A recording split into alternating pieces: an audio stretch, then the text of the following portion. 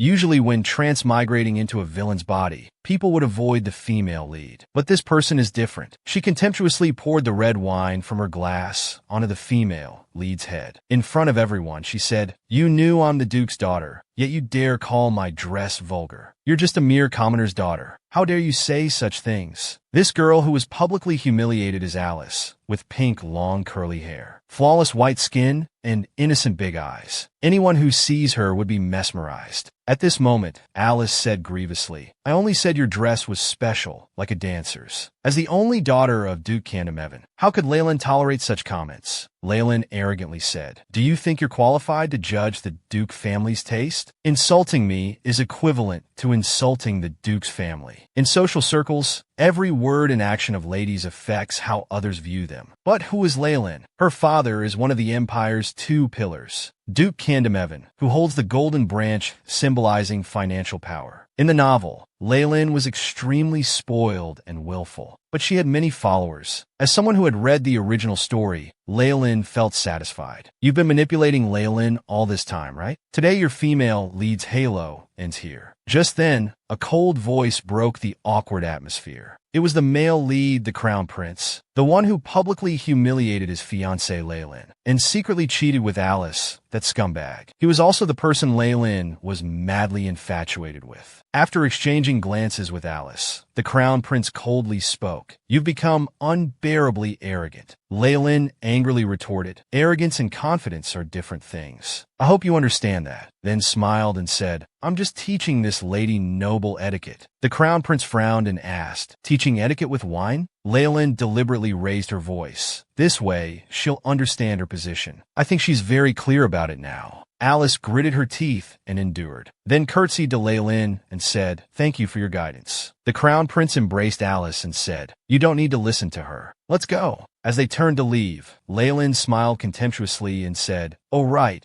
since our engagement is canceled, please show me more respect in the future." Then Leyland left gracefully under everyone's admiring gaze. As a wealthy villainess with billions in assets, what's a mere crown prince? I can find young pretty boys to accompany me anytime. I still want to enjoy this enormous wealth. Although now I've transmigrated into a wealthy villainess, my reality was actually quite tragic. My boyfriend of 8 years cheated with my best friend and scammed my money to prepare for civil service exams. Not only that, but my best friend also provoked me by inviting me to their wedding. Xiao Zhen boldly retorted, "A homewrecker who seduced my boyfriend, now inviting me to the wedding. How thick-skinned." But after returning home, she felt dejected. She happened to read this novel, but seeing someone beautiful and wise being played around by a green tea female lead suddenly reminded her of her own situation. Xiaozhen lost interest in reading and fell asleep on the couch. However, when she woke up the next day, Xiaozhen saw black hair and purple eyes in the mirror. She was stunned. This was Leyland herself. Xiaozhen was too shocked to speak. She must have been too immersed in the novel and had this dream. Before she could react, Xiaozhen was attended to by maids for washing up. Is this what rich people's life is like? Having someone wash your feet is one thing, but even bathing requires 4 people to attend to you. But why such a grand ceremony so early in the morning? The maid informed Leyland that Count Ashwin's family was hosting a party today. Leyland felt the name was familiar. If she remembered correctly, at the last party, Leyland had just taught Alice a lesson. She complained that Alice's clothes looked like a maid's, had her thrown out of the party, and didn't forget to mock her. "If you come to the next party looking this poor again, please don't disgust me anymore." Alice Leyland felt helpless. Why did she have to transmigrate right after the villainess had taught the female lead a lesson? After a while, looking at herself all dressed up, she was stunned. She was too beautiful. Leyland accepted her situation, thinking she'd let the protagonists have their romance while she enjoyed the villainous sister's money. As soon as Leyland appeared at the party, she attracted everyone's attention. Everyone turned to look at her simultaneously. Just then, the female lead Alice appeared. "Long time no see, Lady Leyland." Unlike the last party, this time Alice wore an elegant princess dress. She approached Leyland and lowered her head shyly. "I know you don't want to greet me, but I must tell you something." Leyland asked indifferently, "What do you want to say?"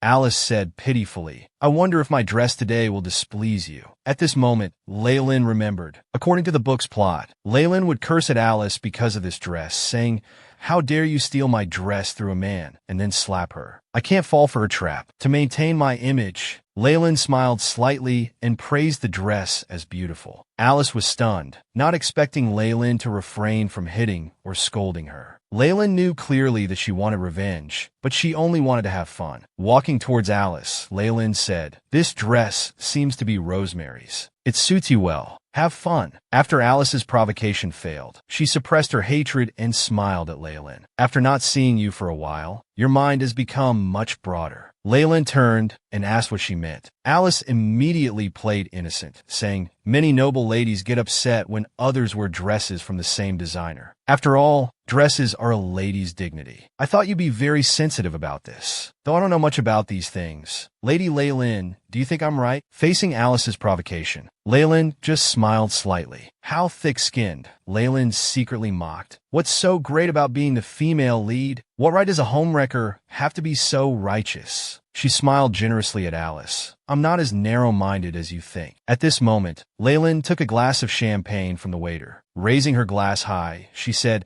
"If I really hated matching with others, I would buy all the designers' dresses across the entire continent." Alice thought Leen would pour it on her and quickly closed her eyes to apologize. But Leen just handed the champagne to Alice. Leen leaned close to Alice's ear and said contemptuously, "Poor Alice. In the future, you probably won't have the chance to wear Rosemary's dresses again. So enjoy the moment while you can, understand?" After hearing this, Alice gripped her wine glass tightly. Forcing a smile, she said, "Yes, Lady Leen." Leen elegantly turned back to remind Alice, "Don't get so excited that you make the mistake of wearing the same dress twice." Leen sighed, glad she hadn't gotten into a fight with her today. On the other side, the noble ladies were discussing where Alice's dress came from. Some suspected the crown prince bought it for Alice. Leen heard these words clearly as she walked by, but she wasn't angry. She just smiled and showed that she didn't care. Because Leen knew someone else had helped Alice get the dress. Surrounded by many noble ladies, Leen's gaze stopped on a man. She then asked Mill beside her about this man's background. His name was Caswin, just a commoner in the Knight's Order. Unexpected to find such a handsome man among commoners. That beautiful brown hair plus eyes like black pearls, he looked like a wild little wolf. Leen covered her mouth with a fan and smiled. Though he's a commoner, he's very handsome. Beside her, Aisha couldn't help but laugh, then quickly apologized for being rude. She explained, "I just found it surprising that you speak so much like us. After all, the Villainess used to treat people of lower status like insects." Leen held Aisha's hand and said happily, "I see you understand my meaning." Leen smiled and said, "He has a kind of wild charm, as if he might unbutton his shirt and walk over at any moment." Leen's words made everyone shy yet excited. Though they appeared proper on the surface, they were all still young ladies after all. Then Leen asked confusedly, "Why isn't he dancing? I want to dance with him." "But how does a lady invite someone to dance?" Mill smiled awkwardly. "Just give him a hint with your eyes." After hearing this, Leen fixed her gaze on Caswin. Caswin felt the intense gaze and turned away awkwardly. He sighed helplessly as he walked over.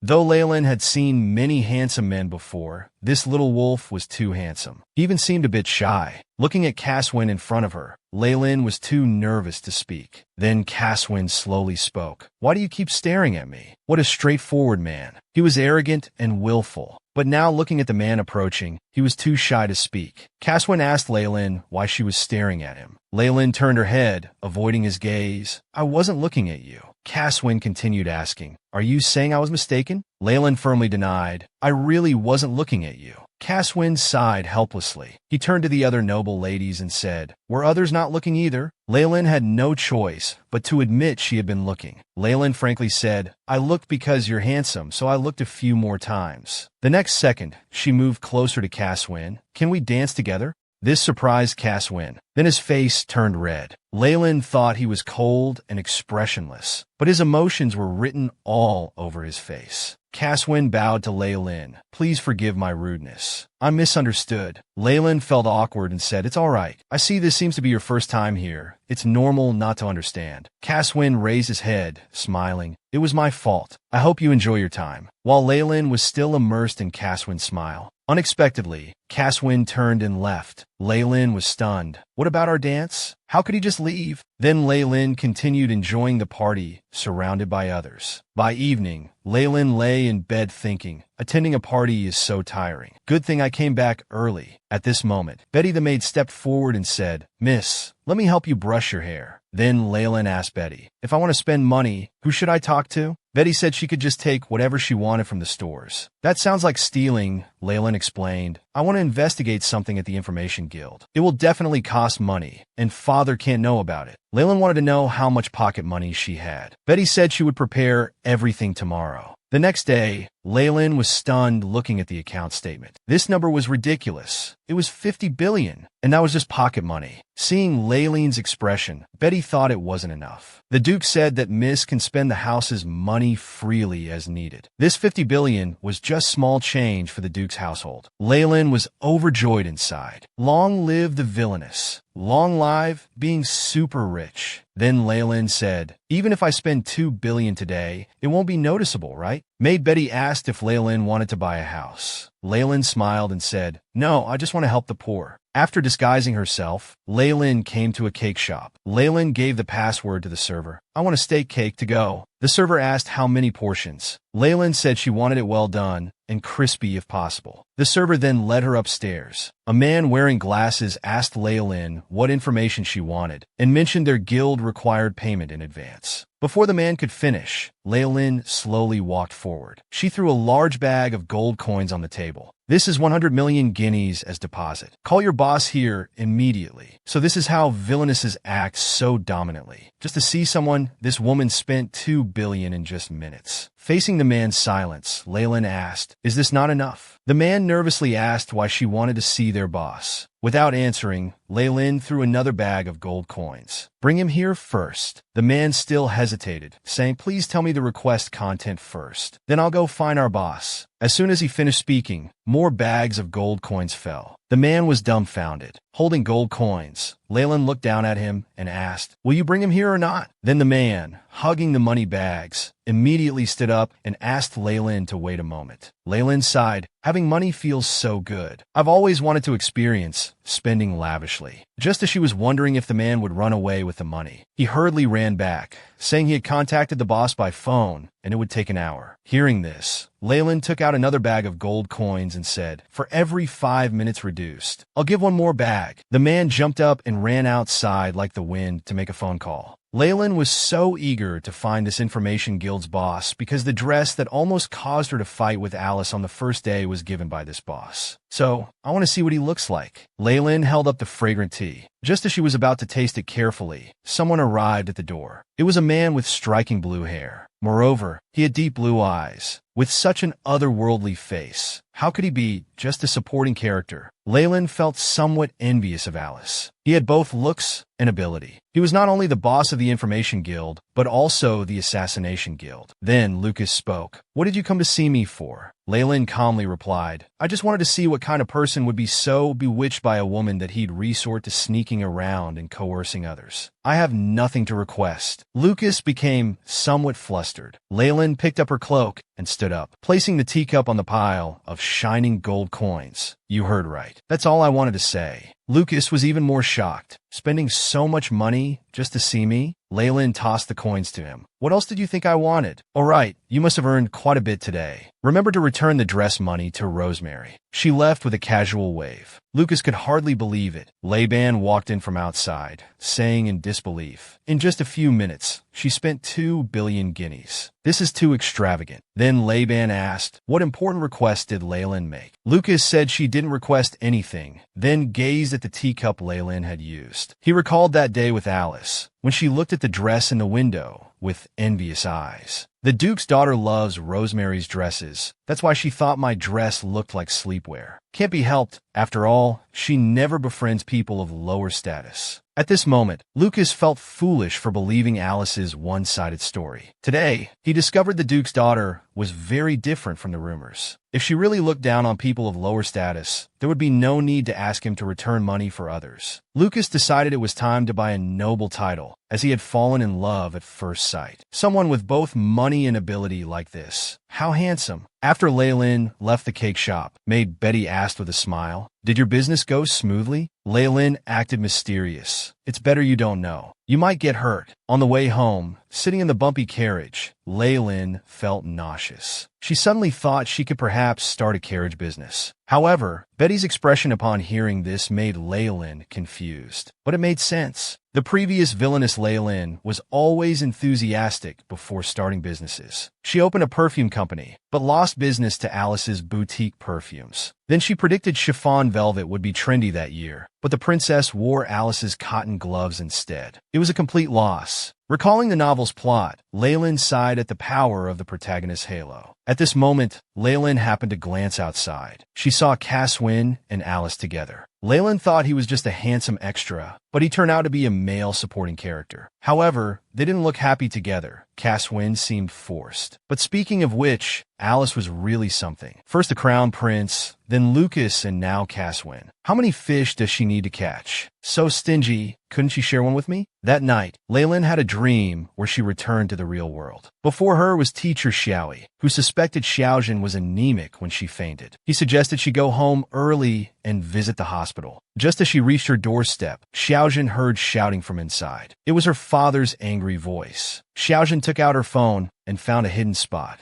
Going in now would surely get her scolded. Just listening to some music would make her feel better. Just hold on a bit longer. Soon, Xiaojin fell into a deep sleep. When she woke up again, it was already 9 o'clock. When Xiaojin returned home, her family was already eating. She explained she was late because she got absorbed in reading. Her father pointed at Xiaojin and yelled, "Don't think I'll pay for your college. You're just as hateful as your mother." Just then, her brother stood up saying he was going out, and their father's attitude immediately changed, calling him precious repeatedly. Her precious son's mother held Xiaojin's hand. It's mom's fault for being useless. Tears rolled down Xiaojin's cheeks, but she didn't blame her mother. "I'll work harder in life from now on. I won't rely on anyone. So mom, you need to stay strong and live on too." A ray of sunlight fell on Leileen's face. She opened her eyes. That was all from 10 years ago. It seems she's living too happily now to even have a dream within a dream. Just then, the maid Betty carried in a basin of water. Noticing something off about Leen, she asked what happened, but Leen said nothing. She just asked Betty to pour her some hot tea. Leen looked around at her current surroundings. She really hoped this beautiful dream would last. The party invitations for Leen had piled up like a mountain, but she still felt bored. What Leen wanted most right now was to play with her phone and watch TV. Times like these were perfect for reading web novels. Suddenly, Leen suggested to Betty that she wanted to visit Raleigh. Betty was confused. "Weren't you not interested in the commoner districts before?" Leen explained, "I heard it's where wealthy commoners live. It's clean and full of life. I want to look around." Though Betty was confused inside, she appeared very happy outwardly. She went to prepare outdoor clothes and notified the night Leen about the young lady's secret outing. Though this villainess frequently changed her maids, she always kept Betty, her wet nurse's daughter, by her side. Initially thought to be due to their growing up together, but now it seemed Betty was not only perceptive,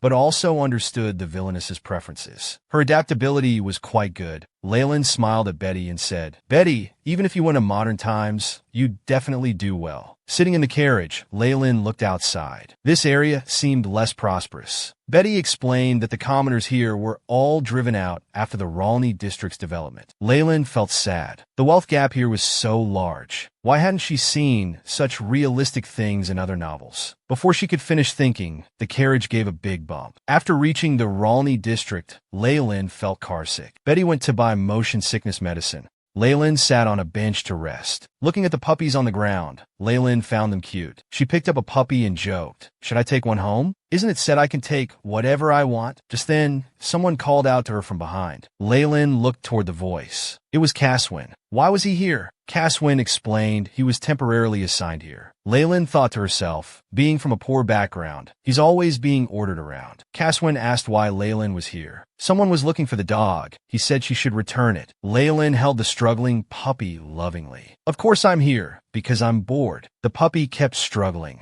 As it was about to fall from Leileen's arms, Caswin quickly caught it, fearing she might get hurt. Faced with Caswin's intimate gesture, Leilin blushed and quickly handed over the dog, explaining, "I'm here for market research. By the way, Caswin, aren't you tired from work?" Caswin replied calmly, "As a commoner, I'm grateful to have this job. How could I be tired?" Leilin felt awkward. Why did those words sound somewhat sarcastic? Should she encourage him? She wanted to say, "You look great when you're working hard." But what came out was, "Would you like to come to my house?" But Caswin said, "I know my capabilities. Thank you for your kindness." Leilin continued persuading. In this world, everyone is different. Some people are capable, and relatively speaking, some aren't as much. Don't you feel frustrated when you try hard but can't get a good outcome? Besides, I just thought having a few more people at home wouldn't matter. That's really all. If I've made you unhappy, I apologize. Caswin reached out his hand to help Leilin up. He said there was no need to apologize. I was the one being rude. Then Leilin instinctively pulled her hand away from his. She hurriedly left. When Betty learned about this, she immediately suggested that Leilin should learn how to date. She then acted it out vividly. "If I directly asked someone to come live at my house, they would say, 'Sure, I'll get ready right away.'" Then she asked how long Leilin had known Caswin. Leilin calculated. They talked for 5 minutes last time, and this was their second meeting. Thinking about saying such things to someone she'd only talked to for 5 minutes, her face turned red. It must be because a handsome guy initiated conversation with her that made her lose her mind. Just then, a male voice rang out. "If it were me, I would definitely accept. This is a free stay at the famous house of Duke Candamevan." "Who is this handsome guy you're talking about? How handsome must he be to enchant you like this? Is he more handsome than me?" Leilin looked up. "Isn't this Lucas?" Lucas was waving at Leilin. Leilin couldn't help but sigh. Is this the novel's world? He's so handsome too. "Leilin, wake up." They're all Alice's men. After calming down, Leilin asked directly, "Why are you here? Are you following me?" Lucas explained it was just a coincidence. "I had arranged to meet someone here, and then I saw you sitting here." Leilin was confused. Could that person be? Just then, a familiar voice rang out. Leilin froze. Lucas smiled and said, "See, I wasn't lying." Leilin became flustered. Although this was just a dream, it was too dramatic. Finally getting out for once and running into Alice. "I just came here to relax. I don't want to deal with someone whose eyes light up at the sight of me." The maid Betty and the knights noticed Leilin's predicament. Betty lowered the veil on Leilin's head, while the knights shielded Leilin behind them. This touched Leilin. Everyone was so perceptive. "Thank you." Alice pulled out a chair and said, "Lucas, why aren't you paying attention to me? I thought I had the wrong person. You seem strange today." Lucas smiled slightly. "I was just thinking about something." Alice didn't pursue it further and took out a large box. "This is the dress you gave me last time. I thought about it carefully. It's too expensive. I can't accept it. Though I wore it once, it shouldn't have lost much value secondhand." Lucas replied indifferently, "It's not that much money." Alice's ruby-like eyes gazed at Lucas. "Usually you care about every single MIF. What's different today?" Leilin, standing nearby, couldn't help but laugh. That explains why he came so quickly that time. It was like speed teleportation. Lucas's voice came again from next door. "Because recently I saw someone who threw 1.89 billion elves around like trash on the ground. Suddenly this amount seems like nothing." Alice covered her mouth and laughed. "Oh my, there's actually someone like that?" The next second she pretended to look pitiful. "I'm so envious of such people." Everyone thought Lucas would comfort Alice, but unexpectedly, he praised Leilin instead. Such a person must be very capable. "By the way, about that thing you were worrying about to the point of tears in front of the fountain, did the dress solve it?" Alice hesitantly said, "Actually, it didn't. After all, a caterpillar won't become a real butterfly just by sticking on butterfly wings." Lucas smiled. "What's wrong? Did the butterfly say something?" Alice rested her cheek on her hand and slowly said, "She said I'll never have the chance to wear such dresses again anyway. So I should enjoy it while I can. I'm sorry. I know you helped me kindly because I could never afford such dresses. And you wanted to encourage me." Alice said a lot, thinking Lucas would sympathize with her. Unexpectedly, Lucas sighed. "That butterfly is really remarkable. Though I don't know who they are, only capable people would say such things. If I were as rich as them, I'd definitely be even more extravagant. I also want to experience the life of the wealthy, like throwing 189 million Ginny on the ground." Leilin sighed from the side. "This person is so annoying. He might as well just announce his identity." Seeing Lucas not taking her side, Alice became anxious. "Lucas, You seem particularly strange today. Lucas replied nonchalantly. Don't you think capable people are attractive? Alice muttered with disgust. That woman has no ability. She just got lucky being born into wealth. Leen heard these words clearly. She knew this fact, which is why she remained silent. Right now, she was indeed just a rich kid who lived a life of leisure. Better to leave hardworking people alone. Leen remembered that Alice owed a lot of debt, and her perfume business only succeeded with Lucas's help. Considering her struggles, Leen decided to be patient. Suddenly, a loud noise nearby caught Leen's attention. She looked toward the sound. A dirty blonde boy was being beaten. At that moment, a well-dressed fat man pushed the boy, saying, "Move faster." Leen was shocked. How could there be such a scumbag here? He scolded the boy. I paid a lot of money for you, but you're completely useless. I'm willing to take you in. You should be grateful. The boy trembled all over. He kept apologizing. The fat man roared again. Stop talking. Quickly transform into a Beastman and work. Soon, the boy transformed into a Beastman. Leen was surprised. Did he just transform?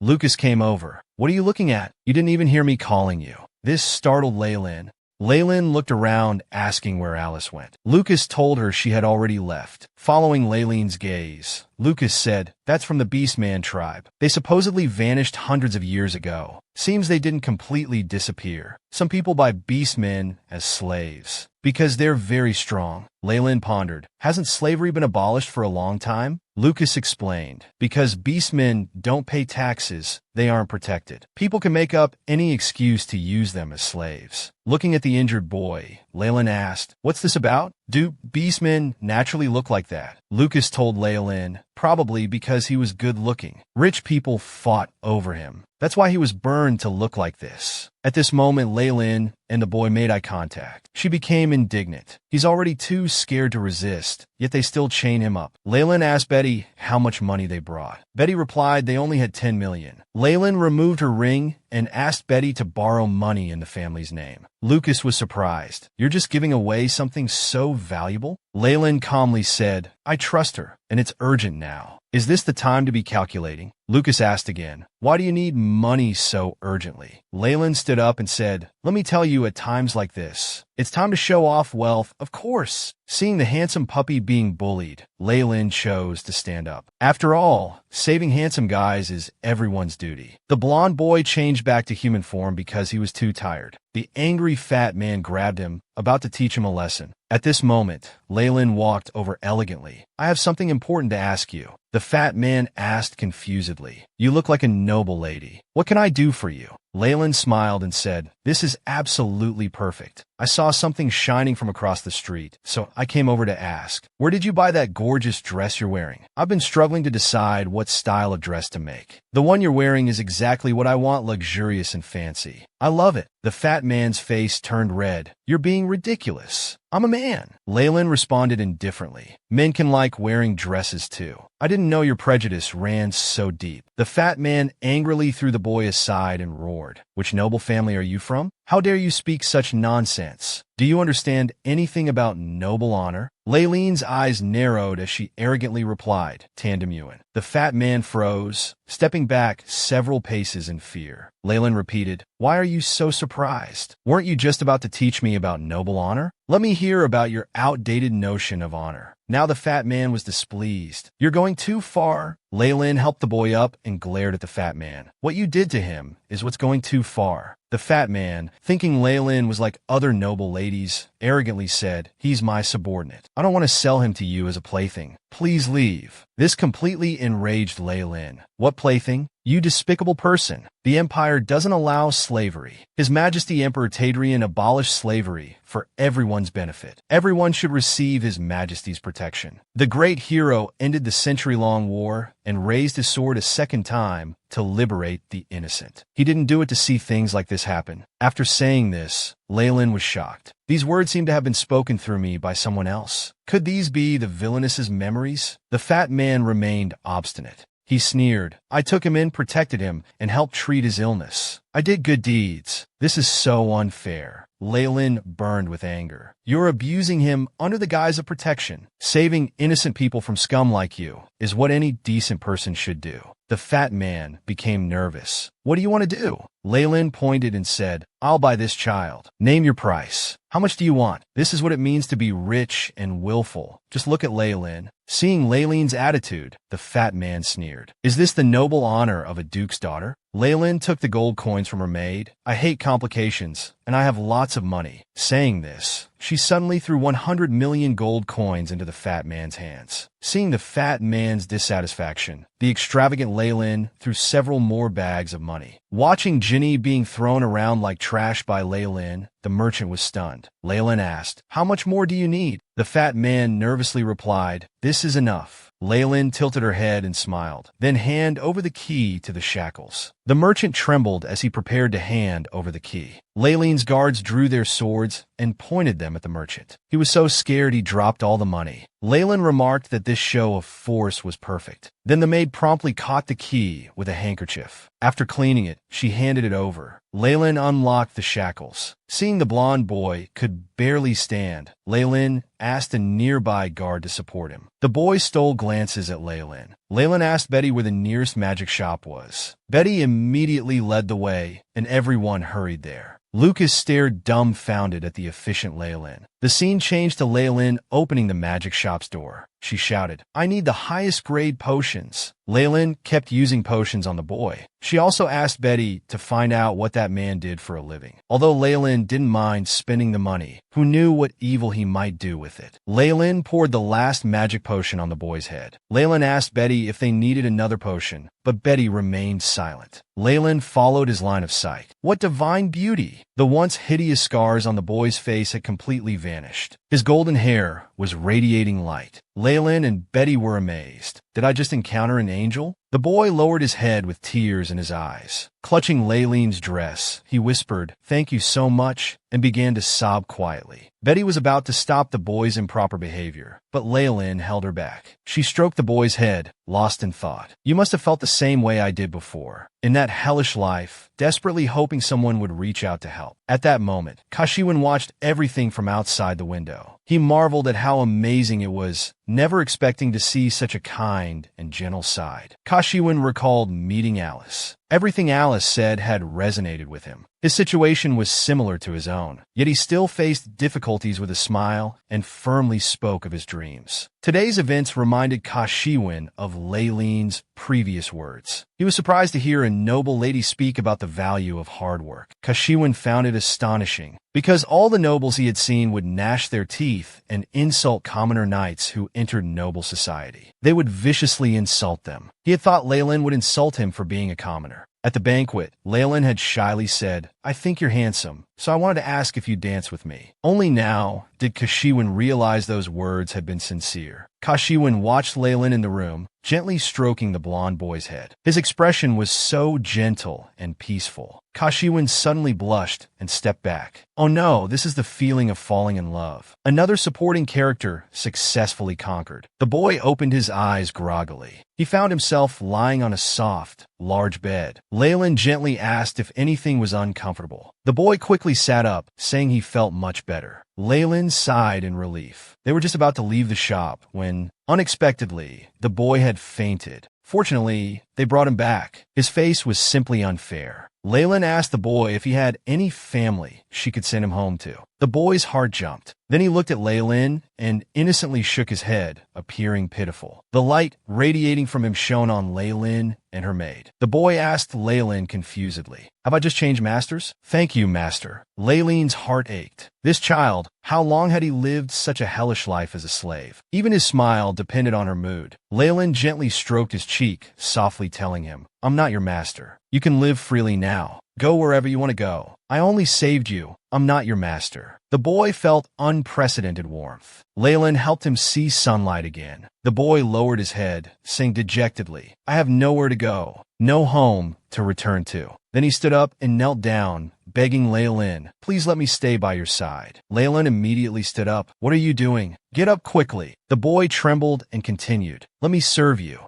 Because you saved me, I'll serve you for life. He begged Leen again and again, finally breaking down in tears. Leen couldn't bear it. She walked forward and put her hand on his shoulder. Look at me. If you have nowhere to go, just stay here. All you need to do here is eat well and sleep well. You don't need to do anything else." After hearing this, the boy looked at Leen dejectedly. "Am I useless at everything?" "I'm sorry. I'm really useless." Leen frantically explained. "I didn't mean you're useless." The boy looked at Leen pitifully. Leen actually wanted to look at his face 24 hours a day. Then she said tactfully, "Just stay by my side and stop crying. You look better when you smile." The boy glanced at Leen and happily said, "Then I'll smile often from now on." Leen told the boy, "From now on, just call me Leen." Light filled the boy's eyes as he repeatedly said Leen's name, wanting to engrave Leen's name in his mind. Leen helped the boy up. "By the way, I don't know your name yet." The boy said his name was Harvey.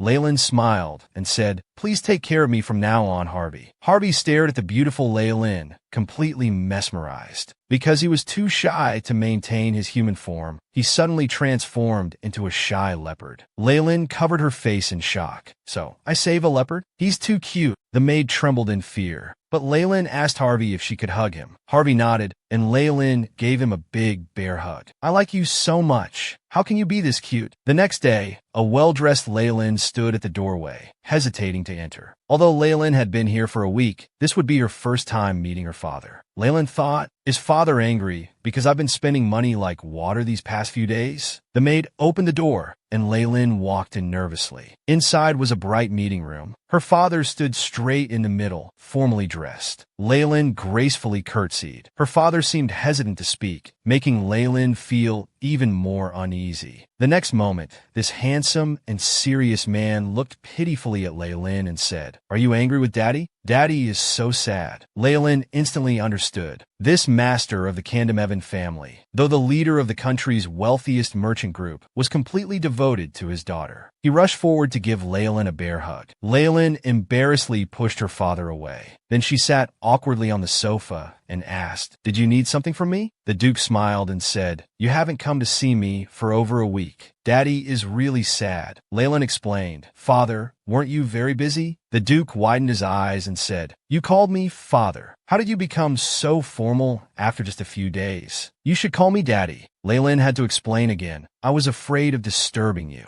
The Duke took a sip of tea. "I always have time to hear about my precious daughter's life." Leen said softly, "I thought you would scold me." The Duke asked, puzzled, "Why would I scold you?" Leen tilted her head and said, "Maybe because I spent money recklessly." The Duke laughed heartily after hearing this. "As long as you spend money meaningfully, it's fine. You not only used $2 billion to make connections. The intelligence bribery cost $3 billion, but it brought glory to our family. I think it was worth it." Leen felt uneasy, even without her saying anything. Every move she made was within her father's knowledge. Leen looked at her father before her, possessing such great power and wealth. Why was he content to serve under the emperor? Leen slowly asked, "Dad, don't you have ambition? Are you satisfied with your current position?" The Duke calmly replied, "Our family has passed down a saying through generations. Don't take a path that's both hard and unprofitable. Our family has been merchants for generations. We won't give up such wealth just to climb to that position above 10,000 people. Most importantly, being emperor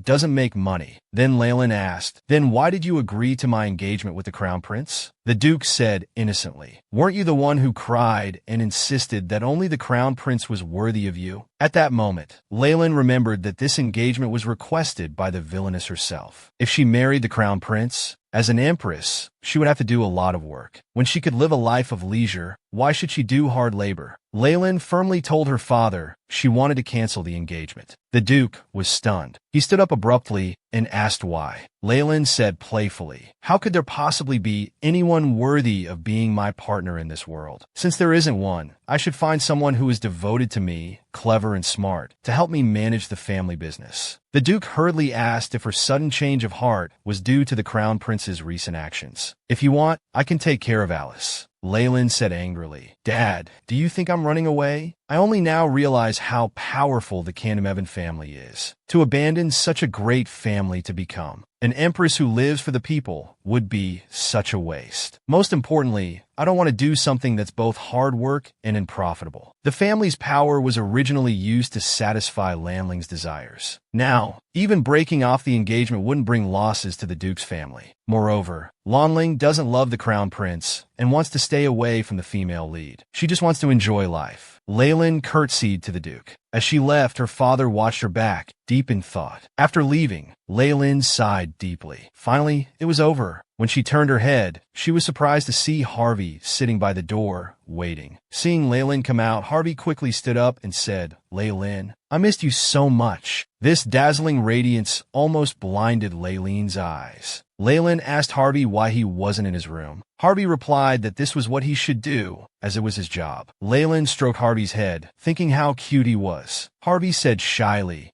"My hair is spotty. Is it not pretty?" Leen smiled and praised. "It's unique in the world, a very special color." Harvey beamed with joy. Then Leen asked, "Do you want to go for a walk?" Harvey hesitated for a moment. Finally gathering his courage, he asked Leen, "Can I hold your hand?" At this moment, Leen's heart was about to jump out. It was like having your idol ask to hold hands. Leen held Harvey's hand tightly, agreeing without hesitation. Leen's inner voice screamed, "My baby, sister will provide for you for life." Harvey was so happy his ears perked up, but Betty interrupted them, saying a lady shouldn't casually hold others' hands. Leen felt disappointed. Living here meant following the rules. Leen let go of his hand. "Sorry, Harvey. Let's go for a walk another time." Harvey stood there gloomily, stroking the hand Leen had held. He shot a fierce glance at Betty. Betty was startled. Leen noticed the awkward atmosphere. She called out to him worriedly. At this moment, Harvey was like an angry leopard. Leen knew he was unhappy and turned his face towards her. Unexpectedly, Harvey immediately switched to a smile. "Sorry, Leen. I was looking elsewhere." Leen comforted him. "There's nothing to apologize for." Harvey held Leen's hand and said, "Because I belong to you, I should only look at you. Looking elsewhere is my fault." Finally, Leen decided to go for a walk with Harvey and asked if he needed anything. Harvey replied sincerely, "I only need you."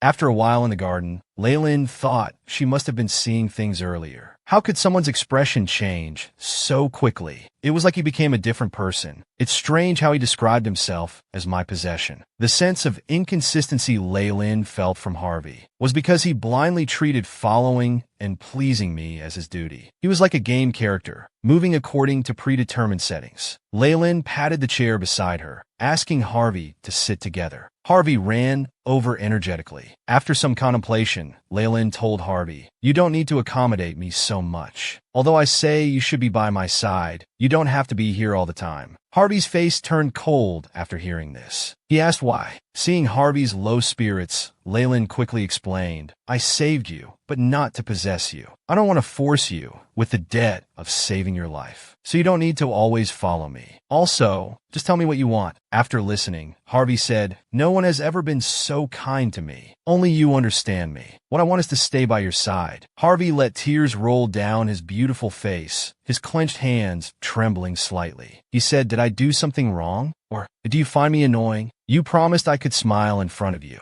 Leen rushed over and hugged Harvey. "I'm not tired of you. I don't dislike you either. I just said you don't need to be by my side all the time. You could do what you want to do." Unexpectedly, Harvey secretly smiled after hearing this. When Leen saw his perked up ears and tail wagging happily, she realized she had been tricked. Then, stroking his fur, she said, "You should go find what you want to do. Understand?" Harvey smiled and mumbled, "Such a kind girl." Leen didn't hear clearly and asked what he just said. Harvey immediately changed the subject. He shyly told Leen, "I'll smile more often in the future and take good care of my fur. I won't cause you any more trouble. I'll become what you like." Leen was speechless. It felt like he missed the point, just like a game character being input with new command words. Harvey put Leen's hand on his head, nuzzling against it, saying, "Pat my head more." Leen sighed in relief. Harvey could now express what he wanted. Then she realized she had completely fallen for his beauty. Meanwhile, the Duke observed all of Leen and Harvey's actions. The Duke watched from afar with satisfaction. "My precious daughter, who used to only talk about the Crown Prince, seems to have grown up quite a bit." The aide agreed, suggesting it might be because of her recent spinning experiences. Perhaps she's felt the power of the Candamevan family. The Duke smiled slightly. "That's why I gave her so much money. Before inheriting my position, she needs to learn the value and reasons for spending. If she had stayed engaged to that bastard, my dream would have have been shattered. Surprisingly, she even managed to bribe the boss who was wary of me for information. The aide commented that Lucas probably wasn't someone who could be moved purely by money. There must be something else between them. Then, someone brought up Leen's rescue of the beast slaves, noting how well it served to maintain noble reputation. The Duke calmly said there were many nobles in disguise at the square, but how many would spend 3 billion Jimmy for beast race slaves? Unexpectedly, my daughter gained attention through such a simple yet effective method. Now everyone knows my daughter is a qualified noble. It's time to look for a son-in-law. The aide reminded him to be careful about one thing when choosing a son-in-law. That was appearance. After all, everyone Leen associated with was a top-tier beauty. The Duke laughed and said, "There are so many men in the world. There must be someone handsome, capable, and kind-hearted who's worthy of my daughter." Lady Leen's only hobbies were spending money and attending balls and parties. However, that was all in the past. Neil stroked the necklace on her neck and said, "This is a gemstone my father brought back from the kingdom of Roston." Other young ladies expressed their surprise and envy. Leen now understood. No wonder there were so many party invitations. It was the elders creating opportunities for young men and women to meet. Neil continued introducing that this gemstone was called tanzanite. Leen thought it was beautiful and remembered seeing it online. She wanted to buy one later. Accompanied by footsteps, a female voice spoke up. "As far as I know, tanzanite is almost always purple. But Miss Meal's necklace looks more like a sapphire." This comment caused everyone to laugh. The person who arrived was Yuan Elon. Other young ladies defended Meal, asking, "What do you mean by that?" Yuan Elon smiled slightly and said, "I mean exactly what I said." Leen saw Alice's smile. She felt this was aimed at her again. Yuan Elon continued, "I was fortunate to receive a tanzanite from someone. However, its color is similar to lavender. I heard Miss Meal also brought a tanzanite necklace, but surprisingly it's blue. That's why I'm a bit curious." At this point, Leen coldly spoke up, "How rude of you." Everyone was at a loss. Leen said contemptuously, "Why are you standing there? Should I, a duke's daughter, take the initiative to greet you? Perhaps you need to relearn your etiquette." Yuan Elon and Alice gracefully greeted Leen. Afterward, Leen mockingly said, "I didn't expect you to be someone who speaks nonsense. I really misjudged you, Miss Yuan Elon." Yuan Elon asked confused, "What do you mean?" Leen calmly said, "Tanzanite is valued precisely because of its color variations. To be precise, it should be lavender blue. But the deeper the blue, the higher its value."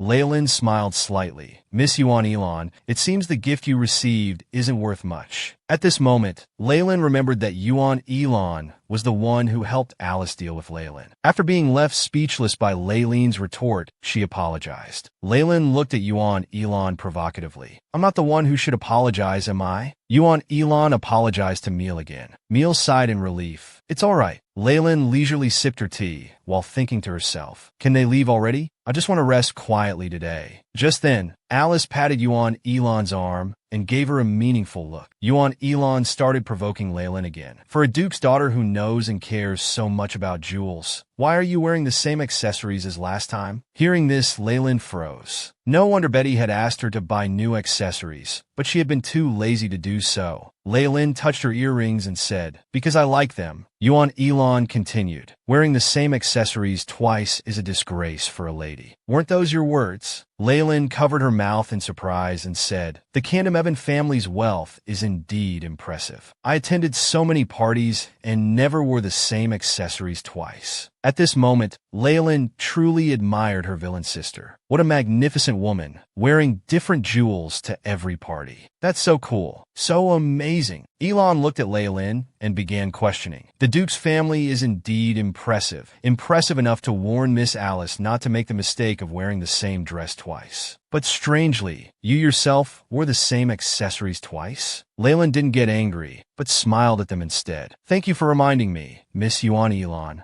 I was actually worried about what happened at the party a week ago. I was concerned that noble ladies might become extravagant because of it, so I decided to address this issue personally." Leen glared at them, thinking to herself that she needed to tell them many people follow her example. "My every action influences their behavior, just like how Alice wore the rosemary dress I had prepared." Yuan Elon smiled, as expected of a duke's daughter. "It's wonderful that you have such correct thoughts." The next moment, Leen pointed her fan at her. Miss Yuan Elon, it's not your place to judge whether my thoughts are right or wrong. Before criticizing others' thoughts or actions, first consider whether your status allows you to do so. Then consider whether your criticism is actually useful to others. Finally, think about whether your way of expressing opinions might upset others. Leen slowly walked towards Alice and coldly said, "I hope you remember what I said." Alice gripped her dress in anger. Yuan Elon could only bow and apologize, but still couldn't resist mocking. "I'll keep it in mind. I'm just worried that you're too high and mighty to listen to others' advice." Leen laughed softly. "You don't need to worry about that. I can distinguish right from wrong. However, Miss Yuan Elon, you need to improve your judgment of people. I can't believe you not only associate with wrongdoers,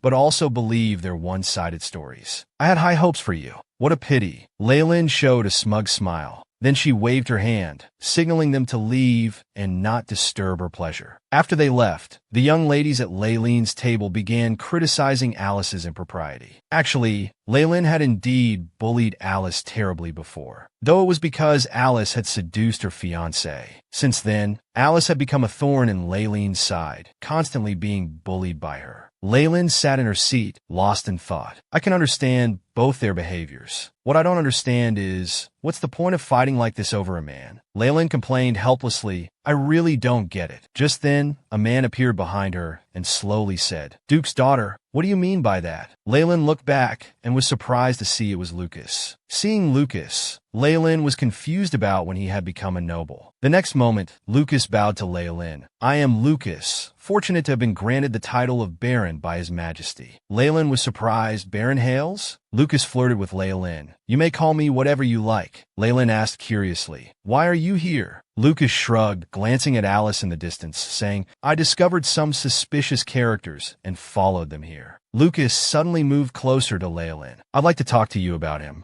Leen covered her mouth in surprise, thinking, "This guy Lucas, how did he escape Alice's net and come to approach me?" Leen smiled slightly. "Let's find time to talk another day." Lucas smiled and took his leave. Leen watched Lucas's departing figure and sighed. The noble ladies started screaming. They eagerly asked, "Who was that just now? When and where did you meet him? Is he married? Does he have a fiancé?" Leen was dizzy from their questions. These girls were all deceived by his appearance. After the party, Betty excitedly asked, "You rarely attend parties. Did you enjoy yourself?" Leen said it was fine, but inside she was dissatisfied. "It was just a children's party without alcohol. I don't understand why my sister liked these so much." Just then, a long-haired man at the door chuckled, saying, "Overly assertive women have no charm." The man in the suit agreed. "Are you talking about Duke's daughter Leen and Miss Yuan Elon? Did you see them earlier? Their competition was like dogs fighting dogs." "Well, the Evan Duke's daughter is known for being assertive." The suited man waved his hand, saying, "I really can't appreciate that kind of woman. I prefer gentle and quiet ladies like Miss Alice." Leen stood behind them and coldly said, "Are you suggesting I need to cater to your preferences?" The two men were terrified when they saw the Duke's daughter herself. Leen continued, "Should my every word and action depend on your approval?" The man cowered. "We were just discussing proper ladylike behavior." Leen sneered, "So you think I'm not ladylike enough? You really speak without thinking. How can men be so imprudent? If I cut out your tongues for the crime of insulting me, at least you'd make handsome, silent men." Then the guard beside her drew his sword. Pointing at one of them, Leen mockingly said, "Are you scared now? Why didn't you think of this day when you were gossiping?" "I was just having a conversation with Miss Yuan Elon. I don't understand why you'd say my behavior wasn't ladylike." The men's legs went weak.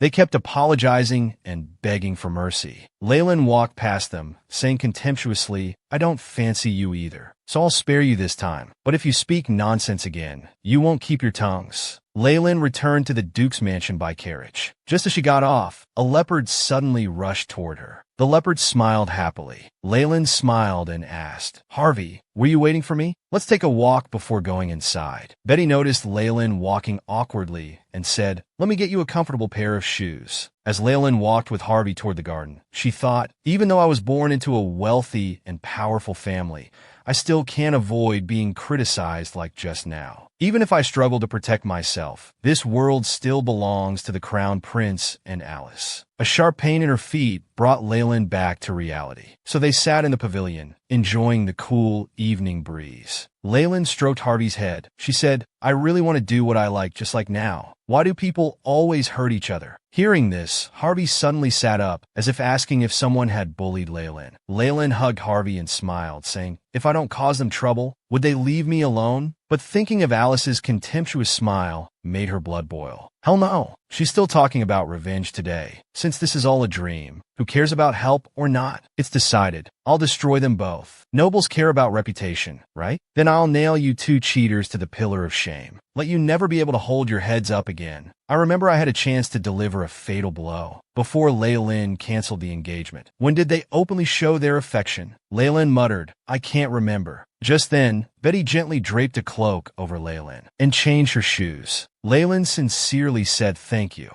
Betty was surprised and said, it's my duty. Leen suddenly realized, since I'm one of the main characters in this novel, I must have been there when they showed their affection. Before that, I want to enjoy this peace with the people who cherish me. Leen accepted Lucas's invitation and went to meet him with her maid in night. Seeing the handsome Lucas, Leen was unmoved and directly asked what was so good about Alice. Lucas pulled out a chair flatteringly, inviting Leen to sit and talk. He asked her what she thought of Alice. Leen calmly told Lucas, I want to hear your thoughts first. Lucas replied, I just want to see if our thoughts align. Leen didn't believe him. After all, in the novel, she knew Alice and the Crown Prince were lovers, yet helped the clueless male lead. Although Leen was curious about what Lucas would say, it didn't matter if she didn't hear it. Leen stared at Lucas and said, if you want to know my thoughts, be honest first. Otherwise, we can pretend this never happened. She stood to leave. Lucas anxiously reached out to stop her. He smiled and said, why are you so cold? We're close, aren't we? Leen smiled and said, I'm not free enough to chat with a man who hides his intentions. Lucas was very frustrated. This woman was so difficult. Then he said, what I meant could be about Rosemary's dress. That day when I went to help her buy that dress, right in the center of the clothing store, I saw the dress you ordered. What a coincidence. Leen pondered. Alice had been in the counterfeit business. She must have known that Leen ordered a dress from Rosemary. Lucas believed Alice was using him to defeat her rival. However, Leen still refused to believe Lucas's words.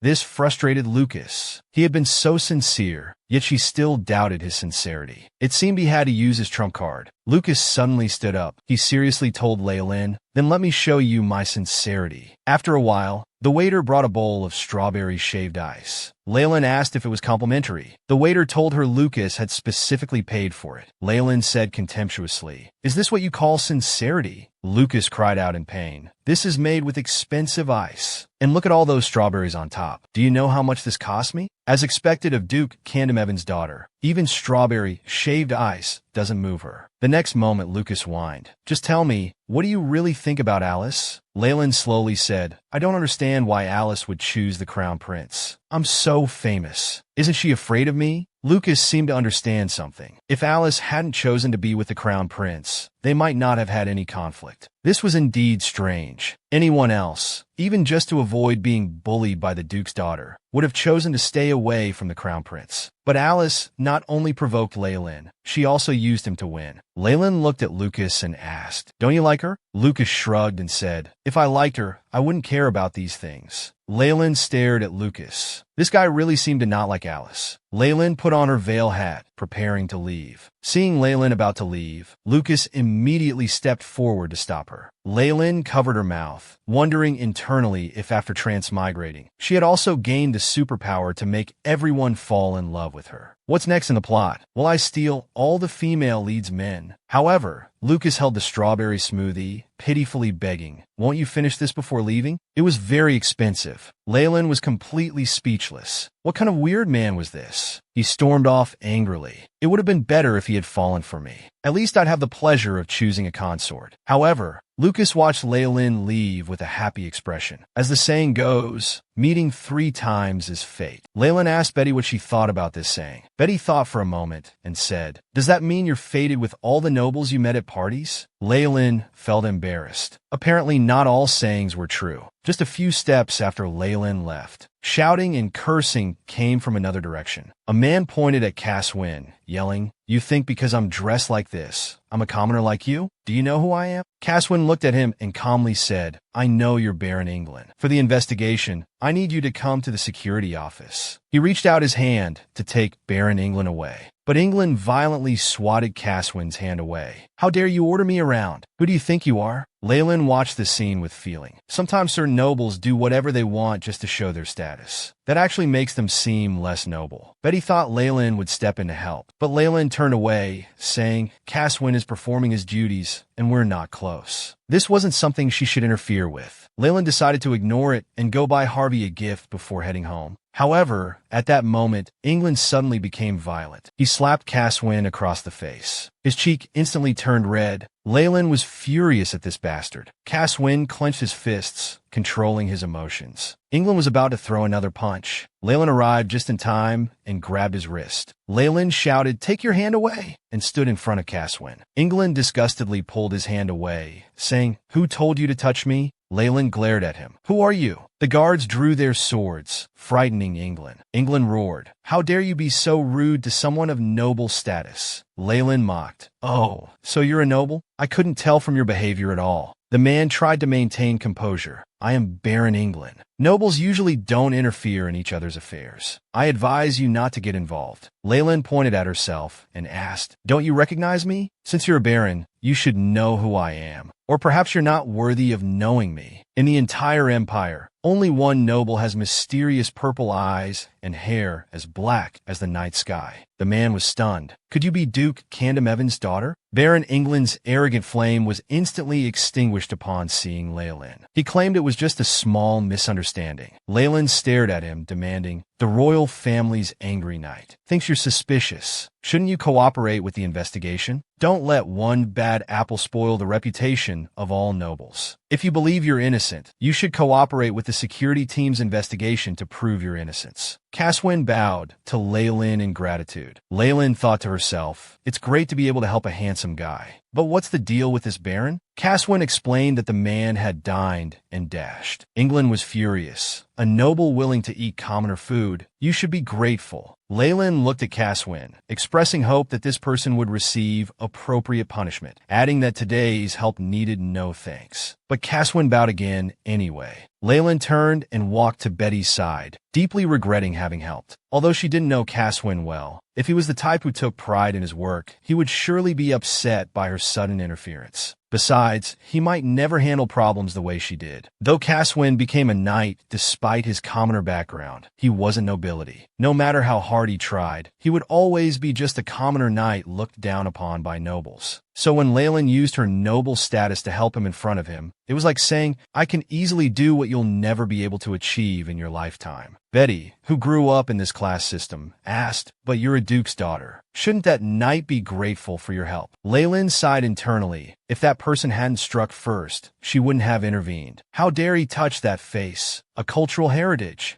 She then told Betty, "How could I stand by watching someone get slapped in public? I shouldn't expect to get along with him. He always ends up disliking me." Betty asked teasingly, "Isn't it because he's handsome and you want to take him home?" Leen didn't deny it. Of course, he's so handsome. However, Caswin had heard every word she said, and his ears turned red. Leen turned to leave, planning to buy Harvey a gift. "He must be waiting obediently at home for me. If I return too late, he'll surely cry his eyes out." Caswin, standing in the corner, stared at Leen's retreating figure. A tingling sensation spread through his limbs. He felt he had made another mistake. As a commoner knight, Caswin had both the position of a knight and the convenient commoner status to be used as a pawn. Thus, Caswin naturally became the security team's tool for dealing with nobles. The detained England threw documents at Caswin's face, roaring, "Get someone else. I refuse to speak with someone of such lowly birth." However, knights of noble birth didn't want to get involved in matters concerning nobility. So the best solution was to use commoners like Caswin. For Caswin, being ignored was a daily occurrence. But he was still upset because no matter how badly he was treated, these so-called nobles would soon be released anyway. Nobody cared about his feelings. Caswin stood by the window, recalling Leen's words. Back then, she had stood in front of him without hesitation, yet felt guilty for interfering. worried it might hurt his poor self-esteem. Leen made Caswin feel guilty. He had thought she was no different from other nobles, so he had been blaming her internally. But he never expected Leen to be such a kind person. He had been so narrow-minded. Caswin decided he must tell Leen his thoughts this time. He couldn't help remembering when Leen said he was handsome and wanted to take him home. Suddenly, Caswin came to his senses, his face and ears turning red. What was he doing? Meanwhile, at the children's store, Leen was choosing a gift for Harvey. After picking out a necklace and paying, she left the store to head home. Unexpectedly, she ran into a breathless Caswin who had rushed over. Panting heavily, he shyly said, "I've been looking for you.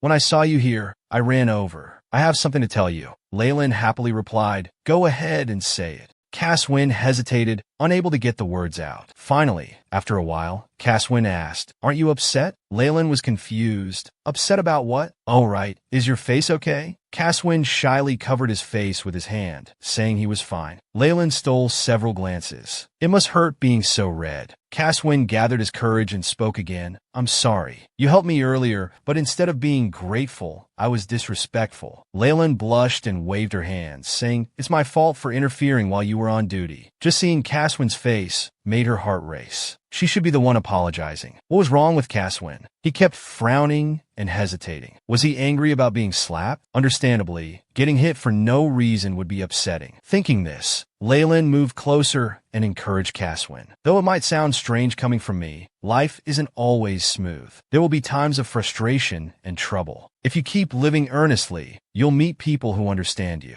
And you're already trying so hard. So don't give up until you meet someone who understands you." However, Leen was internally screaming, "Won't you come to my house?" The next moment, Caswin knelt down. He sincerely apologized to Leen. "If I'm ever disrespectful to you again, please punish me. Thank you for your care and tolerance. I'll see you next time. Please take care on your way." Then Caswin turned and left. Leen was deeply moved. So she was that kind of magnanimous, compassionate person. Betty said, "You are indeed very tolerant of that night." Leen wondered, was it because he was handsome? But why wasn't she like this with Lucas? Betty strongly agreed about Caswin's handsomeness. Maybe that was the reason. Caswin, who hadn't gone far, stumbled. He held his forehead, torn between laughing and crying. This noble lady was very different from what he had imagined. After buying the gift, Leen was happily playing with Harvey when she suddenly learned the crown prince had arrived. Leen, who was leisurely petting her leopard, was furious. Could the crown prince just come over without notice? Betty said, "Usually, one should make an appointment before visiting." Then Leen instructed Betty to tell the crown prince that she was busy and he should go back. Betty was worried, saying, "But he's the crown prince. I'm afraid this might cause criticism." Leen smirked and replied, "Haven't I been criticized enough already? I am the Duke's daughter of Candamevan. Even if he's the crown prince and my fiancé, he can't be this unreasonable." The crown prince who cheated because he was unhappy with his engagement to Leen. He neither dared to refuse the engagement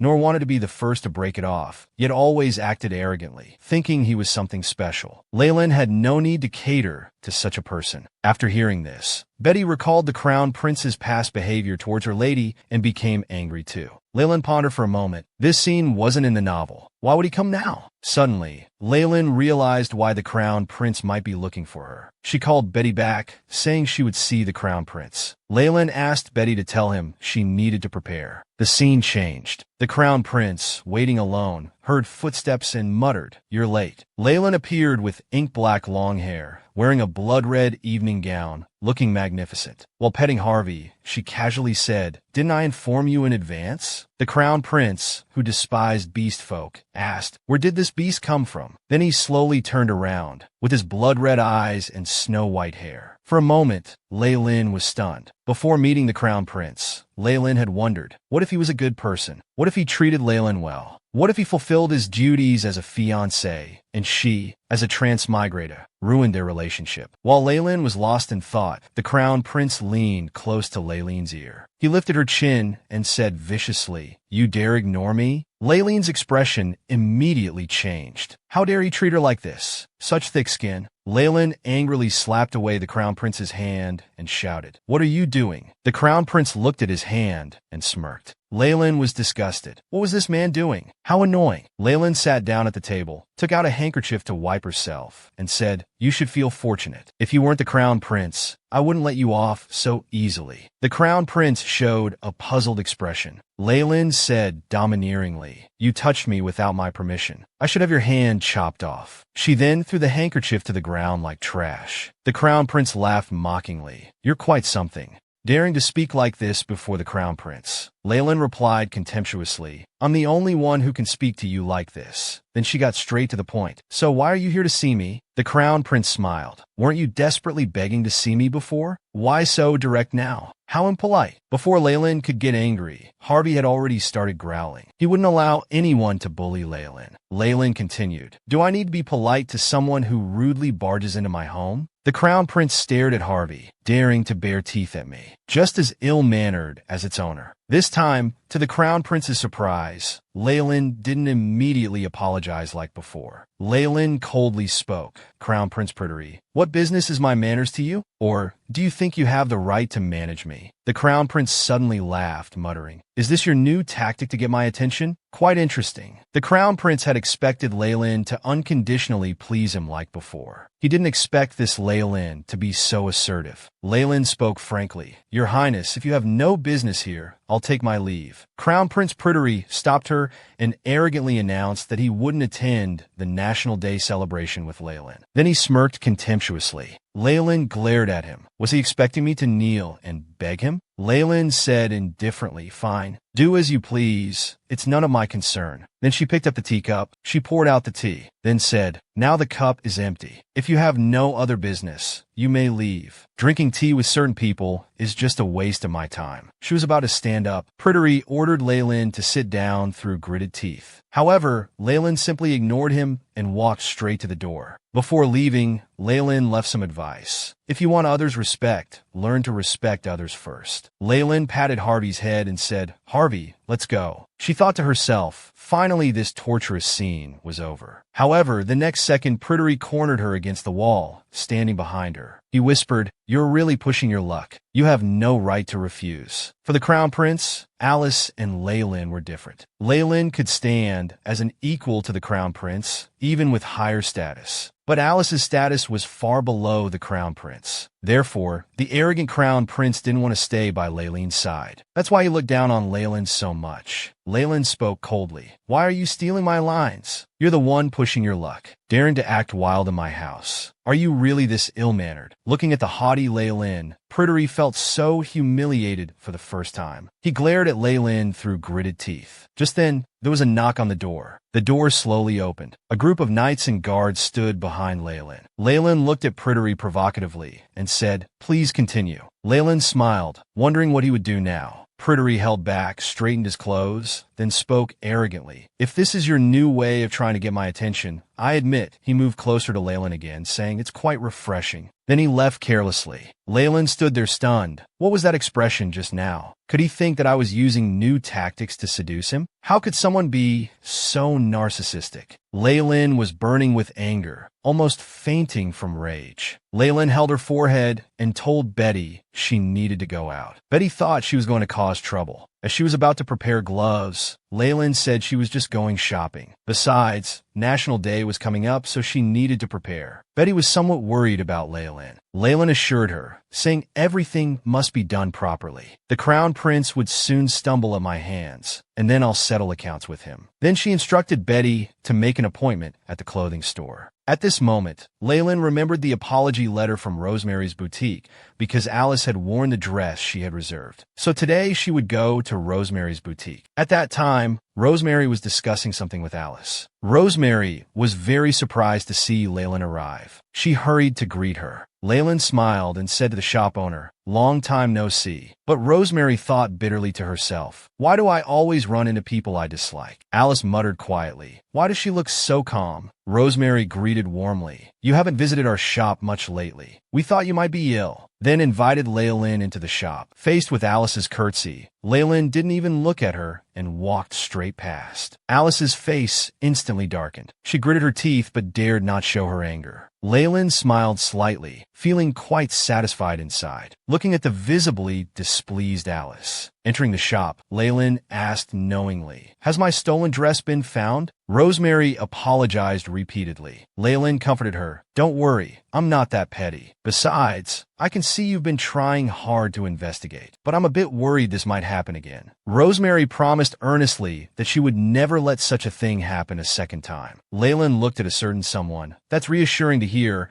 but I prefer more practical silence. I trust you understand my meaning." Rosemary glanced at Alice, who was standing foolishly at the door, and said, "I'll keep that in mind." With Rosemary's status in the industry, she could cause significant impact on Alice's textile business. Leen put down her teacup and smiled. "Then I'll trust you this time." Then Leen tilted her head and said, "I see there are other customers." Then, pretending to be surprised, "Oh, it's Alice. I didn't recognize you." Rosemary immediately said, "She's not a customer. Please don't mind her." Leen was about to give Alice a way out, but she caught sight of her slightly challenging look. Alice walked over, lifted her skirt, and curtsied to Leen again, then explained she just happened to have business here. After speaking, Alice sat down on the sofa. Leen spoke coldly, "I didn't tell you to sit down." Alice froze, expressionless. Leen emphasized in an icy tone, "I said, I didn't tell you to sit down." Alice's current position wasn't due to her abilities, but because Leen was foolish. In fact, without Leen's permission, she didn't even qualify to sit. After a moment, Leen suddenly laughed. "I was just joking with you. With our relationship, do we need to be so formal?" Alice gripped her skirt tightly, suppressing her anger, then thanked Leen. Leen turned to ask Rosemary, "Have you finished your business with Alice?" Rosemary replied that Alice had just arrived. Leen deliberately provoked Alice. "So you're here to buy dresses too?" Upon hearing this, Alice quickly waved her hands, explaining she was just here to chat with Rosemary. Leen feigned confusion. What else is there to discuss at a dress shop besides dresses? Then she said to Rosemary, "After Alice picks her dress,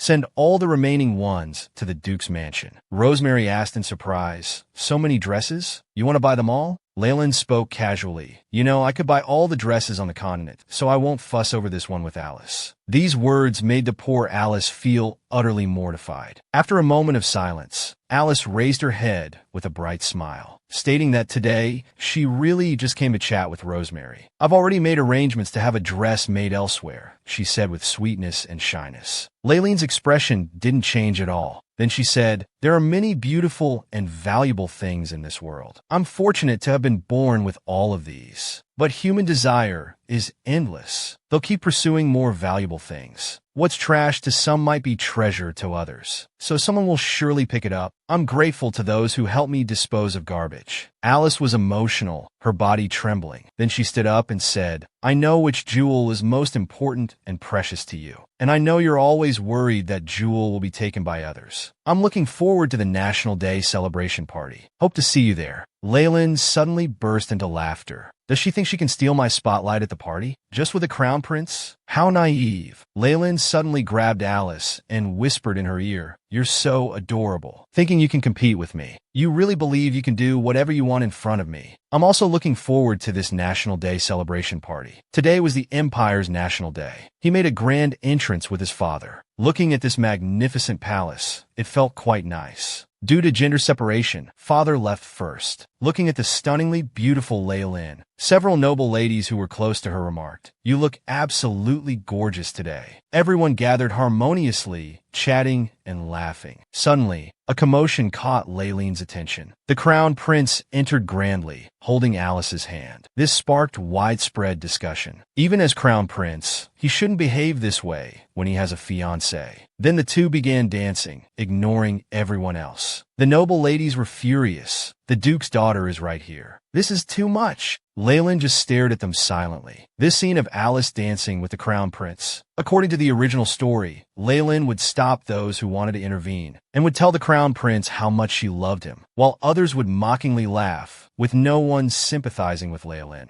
Her eyes met with Alice's. Alice smiled brightly, as if she was the victor. However, Leen smiled back. Just stealing a man, yet she acts like she's won the world. Alice's dreams are adorably simple. Just then, Lucas appeared behind Leen. Most people would be angry seeing this. Yet you seem happy. Leen recognized Lucas just by his voice. Lucas leaned close to Leen and said, "What do you think of me? May I have this dance? With me by your side, your revenge will surely succeed." Leen couldn't quite understand Lucas's intentions. Was he planning to use her to get revenge on Alice? She firmly rejected Lucas, saying, "I'm engaged. As long as he's present, I can't dance with others." Lucas smiled and said, "But your fiancé is dancing with someone else." Leen smiled slightly. "Everything is going as I planned." She observed all interactions carefully. Feeling the crown prince's gaze, Leen moved closer to Lucas. Then Leen slowly walked onto the stage. She questioned Li Shi and Alice. "Are you enjoying yourselves? You seem extremely happy." The crown prince asked mockingly. "Leen, what are you doing?" Amid surprised looks, Leen removed her glove and slapped it across Alice's face. "I, Leen Shah Kandamuan, stake my honor to formally challenge Alice." Alice gripped Leen's thrown glove tightly. "What are you trying to do?" Leen stared at her and slowly said, "I've been kind to you all this time, yet you've gotten too full of yourself. Your desperate attempts to provoke me are cute, but you should know your limits." With her new backing, Alice grew bolder. "As the daughter of House Kandamuan, one of the Empire's two pillars, how dare you behave so rudely before His Highness the Crown Prince?" Leen coldly looked at her and said, "And what about you? Do you think your lowly birth gives you the right to act so presumptuously?" Alice's face turned red, stuttering without forming a complete sentence. Seeing her like this, Leen laughed. "You said I was being rude. Do you know why I dare to be so bold?" Leen smiled brilliantly. "Because I am the Duke's daughter, Leen Shah Kandamuan." Seeing Leen's aggressive stance, the Crown Prince quickly snatched the glove from Alice's hand. He stepped forward and put the glove back on Leen, whispering in her ear, "Leen, I advise you to back down." Then he grabbed her wrist forcefully and said menacingly, "Don't make me angry anymore." Leen told him to let go, but Li Shi remained unmoved. Leen smiled and said, "I did warn you."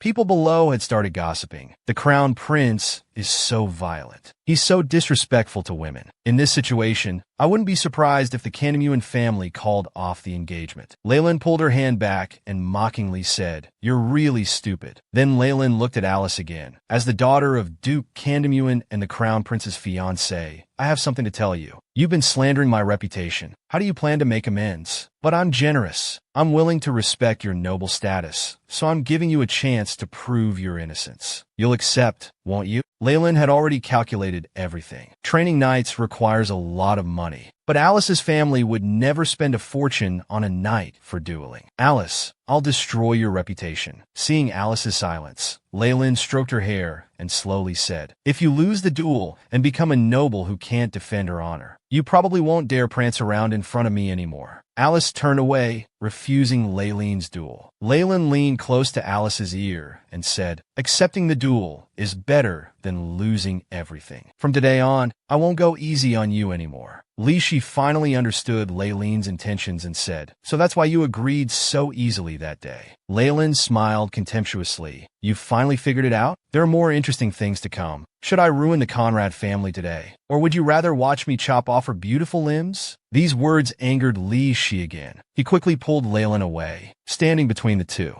Leen smiled calmly. "Your Highness, don't be so agitated. You're both at fault here. I will surely present you with a fitting gift. So please, before I take action." Before she finished, Leen grabbed his tie and said harshly, "Let go of me." As the two faced off, the Empire's other duke, Isabel, head of the Carolau's family, was watching everything. Duke Kandamuan also stepped forward to separate them. He wouldn't tolerate such unreasonable behavior, especially when it involved his precious daughter. Li Shi looked at the two dukes before him and shouted, "Are both dukes here to insult me today?" Isabel angrily said, "She is your fiancée, Lady Kandamuan. You cannot insult her like this." "Lady Leen, I am willing to be the witness for your duel. Moreover, since this duel concerns family honor, You cannot seek outside help. You can only rely on your family's strength. Isabel's words hit Alice hard. Then Isabel bid farewell and left.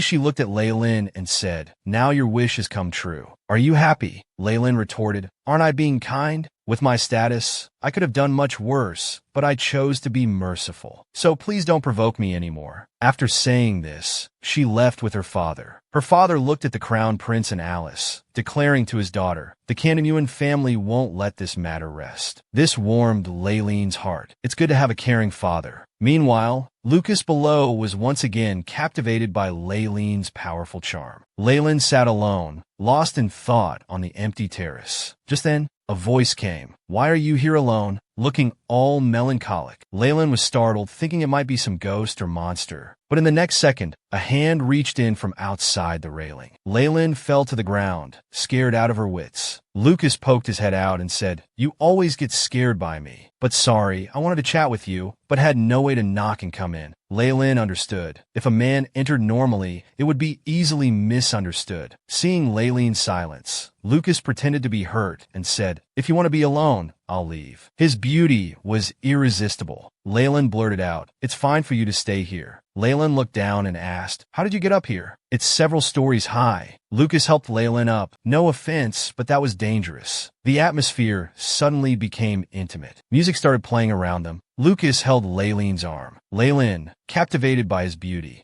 unconsciously twirled around with Lucas. Lucas said gently, "Please sit, Lady Duke. Your heels are so high, your feet must hurt." Leen asked why he came here. Lucas countered, "Am I not allowed to come? I just wanted to see you. I thought if you told me to leave, I would, but you didn't." Leen asked, puzzled, "Do you need something from me?" Then Lucas became shy and said, "Actually, I want to get to know you better." Leen said coolly, "Is there any need for that?" The wind blew through their hair. Lucas looked down at Leen, their eyes meeting. Lucas smiled and said, "You're really hard to figure out." As soon as Lucas finished speaking, Leen dismissed him. "If there's nothing else, please leave. I want to gather my thoughts alone." Lucas nervously said, "Wait, I have something important to tell you." Leen felt he was just making excuses. In her mind, Leen began organizing today's events. Neither the Crown Prince nor Alice had taken any action against her. This improper behavior was now public knowledge. They couldn't possibly be so calm. Or did they have confidence in solving this problem? This novel was about Alice returning to the past. Could she have known what would happen today? Maybe she saw the original plot in the future, knowing this would end as just a farce, and that she would be the ultimate winner, so she felt absolutely certain. The pain in her hand made Leen irritated. The most incomprehensible was the Crown Prince. That guy was actually the male lead. What was the author thinking to write such an absurd novel? Leen suddenly remembered the novel had plot twist as a keyword. Could there be other paths for Alice in this matter? Lucas looked sincerely at Leen and said, "I remember what I wanted to say. Are you just going to ignore the person who treats beast folk as slaves?" Leen expressed that she was also troubled by this issue, but had no solution. Lucas tilted his head. "So,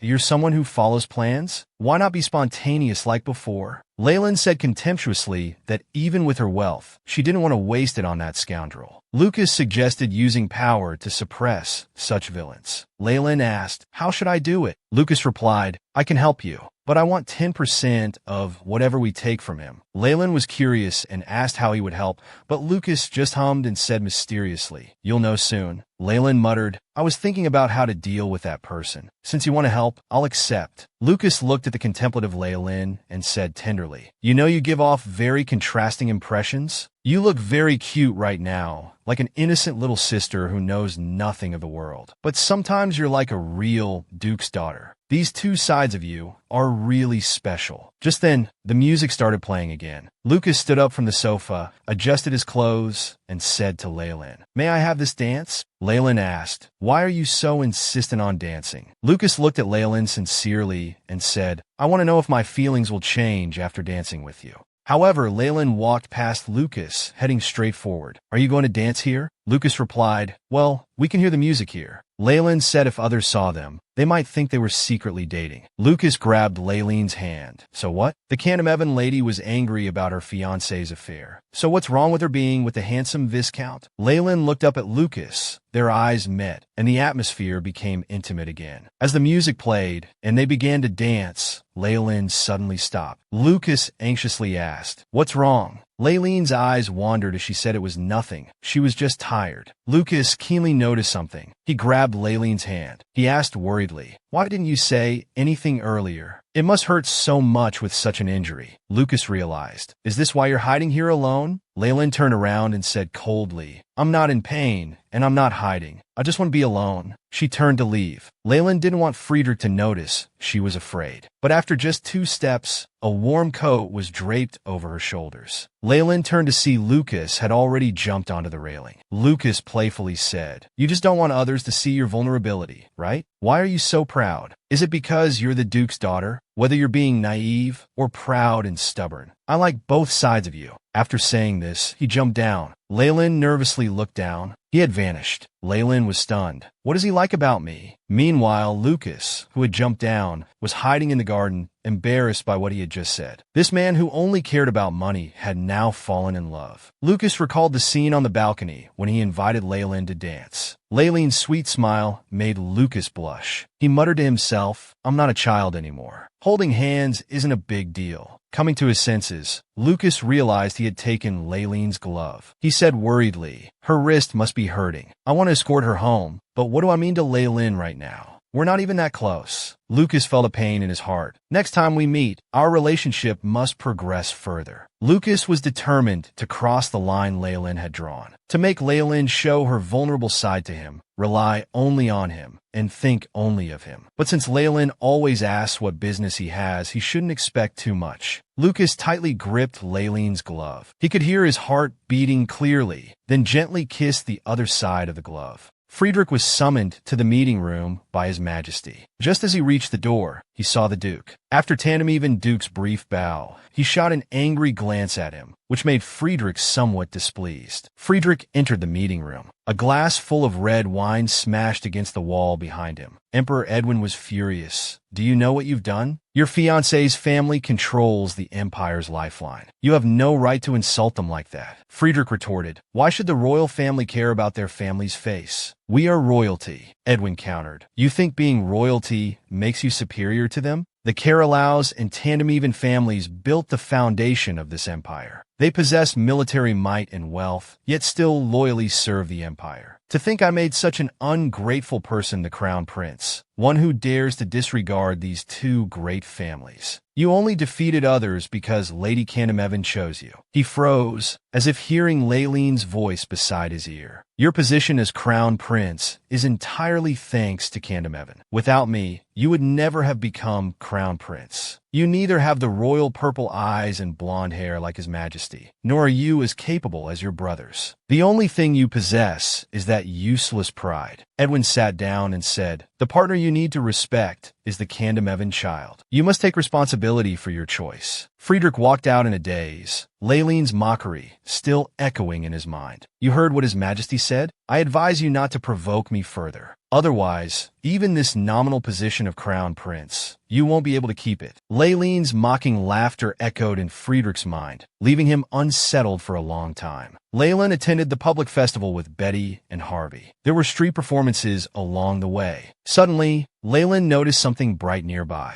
They looked up and saw that familiar figure. It was Cassivan, still as handsome as ever. Leilin noticed the little boy beside Cassivan. When the boy turned around, he looked exactly like Cassivan, as if cut from the same mold. Just then, Cassivan also noticed Leilin. Leilin felt shy and mumbled from behind Betty, "I was just focusing on watching the show." Cassivan approached, asking dejectedly, "Am I disturbing you?" Leilin quickly denied it. Then she saw the little boy beside him. Surprised, she asked, "Cassivan, are you already married?" After all, they looked identical. "I've been admiring a married man all this time. How sinful." Cassivan was stunned. He slowly said, "I'm not married. This child is my younger brother." Leilin felt relieved. At that moment, the little boy cried into Cassivan's arms. Cassivan explained, "Sorry, my brother is shy around strangers." Leen panicked. "Did I scare him? How should I interact with children?" Suddenly, Leen had an idea. She bought cotton candy from a nearby stall. "Would you like to eat cotton candy together?" Cassivan looked at Harvey and his brother in the distance, sighing. They seemed to be having fun. Leen unconsciously replied, "Yes," but stopped herself mid-sentence. She had almost called him husband, because the atmosphere felt like that of an old married couple watching their children play. Cassivan felt guilty, thinking he had caused trouble for Leen. Leen waved her hand, saying, "How is this trouble? I offered them the cotton candy willingly. Seeing them happy makes me happy too." Cassivan looked at Leen sincerely and apologized. However, Leen had already started thinking about the original story's plot. According to the original story, Alice met Lucas and Friedrich during the festival. There was also a blonde knight on a white horse, and even a magician. This should have been her luckiest time for romance. Cassivan wasn't even one of Alice's potential suitors yet. Just then, Cassivan asked, "How do you find this festival? Is it different from noble parties?" Looking at the harmonious scene before her, Leen said, "It's indeed very different from noble parties.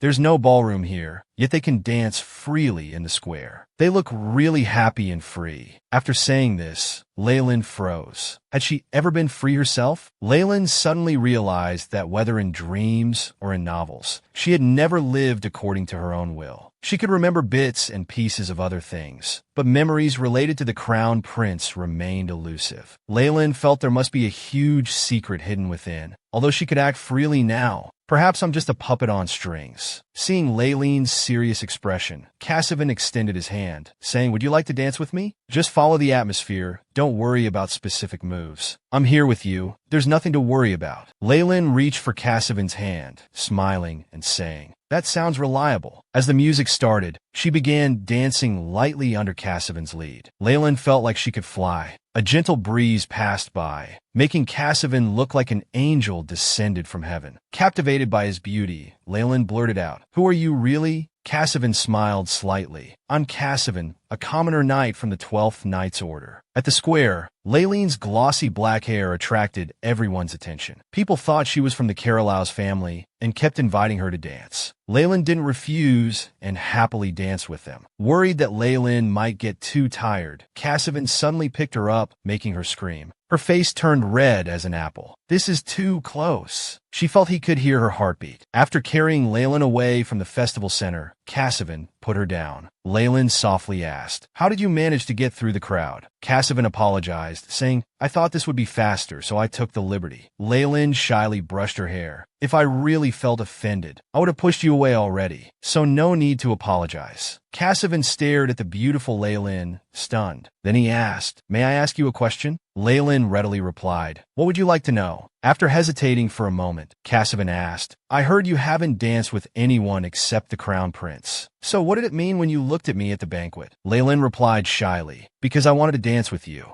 Cassivan asked, confused, "Why?" Leen felt somewhat dejected. "Because this dream will eventually end." She wanted to dance with this handsome man in her dream, but couldn't say that. Looking at Cassivan's sincere eyes, Leen asked back, "Is that not allowed? Did you feel offended?" Cassivan clenched his fist and firmly said, "Absolutely not. I just felt that as a commoner, I'm not worthy to stand beside you." Looking at the dejected Cassivan before her, Leen slowly spoke. "These words might sound strange to you, but I still want to say them." Leen held Cassivan's hand. "I believe relationships between people have nothing to do with status or position. As long as two people understand each other and feel comfortable together, they can be friends. So we can be friends too." Cassivan stared at her silently. Leen said awkwardly, "These words must sound strange coming from me." Leen felt sad inside. After all, she came from a society without status and class restrictions. However, to her surprise, Cassivan took her hand. Then kneeling on one knee, he asked, "May I invite you to dance at the next banquet?" Faced with Cassivan's invitation, Leen was at a loss. Seeing no response, Cassivan felt anxious. "Are you unwilling?" Leen waved her hands frantically. "I thought you didn't like me anymore, since I meddled and offended you earlier." Cassivan said guiltily, "I really regret it. I was too insecure before. So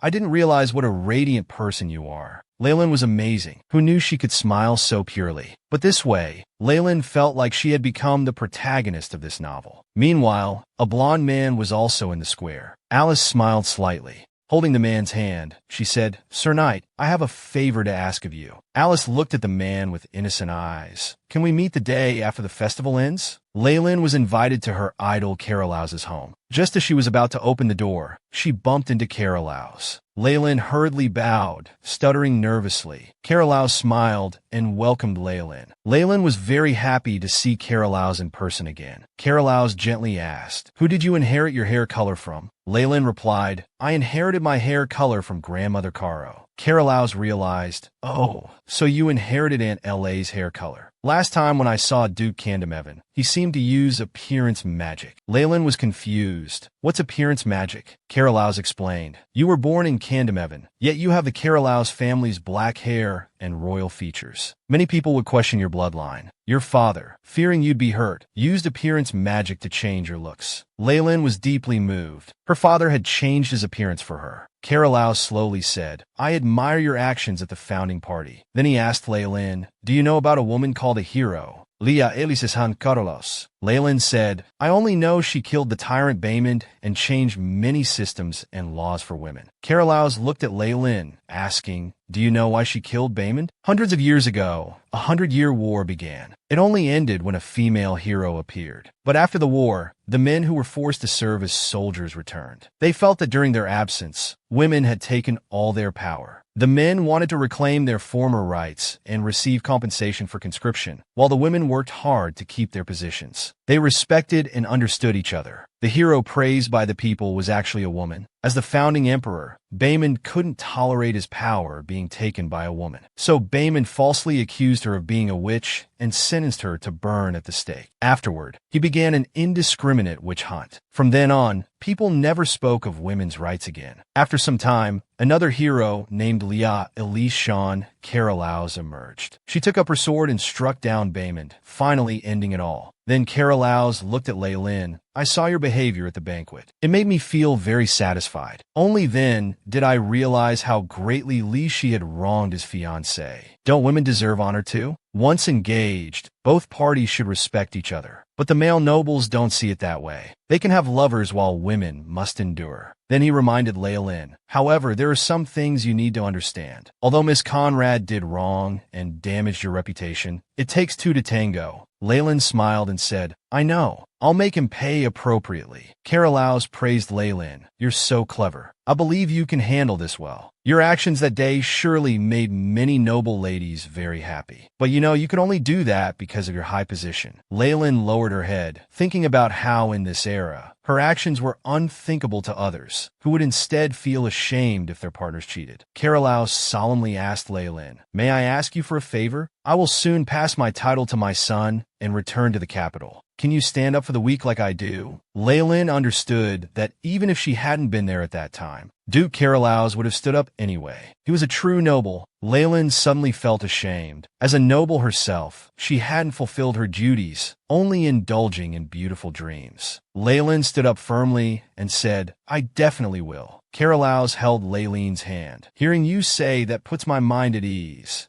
Then, Carolaus continued, "I'll have my son serve as witness for this duel." Suddenly changing the subject, "Would you consider marrying my son? Because I like you so much. I really want to keep you by my side." As they chatted, it was time to say goodbye. Leen had wanted to just enjoy this beautiful dream, but now she felt she couldn't continue like this. She needed to start studying properly. Having made this decision, Leen was now on the verge of tears, her head about to explode. Betty sympathetically suggested, "Why don't you take a break?" Leen didn't choose comfort, as she had much to learn. Betty reminded her, "The duel with Miss Alice is approaching." Leen's spirits lifted. The time for revenge was coming soon. After dealing with Alice, the Crown Prince would be next. She'd be very busy then, so she had to study hard during this time. Leen instructed Betty to bring all documents about the Candamevan territory. Betty asked, puzzled, "Why do you suddenly want to learn about these things? You used to love shopping. but you haven't gone lately. Leyland told Betty she just felt she couldn't waste time like before. After all, I'm the Duchess of Candamevan, so I'm looking for what I should do as a duchess. After leaving, Betty reflected, the young lady has changed so much. But no matter what, I'll definitely do my best to help her become duchess. Betty found the steward and explained the situation. The steward was immediately excited and said he would have the materials sent to the young lady quickly. In her room, Leyland felt completely exhausted. Just then, Harvey, having changed clothes, appeared at the door. Leyland stretched and asked why Harvey had a book. Harvey said it was from Leen. Leyland was touched. So you're studying too? What's this book about? Seeing Harvey's awkward expression, Leyland went forward to comfort him. Remember what I said? If you have something you want to do, just tell me. Harvey lowered his head and said, Leyland, I want to learn to read. Leyland replied enthusiastically, no problem. I'll find you a teacher. We'll study hard together. Harvey promised to work hard, silently vowing to protect Leyland. In the afternoon, someone reported that young Master Carolow's had arrived. Leyland was surprised time had passed so quickly. Then she asked Lucy, how's the Crown Prince doing? Lucy replied, I heard he hasn't left the palace since National Day. Leyland smiled slightly. So the Crown Prince is that thin-skinned? What's the public opinion about him? Lucy explained that people mainly questioned whether someone who couldn't handle such matters could become the next emperor. Leyland was angry. Is this something that can be handled? Are they saying it's okay to cheat as long as you don't get caught? It seems if I don't take action, this matter will just pass. Lucy continued, as for Miss Alice, almost all noble ladies are ostracizing her. They condemn her immoral behavior at every gathering, big and small. The noble women want to use this opportunity to completely eliminate such improper conduct, and Miss Alice has become their target. Leyland smiled. So the Crown Prince is hiding and won't go out, while Alice can hardly appear in social circles. It seems after today's duel, I'll be completely free. As Leyland was about to leave, Betty hurriedly said, I haven't finished preparing you yet. Leyland looked at Betty lovingly and said, I'm already beautiful enough. You don't need to put so much effort into this. What if I look too beautiful and dazzle young Master Carolow's eyes? The reception room door slowly opened, and Carolau smiled, saying long time no see. Leyland froze. Memories from before flooded her mind. This young Master Carolow's had apparently confessed to Leyland before. This feeling was so strange. She then greeted him. Carolow's laughed heartily. You're still so formal, but I'm really happy to see you. Beldard stared at Leyland and said, we haven't talked for so long. Don't you welcome me? Leyland got goosebumps. Beldard felt hurt. You're really showing your disgust on your face. Leyland took out a mirror to look at her stiff expression. This was probably a conditioned reflex. Leyland forced herself to remember what had happened with him. At a previous ball, Leyland had erupted at Beldard. Young Master Beldard, as a noble, please show me some respect. Beldard retorted, why don't you just be casual with me then? While Leyland was lost in thought, Beldard slowly said, you're still that rigid noble. Leyland angrily walked up to him. You're so rude. Knowing someone doesn't want something, why do you force them to change? Facing Leyland's scolding, Beldard happily said, you used to ignore me completely, but now you're actually confronting me directly. You're really not an ordinary woman, strong, reckless, and proud. And amazingly, you never backed down before me. Leyland countered firmly, you're not an ordinary man, either unreasonable, thick-skinned, and never backing down before me. This response stumped Beldard. He hurriedly asked Leyland to sit down and explained that his previous words weren't meant to mock her. Then he scratched his head and apologized shyly. He added, could you reconsider that matter? Leyland said she didn't remember. Beldard found it strange. Wasn't a marriage proposal something memorable? Leyland finally understood why her body instinctively disliked him. Beldard persisted. Please reconsider. Leyland refused without thinking, saying she preferred gentle and romantic men. Beldard confidently said, isn't a man's man like me good enough? Seeing Leyland's dissatisfaction, Beldard suddenly had a bad feeling, knowing his mother would scold him again at home. Beldard felt troubled. The people he liked either hated him, had boyfriends, or had girlfriends. Finally finding someone he liked, yet they were too timing. Beldard sighed. I don't have high hopes. I just hope they won't be intimidated by the Carolow's family name. Just then,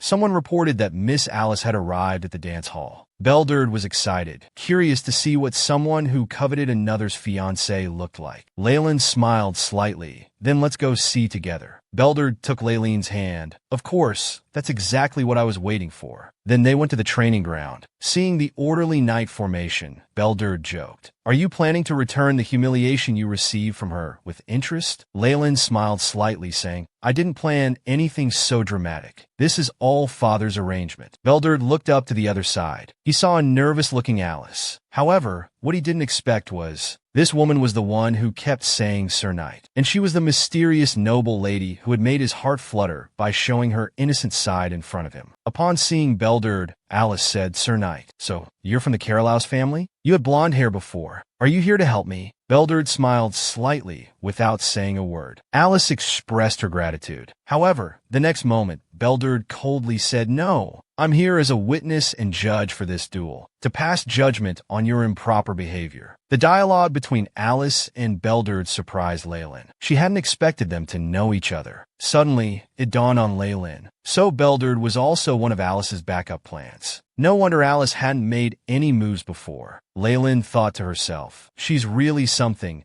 finding such powerful backing so quickly. Just as Leyland was about to mock her, she noticed Belderd glaring at Alice with murderous intent. Fearing trouble, Leyland immediately stood in front of him and said, "Young Master Belderd, please calm down." However, Belderd seemed not to hear and roared, "You use people. That's despicable." Seeing Belderd so angry, memories from Leyland's body suddenly surfaced in her mind. Back then, Belderd had questioned Leyland with cold eyes and thrust his sword at her fiercely. Instinctively, Leyland grabbed Belderd's collar and shouted, "Stop it!" Then she stumbled, nearly falling to the ground. "I'm fine, just startled. I thought you were angry enough to attack." The knights at Alice's training ground saw this. They quickly drew their weapons and surrounded Belderd. Belderd was surprised and apologized to Leyland. Seeing the dejected Belderd, Leyland slowly said, "I'm really fine." Then she turned away. The pain in her heart bothered her. Could those have been Leyland's memories? Leyland sat down to watch how Alice would handle Belderd's questioning. Alice immediately claimed she was wrongly accused. Belderd asked mockingly, "Isn't it improper to appear with someone who has a fiancé?" Alice began her tearful offensive, saying, "The crown prince forced me. I had no choice. I couldn't refuse his invitation." Belderd coldly replied, "Then do you think you have the right to insult Lady Candamuin? Moreover, after knowing I'm from the Carolhouse family, you still tried to get my help. Furthermore, this is a duel where the Duke's daughter has staked her reputation. What were you thinking?" Alice was now speechless. Belderd continued, "All this time, you've been slandering the Duke's daughter. I've been turning a blind eye. I know you flirt with men everywhere and scheme behind people's backs. I didn't care about your status. I just like your innocent look when talking about your dreams. I didn't mind you meeting various men because I thought it was all to achieve your dreams. I thought you lived honorably, but you tried to use me to win this duel. Unfortunately, I won't let you have your way this time, and you dare insult the heirs of two ducal families. Even I want to challenge you to a duel." Before Belderd could finish, Alice quickly grabbed his arm, begging, "Sir Knight, please. Didn't you say you'd support me forever?" Belderd said regretfully, "In this duel, you must face the consequences of your improper actions." Belderd shook off Alice's hand and walked toward Leyland. He quietly told Leyland, "Please keep this matter secret. Otherwise, my mother will throw me out of the house." Leyland thought for a moment and said, "Then consider you owe me a favor." Belderd scratched his head shyly and said, "Make that 2 favors. I shouldn't have spoken to you like that in the reception room. Shouldn't have proposed to you so casually. He spoke ill of you before me, and I silently approved his behavior. I'm truly sorry." Before Belderd could finish,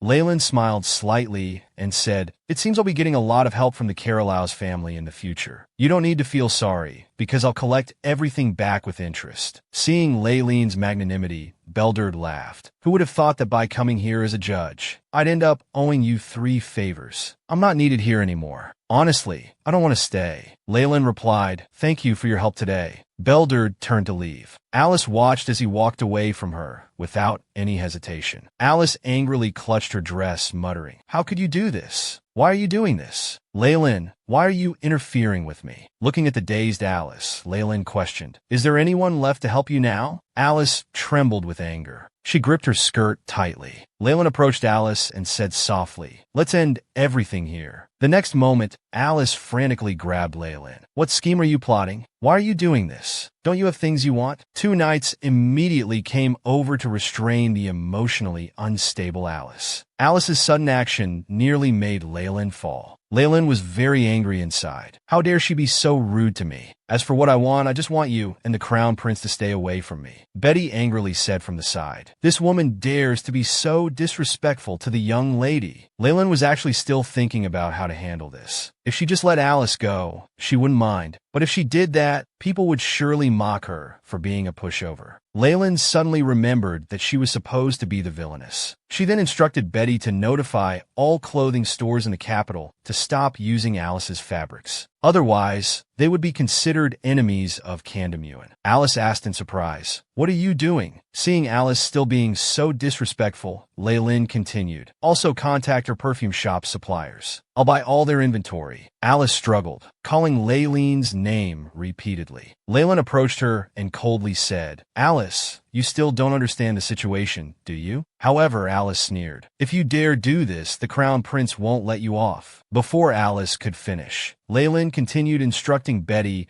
to buy all of Alice's houses and evict everyone living in them. Now Alice became anxious and said, "You should still have feelings for the crown prince. I know everything. Without him, you can't get anything you want." But unfortunately, the current Leen was different. At this point, Leen had confirmed that Alice had indeed been reborn. However, the future she foresaw would all be rewritten. Next, Leen casually took out a promissory note and said, "Taking out a loan isn't bad. Transfer all her family's debts to my name." Alice declared that Leen was crazy. However, Leen mockingly replied, "You're the crazy one. How dare you be so presumptuous with me? Did you think I would tolerate you?" While Leen said this, she actually hoped Alice would quickly apologize so she could let her go. Unexpectedly, Alice broke free from the knight's restraint and charged headfirst at Leen. The pain in her abdomen made Leen completely furious. She immediately slapped Alice. With cold eyes, she ordered, "Make her kneel. I see you still don't understand the situation." Betty came over and grabbed Alice's hair, forcing her to the ground. Leen slowly approached Alice and said, "Alice, you lost today's duel. You've become a woman who did improper things, and my reputation has been restored. Everything ends here." Alice looked at Leen in terror. "Why have you changed? What are you unsatisfied with? Why do you want to change the future?" Leen looked at Alice with a slight smile and said, "It seems your mind is still not clear. Cut off one of her legs. Or would you prefer your family's destruction? Your choice. Would you rather be a cripple or have your family destroyed and everyone become commoners?" Alice was completely terrified. However, Leen gave her a third choice. "If you don't want either option, then you'd better show me some respect." Alice looked up at Leen's face. It reminded her of the time before her rebirth, when she was a maid at the Candymuin Duke's mansion. Then Alice respectfully said, "Lady Candymuin, I have offended you. Please forgive me." Seeing her goal achieved, Leen ordered someone to help her leave. Then she told Betty that everything she said earlier was void. Seeing Leen's magnanimity, Betty felt somewhat angry. "What deep grudge does Alice have against you?" I couldn't understand anything she was saying earlier. Leen was also puzzled, thinking back to Alice's words. It seemed Alice thought Leen had some purpose in pursuing the crown prince. This appeared to be the reason why Alice always wanted to defeat her. But what past grievances did they have that made her treat Leen this way? Then thinking of the crown prince who acted like a clown, being manipulated by Alice, losing everything for so-called love, what a fool. However, what puzzled Leen was what the original Leen wanted. And what had she done in Alice's previous life? Now Alice had been judged for taking what belonged to others. Leen wondered what punishment the crown prince should receive. Should she be more willful from now on? Then Leen gently picked a rose. The fragrant flower helped her make up her mind. She ordered Betty to prepare the carriage. Leen would go to the palace to end everything herself. She wore a bright red dress with a black lace hat, looking extraordinarily elegant. Meanwhile, the crown prince had been drinking heavily due to the cheating incident. A servant came in to announce that Lady Candymuin requested an audience with Lee. The crown prince was surprised. He hurriedly dressed and went downstairs to meet Leen. Leen spoke spoke first. I've thought long and hard, but I really don't know what I should take from you. Li Shi once again resumed his previous arrogance. You think you can take anything from me? Then Leen solemnly declared, I, Lilintia and Candymuin, hereby announce the termination of our engagement. This shocked Li Shi. He said contemptuously, Is this how you should speak to me? Holding a wine glass, Leen coldly replied, Even if you're the crown prince, you can't look down on me. I am Lilintia and Candymuin after all. After a moment of silence, Li Shi stood up to leave, saying, I'll pretend I didn't hear that. Leen shrugged, appearing indifferent. It doesn't matter if you didn't hear. I can't find any reason to continue this engagement, so I decided to break it off. Li Shi stood frozen. Didn't you say you loved me? Leen calmly replied, I don't love your highness at all. Li Shi emotionally repeated, You're lying. You always said you. This made Leen lose patience. One would think you loved me so much. She grabbed a large bottle of red wine and drank half of it. Then approaching Li Shi, she said, You should thank me. I could have broken off the engagement that day and let everyone see. But due to the Duchess's intervention, I missed the opportunity. I'll send the documents over immediately when I return. Please handle them promptly. As Leen turned to leave, Li Shi angrily slammed the table. Why did you suddenly change your attitude? You were so good to me before. Was it all just to suddenly kick me aside like this? Leen leaned in, wiping the wine from Li Shi's hand with her handkerchief, softly saying, I've really had enough of you. I won't help you anymore. I'm taking back everything I invested in you.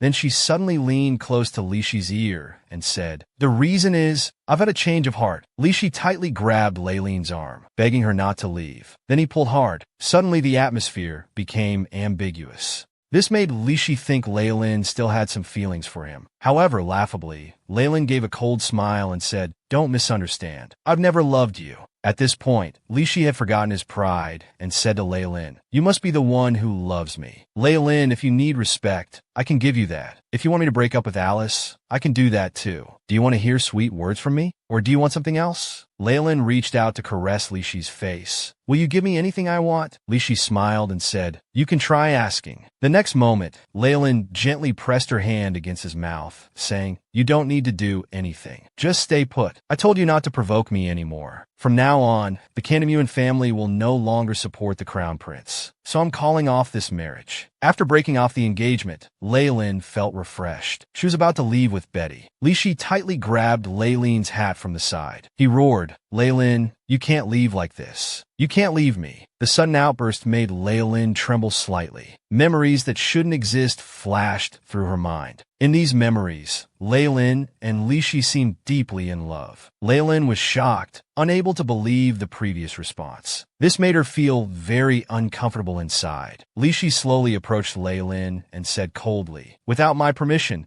you can neither act freely nor run away. And you certainly can't look down on me. Leen smiled contemptuously. It seems my punishment was too light. If you think being crown prince means you can treat me however you want, then I'll pull you down from that position and trample you under my feet. Leen's words filled Li Shi with grief and anger. How dare you be so insolent? Li Shi seemed to emit a magical force. It made Leen breathless, and the hat in his grip burned. The next moment, Belderd stepped in front of Leen with his sword. Belderd glared at Li Shi. I'm really disappointed in you. I never thought the crown prince would trample on others like this. However, Li Shi laughed and said, I'm just disciplining someone who challenges royal authority. What's wrong with that? This disgusted Belderd. So, he had been serving someone who was so arrogant. Li Shi thought Belderd had been bought by the Candymuins with money. Seeing Li Shi's continued aggression and refusal to admit fault, Belderd ignored him. He gently picked up Leen and warned Li Shi as they left. This matter would not be easily forgotten. As the three left the reception room, Leen suddenly whispered, Put me down. Belderd replied, Bear with it a little longer. We'll be at your home soon. The next moment, Leen suddenly opened her eyes wide and said, I was just pretending earlier. At this time, some commotion could be heard from the crown prince's palace. Leen wanted to increase the number of witnesses to make the situation more favorable for herself. So she said to Betty, Betty, I'm feeling very unwell. I trust you. Then she immediately collapsed on the ground. Betty rushed forward, shouting loudly, "Are you all right?" Seeing people coming from the Crown Prince's palace, Leen gave Betty a subtle hint. Betty understood and continued crying loudly. Lady Candymuin, please wake up. After being bullied like that, how could she be all right? Lady Candymuin has suffered so much. The Crown Prince has gone too far. This left Belder dumbfounded on the side. Your performance is a bit awkward. Then people from the Crown Prince's palace came over, asking what had happened. Leen quietly instructed Betty to hand her over to Belderd. Seeing Belderd still standing there stupidly, Leen opened one eye, frantically hinting at him. Belderd was startled. He hurriedly picked up Leen and left. Seeing the plan succeed, Leen breathed a sigh of relief. However, she felt extremely tired. She didn't even have the strength to open her eyes. Leen slowly raised her hand. Tightly gripping Belderd's collar, she said, "I have a favor to ask. If I sleep for more than 6 hours, tell the Duke that during my sleep, everything is up to him. That person must be brought down." Belderd looked at Leen sleeping peacefully in his arms. He said softly, "Don't worry, I'll definitely relay your message to him." After returning from the prince's residence, Leen remained unconscious. Upon learning this, Duke Candymuin disregarded etiquette and directly entered his daughter's chamber. Looking at Leen lying in bed, the Duke was heartbroken. He hurriedly asked what had happened. She had gone to break off the engagement. How did she return unconscious? Belderd, as the only witness,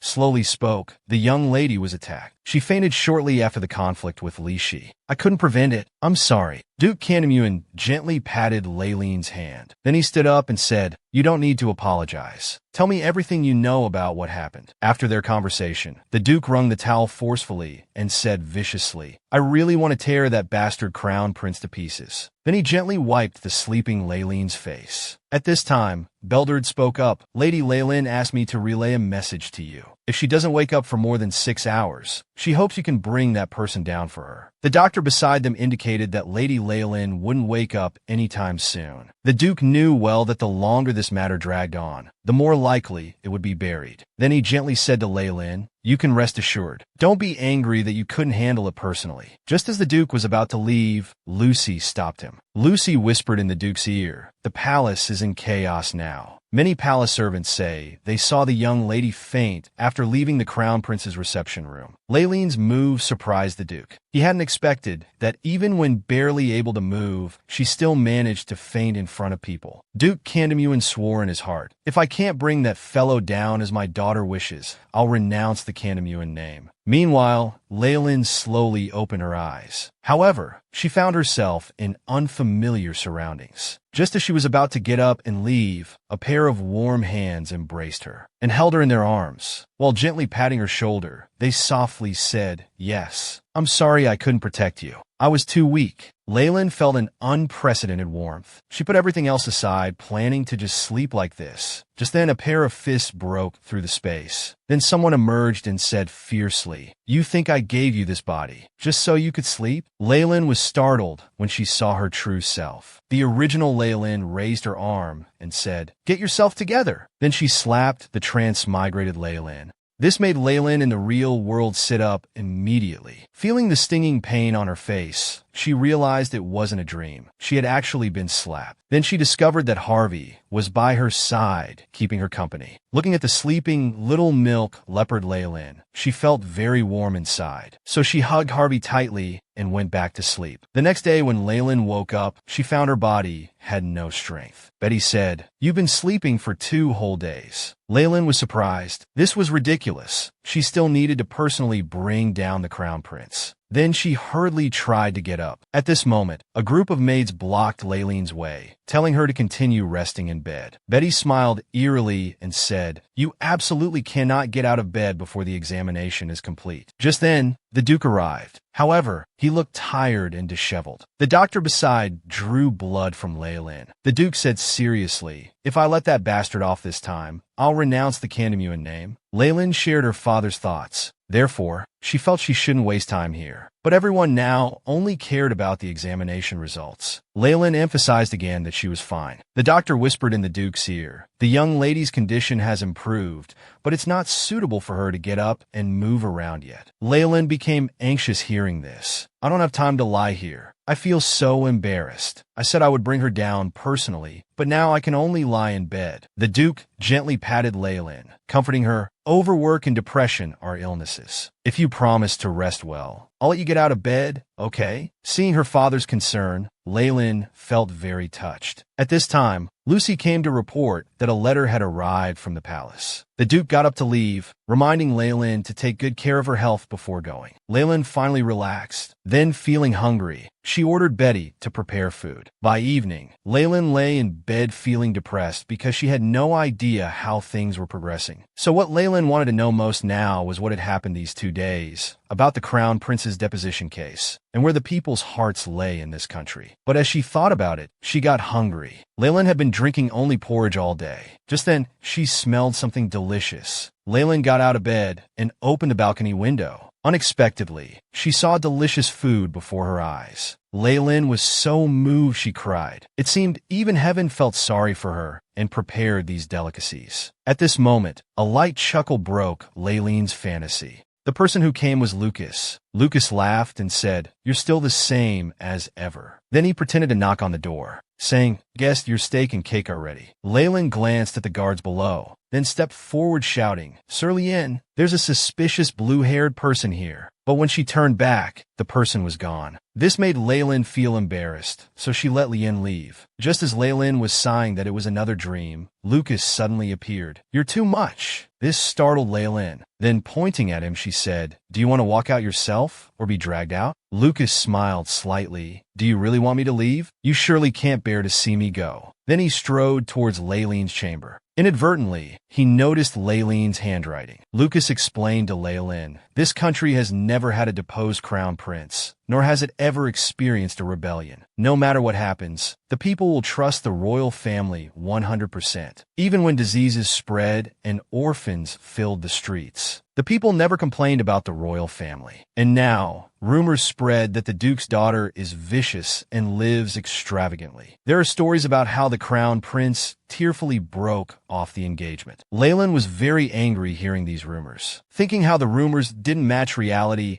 and only benefited the royal family. This might be the royal family's information control. Lucas and Leen said in unison, thinking the same thing. Then Lucas extended his help to Leen, saying, "But with my help, you'll definitely succeed in your revenge." Lucas laid out a table full of snacks. Leen ate with relish, muttering, "Everything tastes so good." Lucas looked at Leen before him, asked, "What are your plans now?" Leen calmly said, "I want to pull Lee down from his position as crown prince, but I don't know how to do it now. If only there were historical cases of deposed princes to reference." Then she got up to find her father to help gather intelligence. Lucas took out a stack of small cards, smiled and said, "Why look far when it's near? Just ask me. There's no information in this world I don't know." Leen took these cards and looked at them. She found exactly the information she needed. The royal family had a turbulent history, and the reasons were quite simple. Leen asked puzzledly, "The royal family and nobility have long been at odds. Why do people still trust them so much?" Lucas explained, "The royal family and the 2 Duke families maintain good relations on the surface. But things will be different now. After all, your father is really angry. He personally went to see the emperor and said in front of many people, as long as Lee remains crown prince, the Kandamuan family won't step foot in the palace. Along with countless nobles, they're pressuring the royal family. Even the minor lords who don't attend noble meetings are expressing dissatisfaction with the royal family." And with an expression I've never seen before in my life, he said, "Does he take my daughter for a fool? How dare he treat my precious daughter so carelessly? I will never forgive him." At this point, Lucas laughed. Perhaps only the Duke would dare speak to the emperor like that. This made Leen feel very encouraged inside. Then Leen made up her mind. She would compile everything Lee had done to her and spread it throughout the empire. This would make her an enemy of the royal family, putting her in a very dangerous position. Leen seriously asked, "Lucas, how much can you help me?" Lucas smiled and said, "You know, sometimes the royal family and Kandamuan also buy information from me. As long as the price is right, there's no reason to refuse. I never lose in information warfare. So how much are you willing to pay me?" Before Leen could answer, Lucas smiled slightly and said, "I'm just kidding. You just need to accept it." Leen was somewhat confused. At this moment, Lucas knelt on one knee and said, "I will help you accomplish all this. I'll handle collecting and spreading information myself. You just need to command me. Only you can command me." Leen smiled wickedly. "How can you say such terrible things? The most terrible thing, isn't it a deal without a price?" Leen gently lifted Lucas's chin and said, "You're the boss of information bribery. You can consider this an investment in me. If you cooperate well, I'll share the profits with you."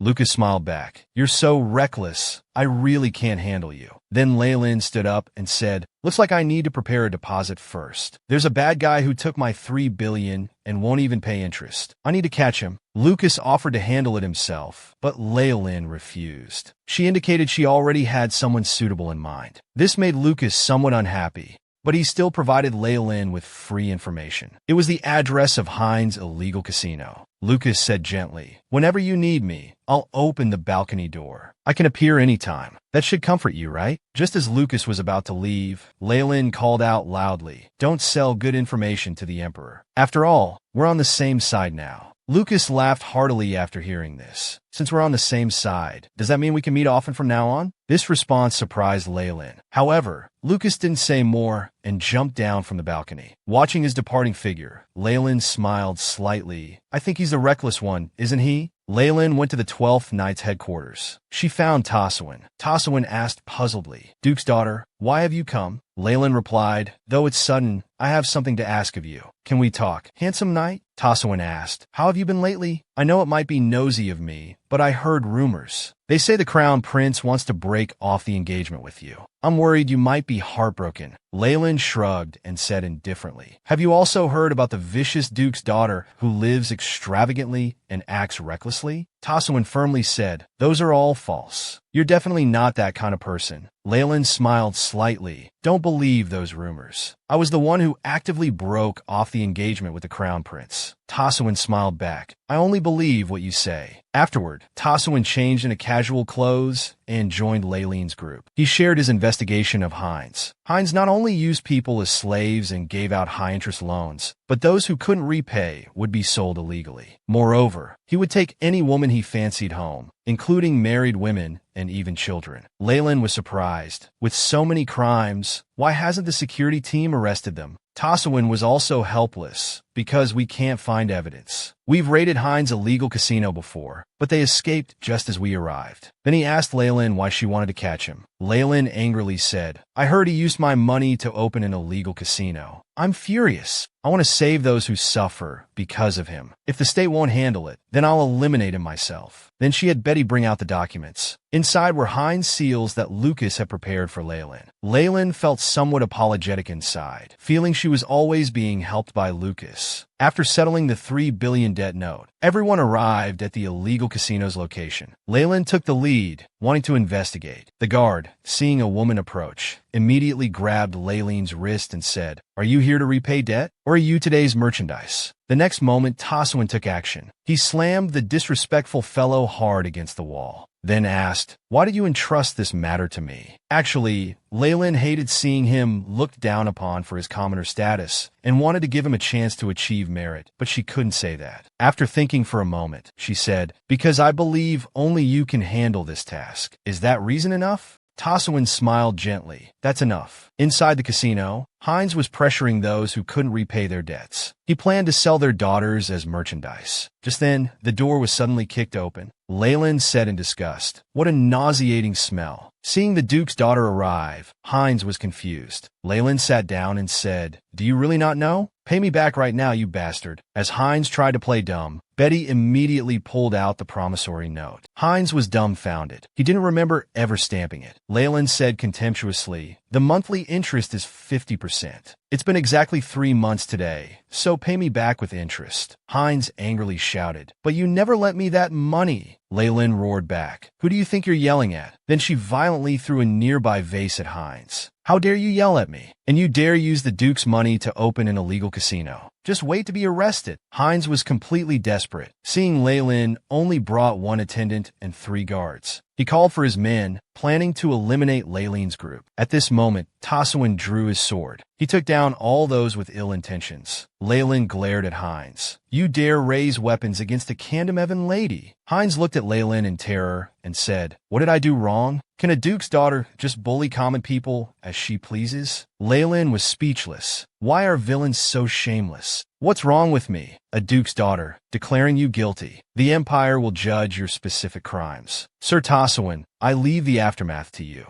Taswin knelt on one knee and respectfully said, "As you command, Duke's daughter." Lucas, who was observing, saw the matter perfectly resolved. He turned to leave, but Taswin noticed him. He felt something was off about this person, so he hurriedly gave chase. But he couldn't see anyone. After Lucas left, he mused, "I wondered why she didn't come to me. So she wanted to give all the credit to the commoner knight. Though he's slightly inferior to me, I must say, Lady Leyland has no resistance to handsome men. I'll spread a nice story about him, as promised." Then he snapped his fingers. 5 cloaked children appeared. Lucas said softly, "Let's spread this interesting story everywhere. Lady Candamevan punished Hines, whom even the royal family couldn't handle, and will save all those indebted to him. Yet that damn crown prince dared to criticize the angel-like Duke's daughter in public. Let's work hard to tell everyone about this." He then pulled out a bag of money. But the children said, "In exchange, you must come play at our orphanage today. We won't charge for this small matter. You're always helping us anyway."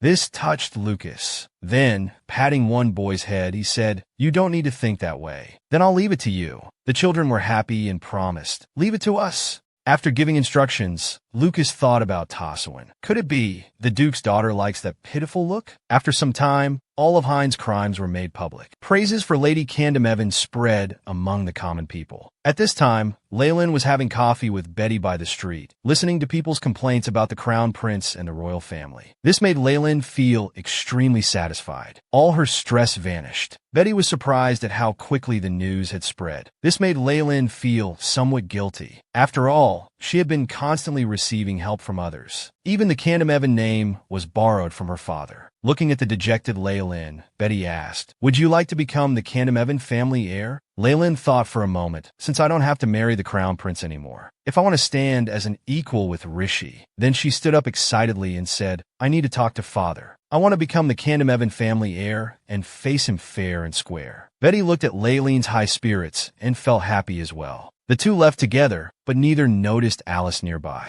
At this moment, Alice was trembling with anger. She muttered to herself, "I paid such a high price to come back. Does he think it ends like this? But all other paths are blocked. What should I do?" Then, the image of a magician appeared in Alice's mind. Alice said with a sinister smile, "That's right, I still have one path left." The day after deciding to become the heir, Leyland went to see her father personally. At this time, Leyland was very nervous, and Harvey, who learned of this news outside the door, resolved to become someone who could protect Leyland, so he wanted to ask Leen to teach him swordsmanship. On the other side, waiting for Leyland, was a very happy Duke Candamevan. The table was full of cakes and snacks. Leyland asked in surprise, "What's all this?" Duke Candamevan said tearfully, "I never thought you'd come to see me on your own. I'm so happy." Leyland was speechless. Her father knew, even though she hadn't given advance notice. Then Duke Candamevan spoke. "So, what brings you here?" After a moment of silence, Leyland asked, "Father, have you heard the rumors about me in the Kavan Empire?" Duke Candamevan casually mentioned the current favorable stories about Leyland circulating in the Empire. However, Leyland wasn't proud at this moment and looked seriously at her father. Duke Candamevan praised Leyland, saying, "Though I never taught you, you're truly remarkable to spread news throughout the Empire so quickly." Leyland clenched her hands and explained to her father, "None of this was achieved by my own power. I hate my incompetence. During my illness, I heard you did many things. As the leader of the Emperor's faction, you approached the noble faction to bring down the Crown Prince and launched political actions. I admire your ability to directly pressure the royal family. So, I want to show you my abilities too. Please consider making me the Candamevan family heir. However, Duke Candamevan didn't agree. This surprised Leen. Duke Candamevan said seriously, "You've had everything since birth and caused pain to others.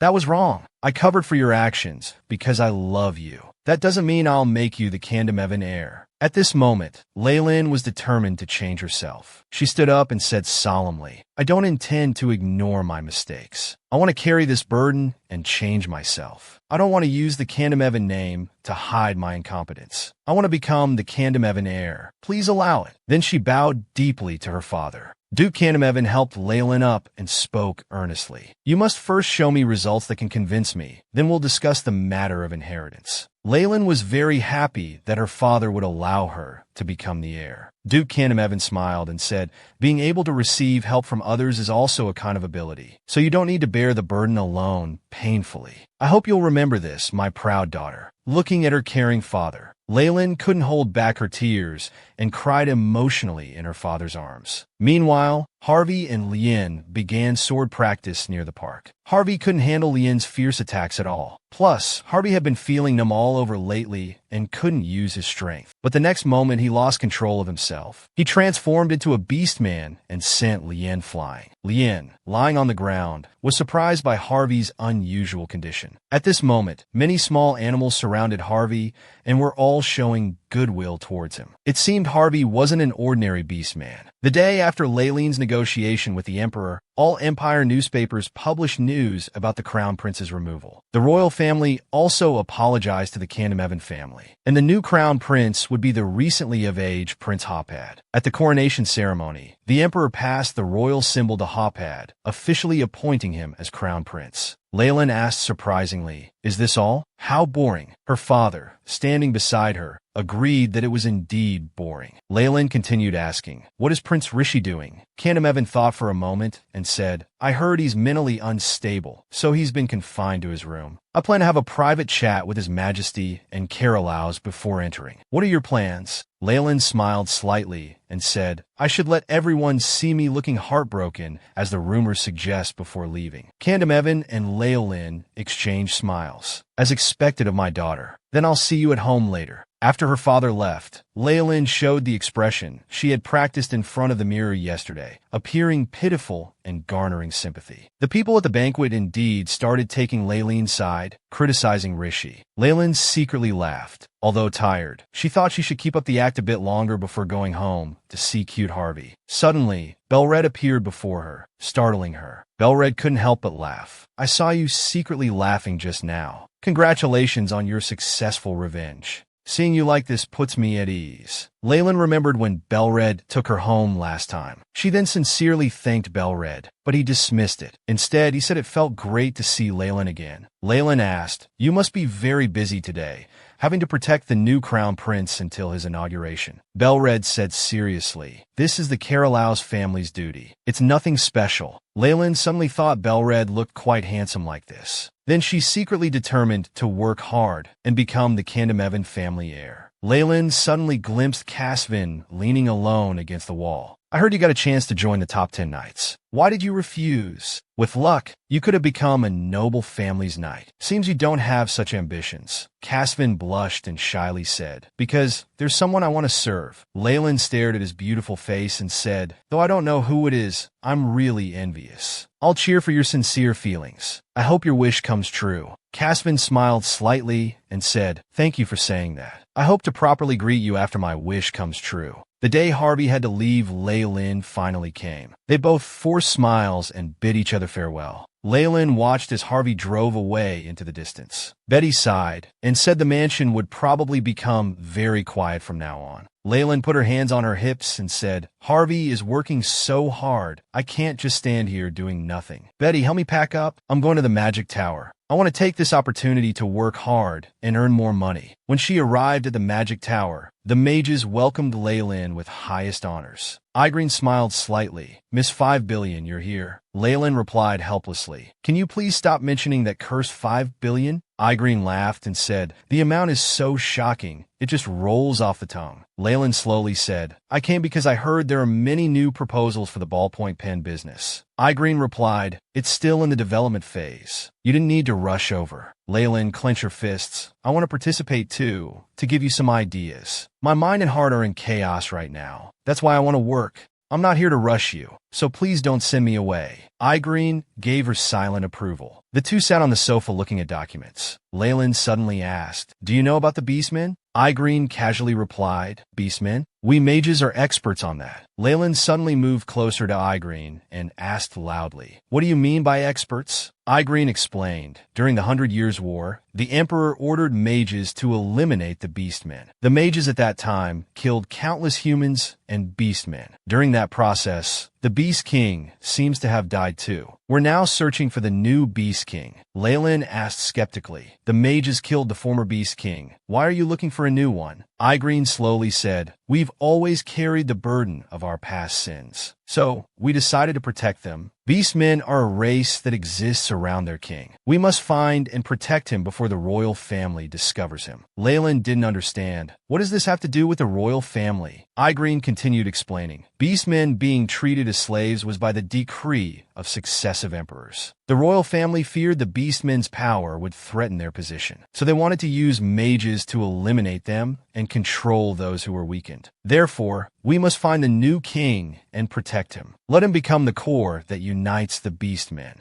I've said so much at once. Would you like some peach juice? Leen took the cup and sighed. Various things have made my mind so confused, but after drinking something sweet, I've regained some strength. Then Igreen asked, why are you asking about Beastmen? Leen replied helplessly, I didn't expect it would be such a long story. Then she asked somewhat embarrassedly, do Beastmen children not want to live with human guardians? After thinking for a while, Igreen said, without a king, they generally don't want to leave their chosen master. Leen, feeling anxious, continued asking, then if they express wanting to leave, what could be the reason? Igreen looked at Leen with some contempt. Young Duke, you're not treating Beastmen as slaves, are you? Leen stood up excitedly. Of course not. What kind of person do you think I am? Igreen continued. Then there must be some trigger that made him decide. But what exactly it is, I don't know. Hearing this from Igreen, Leen became even more concerned about why Harvey left her. Suddenly, Igreen warned Leen, the royal family knows you're here with us. This magic tower cannot be entered without royal permission, but you came in. This means someone is monitoring you.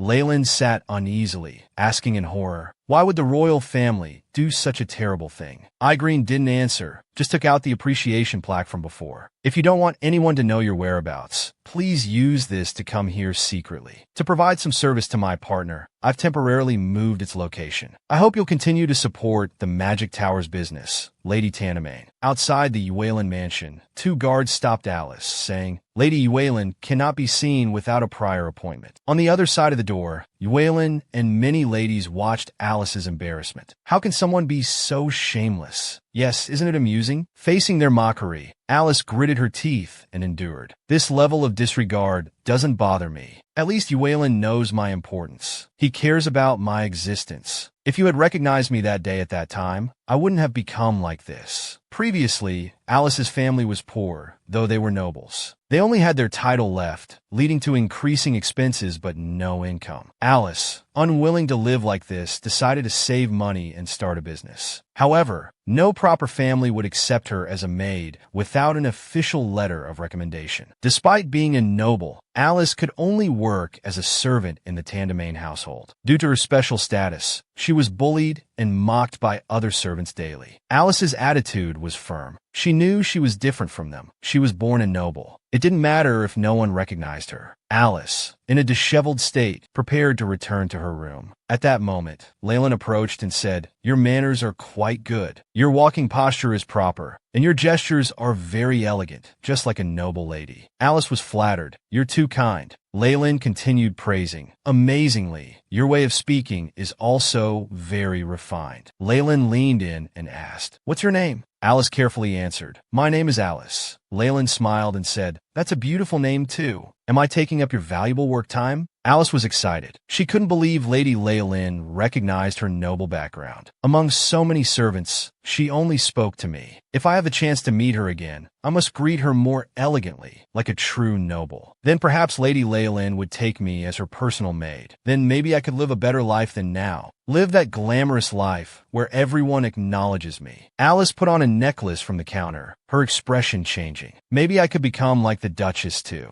At that moment, footsteps echoed in the corridor. Alice hurriedly caught up to greet Lady Leen, then performed an elegant, noble curtsy. Alice greets Lady Leen. Faced with Alice's enthusiasm, Leen responded only with coldness. When the maid inquired, Leen coldly replied she didn't know her. Alice was shocked. She clearly recognized me. She even asked for my name. Why would she pretend not to know me? Back to reality, Alice received a letter from Rishi. That evening, when she met Rishi, Alice hugged her tightly and said, "I really missed you." Rishi gripped Alice firmly, asked, "Alice, would you really go through fire and water for me?" Without hesitation, Alice agreed. Rishi continued coldly, "Then just do as I say. You're the only one who can do this." At this point, Alice just wanted someone to acknowledge her existence. She could do anything, even if it meant becoming someone else's pawn. Leen said reluctantly, "Harvey, study well." Harvey smiled back. "Leen, be careful at the hunting festival." Leen replied enthusiastically, "I'll catch more of the chickens you like." Harvey smiled gently, expressing his anticipation for Marquis Bika's hunting grounds. A cold wind blew, and Leen sighed that in such weather, one should be sleeping in. Then, Mill came to greet her. "The riding outfit suits you well." Leen smiled. "Even dressed like this, I'm just following the knights around." Aisha suddenly said, "I heard Her Majesty the Queen's chronic illness has flared up and she's bedridden." Leen thought, "Rather than her body, I think her mind is more problematic." Aisha continued, "They say her condition worsened after the incident with Rishi." Neil interrupted, "Even if people say unpleasant things to you, please don't take them to heart."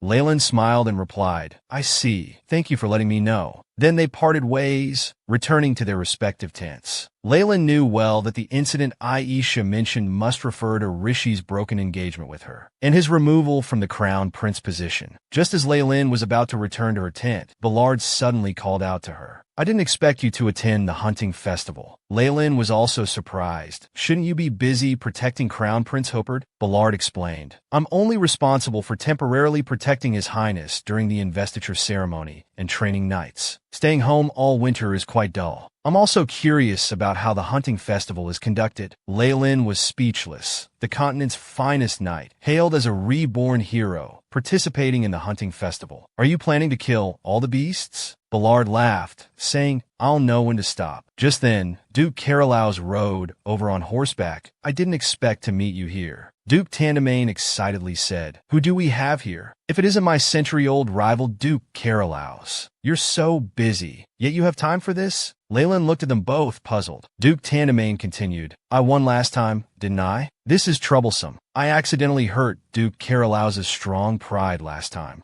Duke Carolow's retorted, "You only won in numbers last time by mobilizing all your knights. But in quality, you never surpassed me." Ballard, standing nearby, explained with a smile, "Don't worry too much about it. This is their way of expressing friendship." Then Ballard said seriously, "I heard there are some fierce animals at the hunting festival. Would you allow me to assist you in hunting?" Leen replied, "No need. As you can see, we brought many knights with us. I appreciate your kindness." Ballard didn't insist further. "Well, that can't be helped." Leen turned her head and suddenly noticed a brightly shining knight. Surprisingly, it was Cassivan, whom she hadn't seen in a long time. Cassivan was also very happy to see Leen. "Lady Duchess, how have you been?" At the hunting festival, Cassivan met Leen again. Cassivan led his horse and said, "I'm in charge of guiding the prey here." Leen was surprised. "Why are you doing these tasks? Why aren't they using their own knights instead of calling you here?" Cassivan shrugged. "The family's discrimination means they don't want to do this kind of work." Ballard stared intently at Cassivan. He vaguely saw the aura emanating from Cassivan's body. Ballard smiled coldly, muttering to himself, "Is this person a commoner knight? Why does a commoner knight have the same aura as me?" At that moment, a knight called Cassivan away. Cassivan said to Leen, "This is the entrance to the deep forest. You can enjoy riding your horse freely. I'll go drive the prey over here. Leen waved and said, "Thank you, Cassivan. See you later." With the sound of horns, the hunting festival officially began. Leen said to Betty, "Go back alone. The tent is too far. I'll have someone escort you back." Just then, Leen brought the horse over. Leen said, "Please take Betty back to the tent." Leen's face immediately turned red. Leen instructed Betty, "Make sure to stay close to Mill." Betty replied, "I understand. Please bring back lots of prey." Leen mounted her white horse, looking spirited at that moment. However, the white horse kept sniffing the grass on the ground, as if something was attracting it. At the hunting festival, some were focused on hunting, while others were engaged in romance. Only Leen, with her impressive group of knights, remained stationary. A knight approached and asked, "Lady Duchess, are you having any problems?" Leen replied, "It's nothing. Why don't we just catch 5 prey and head back?" The knight responded, "I think that's too few."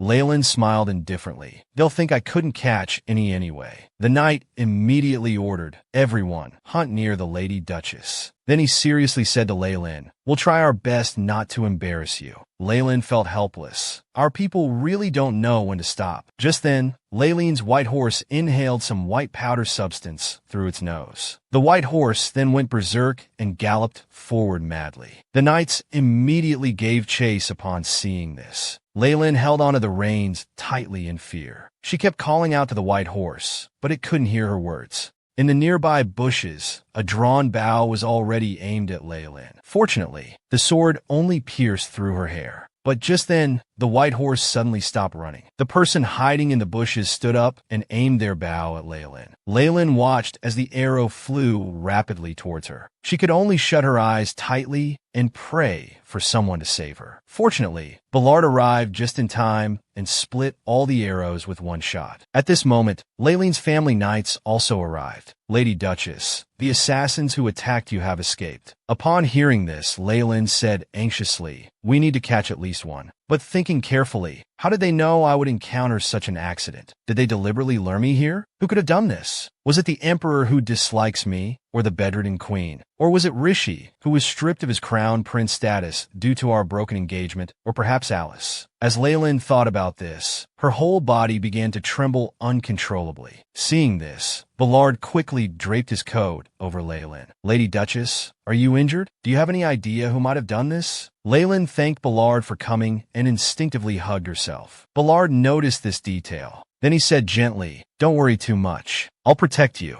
When the Tandemain family knights arrived, Leen quickly asked, "Leen, did you catch the assassins?" Leen replied guiltily. They all fled as soon as they saw young Master Carolaus. Still unsatisfied, Leen said, "Send the knights to chase after them first. With Sir Ballard here, you don't need to worry about me." Ballard asked with concern, "Is anyone injured?" Leen looked back at the knights and said, "Yes, but the injuries aren't serious. Just a few knights got hurt accidentally and need immediate treatment." Then Leen took out her personal key. She had Leen distribute it to the knights for treatment. At this moment, the white horse Leen was riding suddenly became agitated. Ballard quickly dismounted to calm it down. He then discovered drugs in the horse's mouth and nose. He looked up and asked Leen, "It seems someone's targeting you. Can you guess who?" Leen replied regretfully, "I have no idea." Ballard felt some regret. "I should have pursued them to the end." Just as Leen was getting off the horse, there was a sound from the nearby bushes. Ballard immediately drew his sword and roared, "Who's there?" It was Cassivan, dragging out a blood-covered assassin. "I caught one of the assassins who tried to attack you from afar." Ballard suddenly stood in front of Leen and pointed his sword at Cassivan. "Who exactly are you?" he demanded. Seeing this, Leen hurriedly said, "What are you doing? Put your sword down." Ballard didn't comply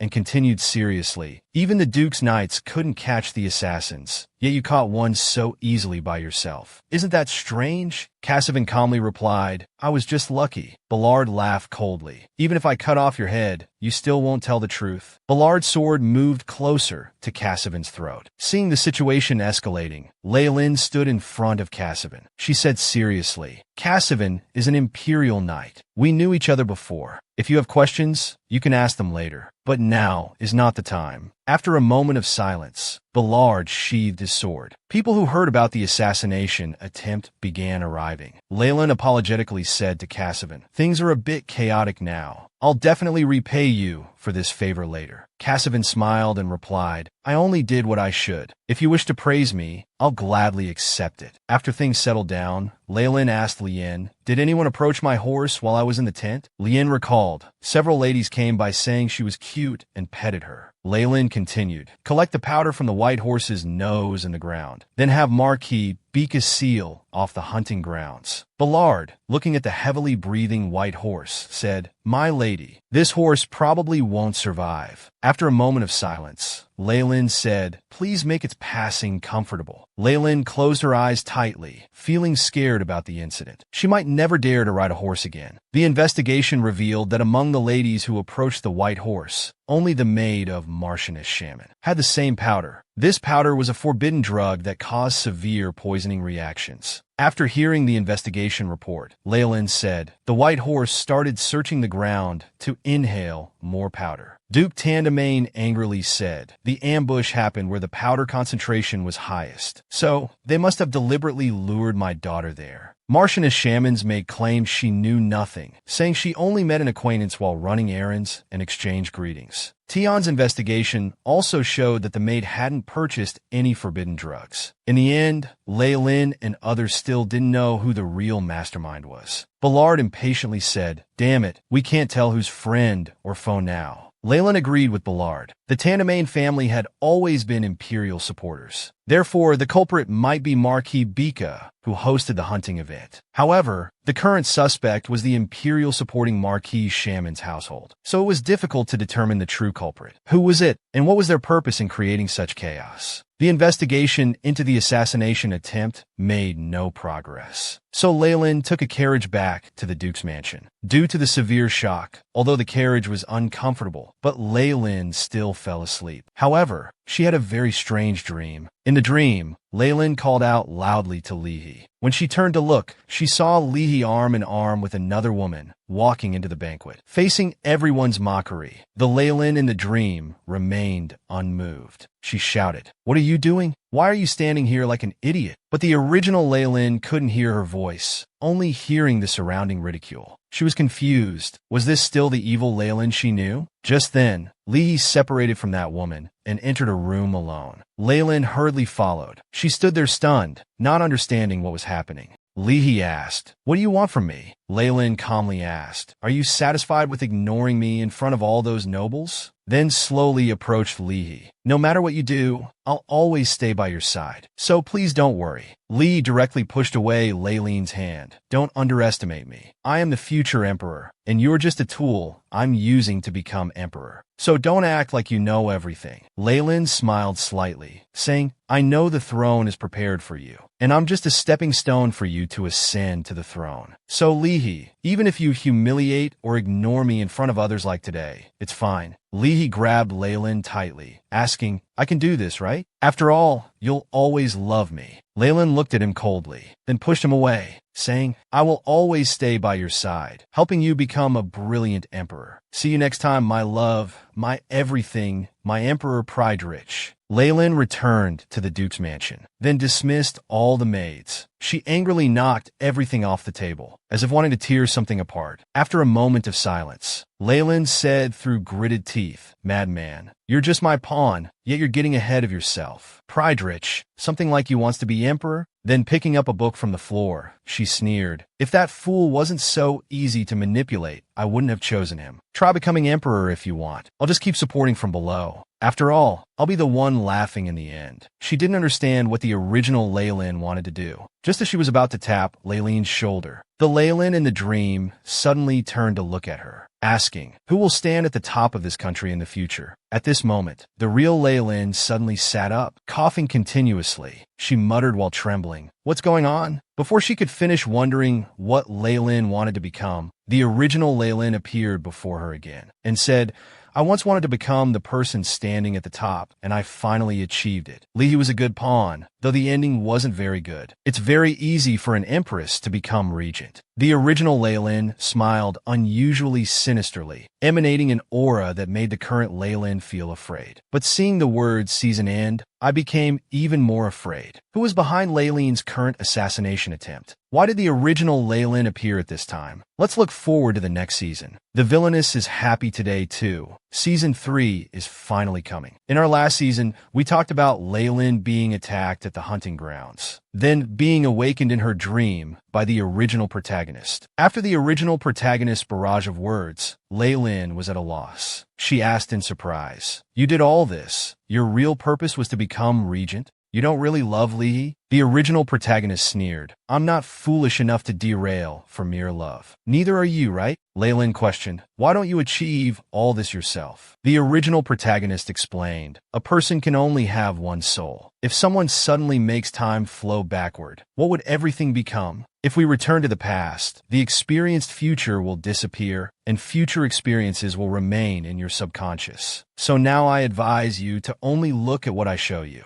The original protagonist reached out to Leen, but was blocked by an invisible wall. In other words, even if the original protagonist wanted to achieve it herself, she couldn't enter Leen's body. The original protagonist was somewhat helpless. She left some gifts for Leen. They were in the study's desk drawer. The original protagonist told Leen to use that to force the royal family into a corner. Leen felt deceived. She felt the original protagonist was just using her. She just wanted to return to her original world. The original protagonist glared at Leen, saying, "Where else do you want to return to? Leen is you, not me." After saying this, the original protagonist disappeared with a smile. Leen couldn't understand what she was saying. She just wanted to be a duchess who could enjoy life. Just then a sound came from outside the window. Leen went to the balcony and saw a blue bird. Then Leen realized it was sent by Lucas. She then took the envelope. The letter was full of Lucas's care and concern for Leen. She felt somewhat guilty. "Looks like I made him worry." Then she wrote a letter and sent it back. On the other side, Lucas was very happy to receive the letter. Although the place he was in was rather grim, Lucas knew the poison came from here, so he had to find out who was behind it. Just as he was about to continue interrogating, someone ran out of the house. Lucas was quick. A dagger grazed past that person's throat. The man drew his sword and charged at Lucas, but his attack was quickly blocked by Lucas. Then Lucas threw a heavy punch, knocking the man to the ground. Lucas asked, "Tell me quickly who your master is." The man remained silent. Lucas stepped on his chest. The man cursed, "You madman." Lucas wasn't angry. Instead, he smiled and said, "I have indeed gone mad because of someone lately. You'll come with me. I can finally go see the Duchess now." The original protagonist left Leen a gift that could defeat the royal family. So the next day, she went to her study.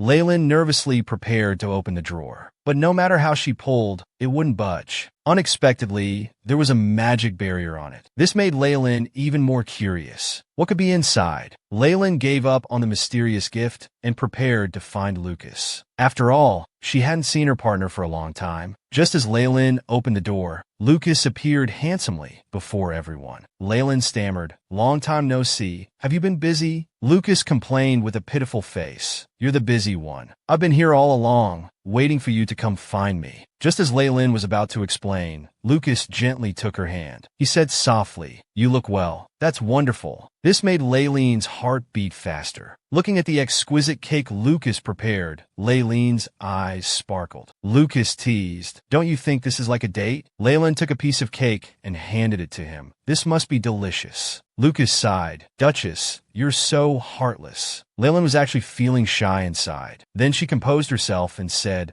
"About the ballpoint pen incident last time, if it weren't for you, Alice would have almost stolen my business project." "Thank you," Lucas said gently. "Seeing you so happy makes me happy too. I want to show you something first. Come with me." While Leen was thinking, "Can I finish the cake before we go?" Although that's what she thought, her body honestly followed along. Leen arrived at a dungeon. Inside was the mercenary leader who had framed Leen. The substitution technique had leaked from this mercenary group. Lucas took out a card from his coat pocket. On it was a portrait of the client. He was Lee's attendant named Heroine. Leen recalled seeing this person somewhere before. It was when Leen asked Lee for money last time. Heroine was the one who delivered the money. Lucas continued, "Although we don't know the specific reason, he has resigned now." This guy also revealed another lead, but that's not confirmed yet. Leen could easily guess that it must have been Lee who ordered it. But with just this evidence, the royal family wouldn't easily admit it. After all, even for a deposed crown prince, the royal family wouldn't let him affect their lives. After obtaining this intelligence, Leen didn't plan to stay long. She wanted to interrogate the person who tried to assassinate her at the hunting event. Then she formally expressed her gratitude to Lucas. Watching Leen come and go in a hurry, Lucas smiled self-mockingly. I worried for nothing. Someone who almost lost their life is so calm. She's really unpredictable. The return path was dark, making it difficult for Leen to walk. Just then, Lucas appeared beside Leen. For interrogating assassins, I should be more skilled than the Duke's knights. Take me with you,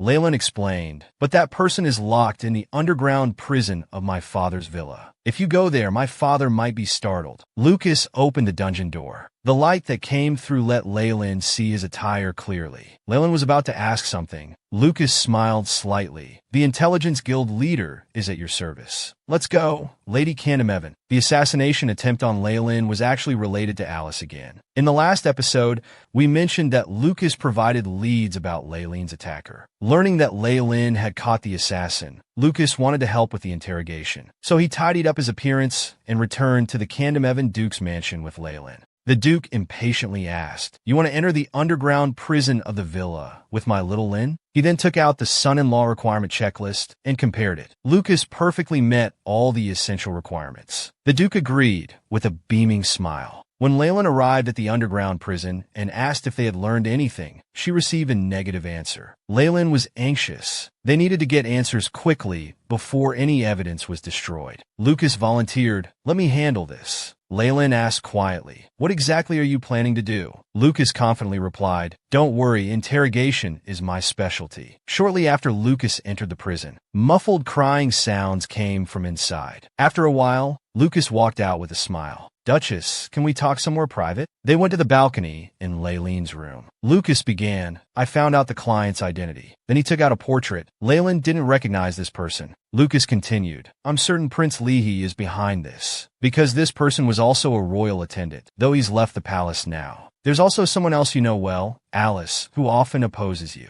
The assassin said that when Prince Leahy's attendants commissioned them, they were always accompanied by a pink-haired woman. And it wasn't the attendants who ordered your assassination. It was the pink-haired woman, though I'm not sure if that's true. This made Leen very angry. She decided to ask Alice personally about her motives. Currently, Leen had already broken off her engagement with Leahy, which should have been what Alice wanted, but she still wanted to kill her. Moreover, the original owner knew some future events that only the transmigrated Alice would know. These things were too strange. They arrived at Alice's residence. Leen was surprised by how dilapidated the house was. Upon opening the door, the inside was a mess. It looked like no one had lived there for a while. After looking around, Leen said, "Looks like all valuables have been taken." Lucas searched through documents nearby. He said, "She's left the empire. Most likely went to either the Milo Kingdom or Bitero Kingdom." Leen had no clue about these matters. But since other kingdoms were willing to accept Alice, it must be Lee's doing. They must be plotting something.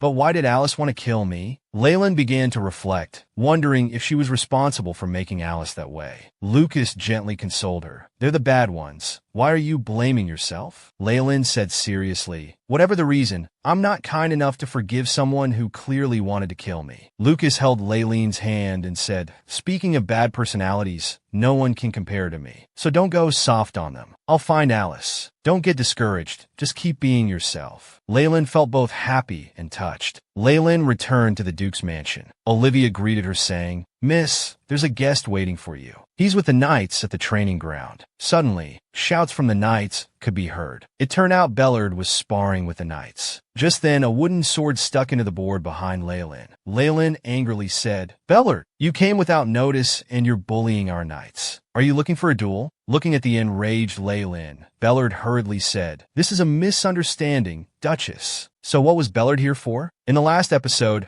we mentioned that Lucas volunteered to help Leen find the mastermind behind the assassination. After returning to the Duke's mansion, she found that Bellard had come without any notice. Leen was furious with him. At this moment, Duke Carolow's approached and kindly asked, "Maid, are you all right?" Leyland replied with a sincere smile. "Thanks to your concern, I'm fine now." After a brief exchange of pleasantries, Duke Candamevan needed to have a detailed discussion with Duke Carolow's. Leyland got straight to the point. "Young Master Bellard, why are you here?" Bellard said somewhat embarrassedly, "I came to see you and ask for a favor. Could you help convince the commoner Knight Cassowin to join our family's Knight Order?" Leyland was surprised. "Why take Cassowin? You threatened him with your sword last time." Bellard explained, "After that incident, I practiced with him. He's very strong. It's a waste for him to remain just a commoner knight. That's why I want to recruit him." Leyland asked thoughtfully, "Don't you mind that he's a commoner?" Bellard said seriously, "I don't think status matters. On the battlefield, whether commoner or noble, we're all comrades fighting side by side." Emperor Cardrian said talent shouldn't be restricted by status. "This is my life principle." Leyland teased, "It's precious to hear such words from you."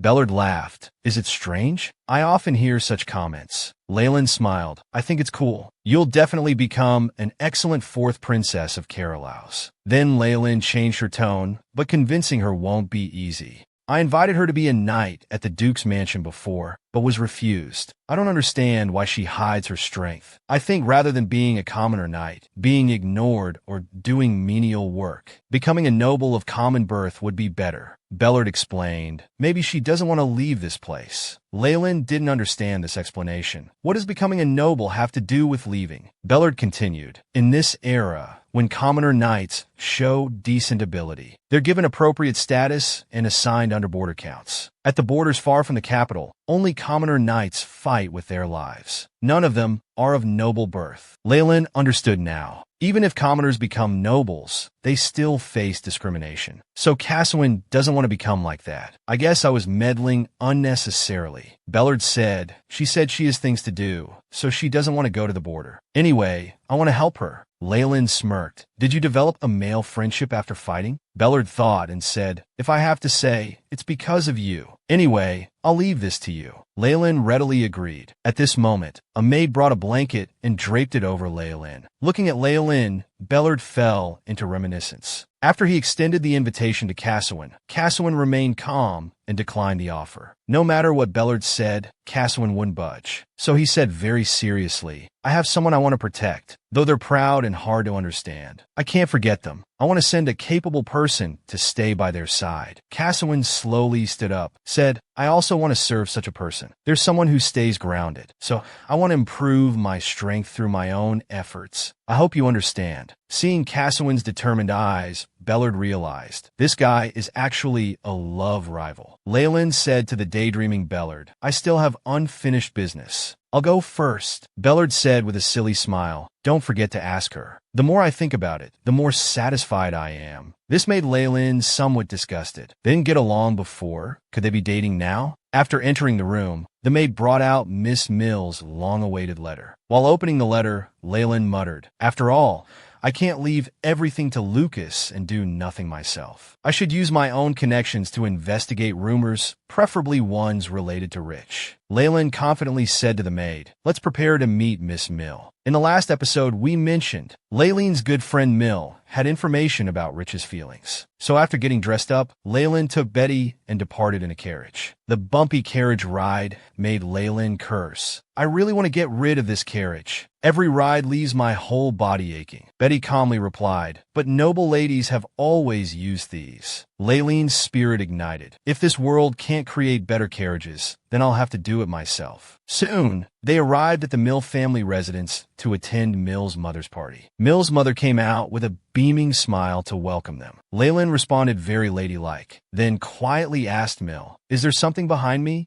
I feel like everyone is whispering." Mill hurriedly explained, "Don't mind it. Everyone's just being cautious. The culprit from the hunting festival hasn't been caught yet. The Charmin and Beta families have power and influence, so they easily escape trouble. But if it's an ordinary family and you point at them, they'll be completely branded as criminals." Leyland only then realized, is my influence really that big? This is troublesome. I rarely attend parties, and wanted to chat with more people. But no matter which group Leyland approached, everyone quietly moved away. Leen felt dejected. Mill comforted her. If that incident hadn't happened, everyone would be rushing to talk to you. So please don't be too sad. Then continued. The previously launched products were very popular. Everyone is curious about the upcoming products. Leen thought Mill must have made a lot of money, considering her own share was already a huge sum. I need to settle accounts at the Magic Tower first and discuss the carriage project. At this moment, Aisha and Philo approached. Facing their warm greetings, Leen happily said, "I'm fine, thank you for your concern." Then Aisha spoke. "The Queen's health seems to have gotten worse. I heard she's returning to her homeland for treatment. She must be homesick." When Leen thought of that crazy woman, she got goosebumps. Isn't it a more serious illness? Leen wondered why the Queen would return home after the royal bestowal. It seemed too coincidental. So she asked Mill, "Which country is the Queen from?" Mill answered, "The Kingdom of Renesia, next to the Kingdom of Bitro." Leen suddenly had a bad feeling. She felt she needed to investigate this.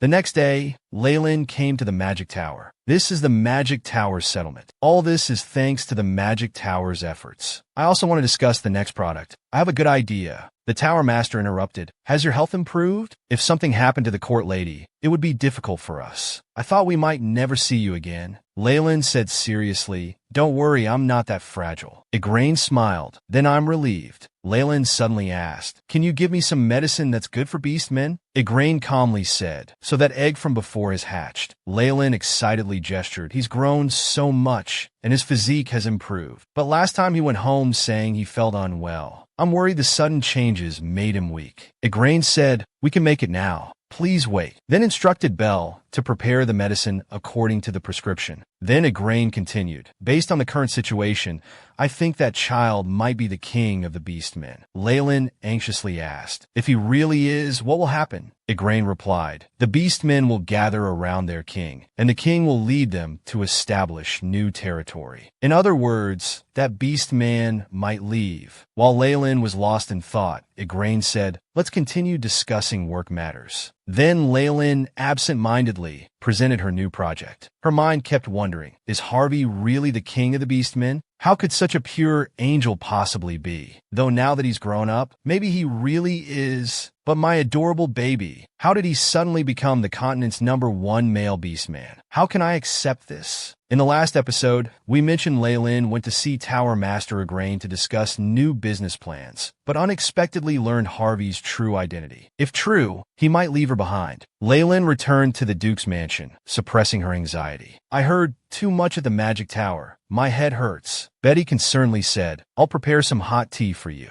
At this moment, a familiar voice rang out. Harvey anxiously asked Leen, "Are you all right? Did you get motion sickness from the carriage? You look terrible." Leen forced a smile. "I'm fine. But is it okay for you to run out of school like this?" Harvey said pitifully, "I missed you so much. Today's a rest day, so I came back." Leen continued asking, "Haven't you encountered anything unusual lately?" After thinking for a moment, Harvey said, "I took an exam." Leen asked indirectly, "Nothing like suddenly having animals gather around you? Since you came all this way, let's have some tea together." Then she instructed Betty to bring tea to the courtyard. But Harvey's expression seemed somewhat lonely. After arriving at the courtyard, Harvey gentlemanly pulled out a chair. Then he took out his report card from his coat. Seeing the excellent grades, Leen couldn't help but praise him extensively. Harvey shyly said, "Because I promised to repay you." Leen was somewhat confused, but Harvey remembered clearly. When Leen saved him back then, he was determined to repay her. At that time, Leen said that if Harvey could achieve good grades, that would be repayment enough. Harvey took those words to heart. After hearing Harvey's explanation, Leen laughed heartily. This repayment exceeded expectations. Then Harvey said concernedly, "Actually, when I heard about the hunting festival incident, I was very worried." Leen continued, "So that's why you came to see me? You should be busy adjusting to school life. Don't worry about me." Harvey moved closer to Leen, continuing, "I was afraid you were hurt somewhere. I was both worried and sad. I almost lost you." Unable to hold back anymore, Harvey took off his coat, then turned around saying, "I want to make you feel better, just like before with the petting." Leen shyly covered her eyes, saying, "What kind of dangerous thing are you saying?" "As your guardian." As Leen slowly opened her eyes, she saw a tail swaying in front of her. "Now transformed into a leopard," Harvey explained. "I was afraid transforming would tear the clothes. They were a gift from you after all." Leyland stroked Harvey, saying, "Warn me before transforming. You scared me." Harvey leaned against Leyland's legs, saying, "Just like before, pet me while mumbling about your troubles." Leyland laughed. Then, after a moment of silence, continued, "Actually, I was very scared too. After all, I had finally experienced what happiness is. I thought I was going to die like that. Worried everything would end. Just thinking about that time makes my hands tremble involuntarily. But being helpless against such threats was really frustrating. Paying them back double would suit my personality better. There's someone who treats my matters as his own, always standing up for me. But his actions really put me at ease. When I need him, he'll always unconditionally stand by my side. So I'm fine." Harvey sincerely said, "I'm glad there are many people helping." Leyland stood up, saying, "It's getting cold. Let's go inside." After getting dressed, Harvey prepared to leave, since he only came out on a temporary permit and needed to return quickly. Leyland reluctantly pinched Harvey's cheeks, saying, "Thank you for coming to see me today. I'll do my best." After Harvey returned to Candom boarding school, 3 Beastmen came to greet him. They had gathered oppressed Beastmen from various regions, just waiting for Harvey's command to leave human society.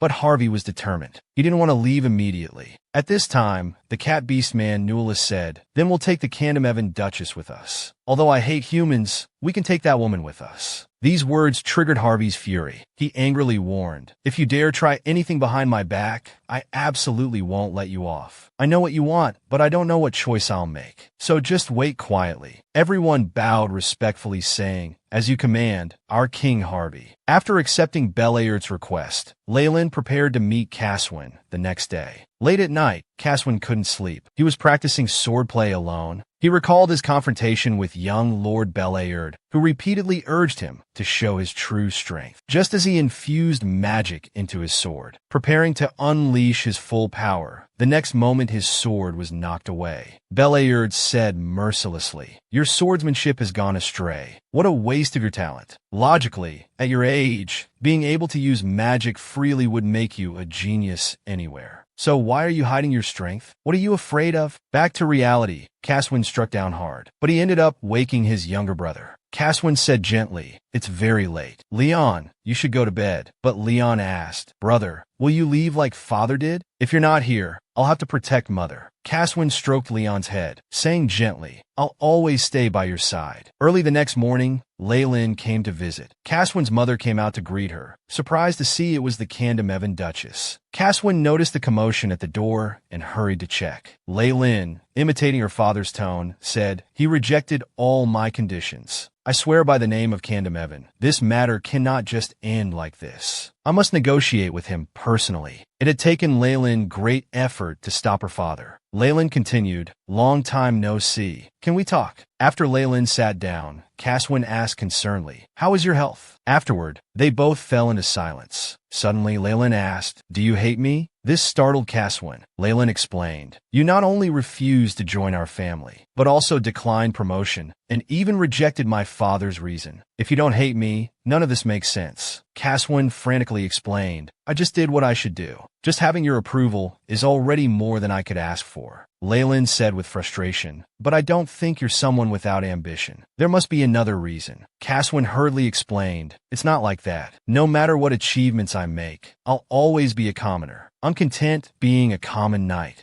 If nobles take notice of me, I'll be sent to serve under the border states. The people I want to protect aren't at the border, but here." At this moment, Leon's appearance interrupted their conversation. Leen said, "So you're doing this for your family?" Caswin explained, "My father was a very skilled mercenary. He taught me swordsmanship. After nobles noticed my father's excellent swordsmanship, he became a subordinate of the border earl. To improve our family's life, father decided to achieve merit and gain noble status. But after 4 years, he disappeared without a trace. That's why I'm content with my current position. Only this way can I protect those I want to protect." Leen said calmly, "Do you think staying in the 12th Night Squad like this will let you protect everything you want to protect?" Caswin remained silent. Leen continued, "Young Lord Belayard is the Empire's only sword master. He can surely help you greatly, Caswin said with determination. There's someone I want to follow, so I want to prove myself in the upcoming sword tournament. The sword tournament is held every 5 years in the Empire. The champion can choose whom they want to follow and swear loyalty to them. If I can win, I'm willing to dedicate everything to that person. Leen interrupted. Then you should all the more meet with young Lord Belayard. The choice is in your hands. Even with others' help, success is still achieved by oneself. It's a good thing when people want to help you.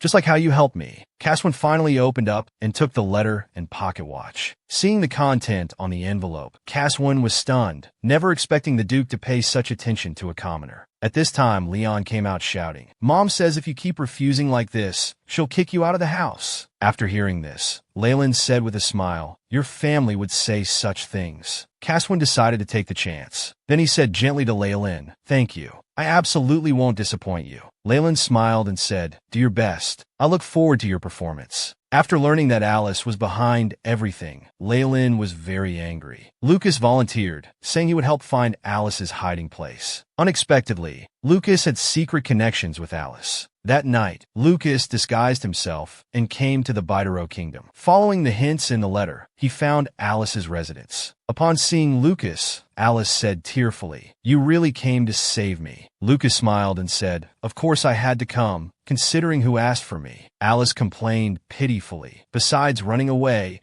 I had no other way to escape that woman. Alone in a foreign country, I really couldn't hold on anymore. That's why I called you. After all, you're on my side. Lucas asked seriously, Your prince failed. Knowing this, why do you still stay here? What task did that person give you? Alice said pitifully, For a woman with nothing like me, wanting to stay in a foreign country, there really aren't many choices. Lucas asked patiently, I need to know the specific situation to help you. I came specially to help you. Don't you trust me? Alice spoke. I need to control the merchant groups and nobles of the Bidero Kingdom. Lucas, I hope you can have people spread rumors that I'm the richest person from the Empire. I'll use this to do business here. By any means necessary, I must establish good relationships with this country's nobles, make them purchase weapons and military power until war could break out without arousing suspicion. That way, I can return all the humiliation I suffered to that woman. I can definitely reach the Empire's peak, because I clearly remember everything that woman did. Then Alice hugged Lucas tightly, saying, Only you understand me. She just had a lucky birth, while we fought our way to this position with our own strength. Do you remember the founding party? Lucas smiled contemptuously and said, Of course. How could I forget such a miserable day for you? Meanwhile, Candamuan reported to his father about Leen's capture, stating they had found the mastermind behind the assassination. Duke Candamuan angrily said, Tell me immediately who it is. I'll make sure they lose their heads. Leen asked her father to calm down. The main culprits were Prince Rishi's former attendant and Alice. They had already left the Empire. The secretary nearby said, As far as I know, 4 people resigned from their positions as Prince Rishi's attendants. And the 2 attendants who weren't accused are currently not in the Kevin Empire. Leen added, I heard these 4 attendants escorted Alice to the Bidero Kingdom. Then they split up to different countries. Then she took out Lucas's latest intelligence report and continued, They're in the Bidero Kingdom, Milo Kingdom, and Padian Kingdom. Additionally, they sent a team to Lenesia. Candamuan pondered, international activities. Mere attendants couldn't do such things out of personal desire. This is typically how royalty attracts external forces and provokes war. If that's true, then they must be acting under Congresi's instructions. Leen continued, This is intelligence provided by the Intelligence Guild's Grand Master. Alice has copied our products and is currently conducting business openly in the Bidero Kingdom. I heard she's particularly focused on getting close to major clients in Bidero. Candamuan asked puzzledly, Those are magical products. Mages only exist in the Kevin Empire. Leen wasn't sure either, but said she would personally ask Magic Tower Master Jen later. Duke Candamuan continued, No matter how good a project is, it can't suddenly attract discerning nobles in other countries without reason, unless someone is helping them behind the scenes. The secretary quickly added, We've discovered that Prince Rishi has been continuously transferring funds to Bidero recently. Leen worriedly said, So their supporter is Rishi. What exactly does he want? Candamuan smiled. Once we know the flow of money, we can predict the near future. The Bidero Bidaro Kingdom will declare war soon. The secretary explained to Leen. The Bidaro Kingdom has recently purchased large amounts of weapons and chemicals. Surrounding countries have also bought 3 times more chemical and weapon-related items than usual. Kandamuan stood up saying, now that we know their goal is to start a war, we absolutely cannot sit idle. Based on when they declare war, we can more accurately judge what they want. Seeing her father leave, Leen anxiously asked, Father, how do you plan to handle this? Duke Kandamuan patted Leen's shoulder, saying, don't worry. I absolutely won't let my precious daughter be in danger again. I'm going to have a good talk with the Emperor, who couldn't control his own son. To prevent war from breaking out, Duke Kandamuan went to the Kevin Empire's royal residence.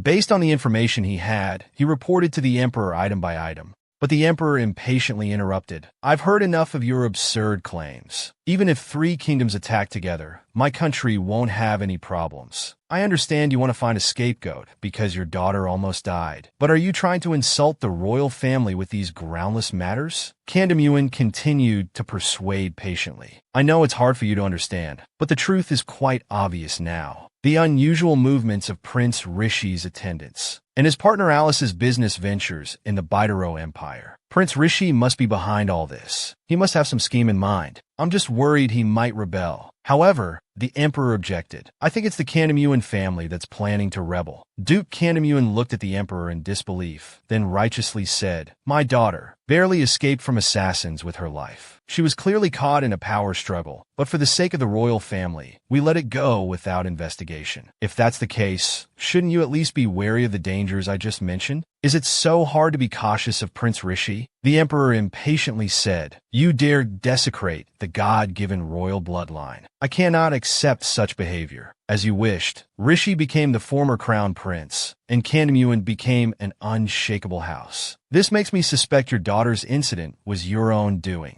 Duke Kandamuan could no longer contain himself. Do you think I'm mad enough to gamble with my daughter's life? One of the masterminds behind my daughter's assassination was that woman who's involved with your worthless son. If anything happens to my daughter in this war, I will never forgive you. The Emperor sighed softly. You dare speak so insolently to the Emperor. It seems your family has become too arrogant. Duke Kandamuan said helplessly, do as you please. Even if rebels kill you, it's none of my concern. The Emperor said contemptuously, let me give you some advice. Watch your daughter carefully. I think there might be something wrong with her mind. She might end up like her mother, suddenly hanging herself. Duke Kandamuan coldly asked, what did you say? The Emperor ignored him and stood up, saying indifferently, I know you like to make things bigger than they are. The royal family's tolerance of your arrogant behavior, since you turned my son into the former crown prince. It ends now. Kandamuan gritted his teeth and said, then let this empire fall miserably before everyone's eyes. Damn you.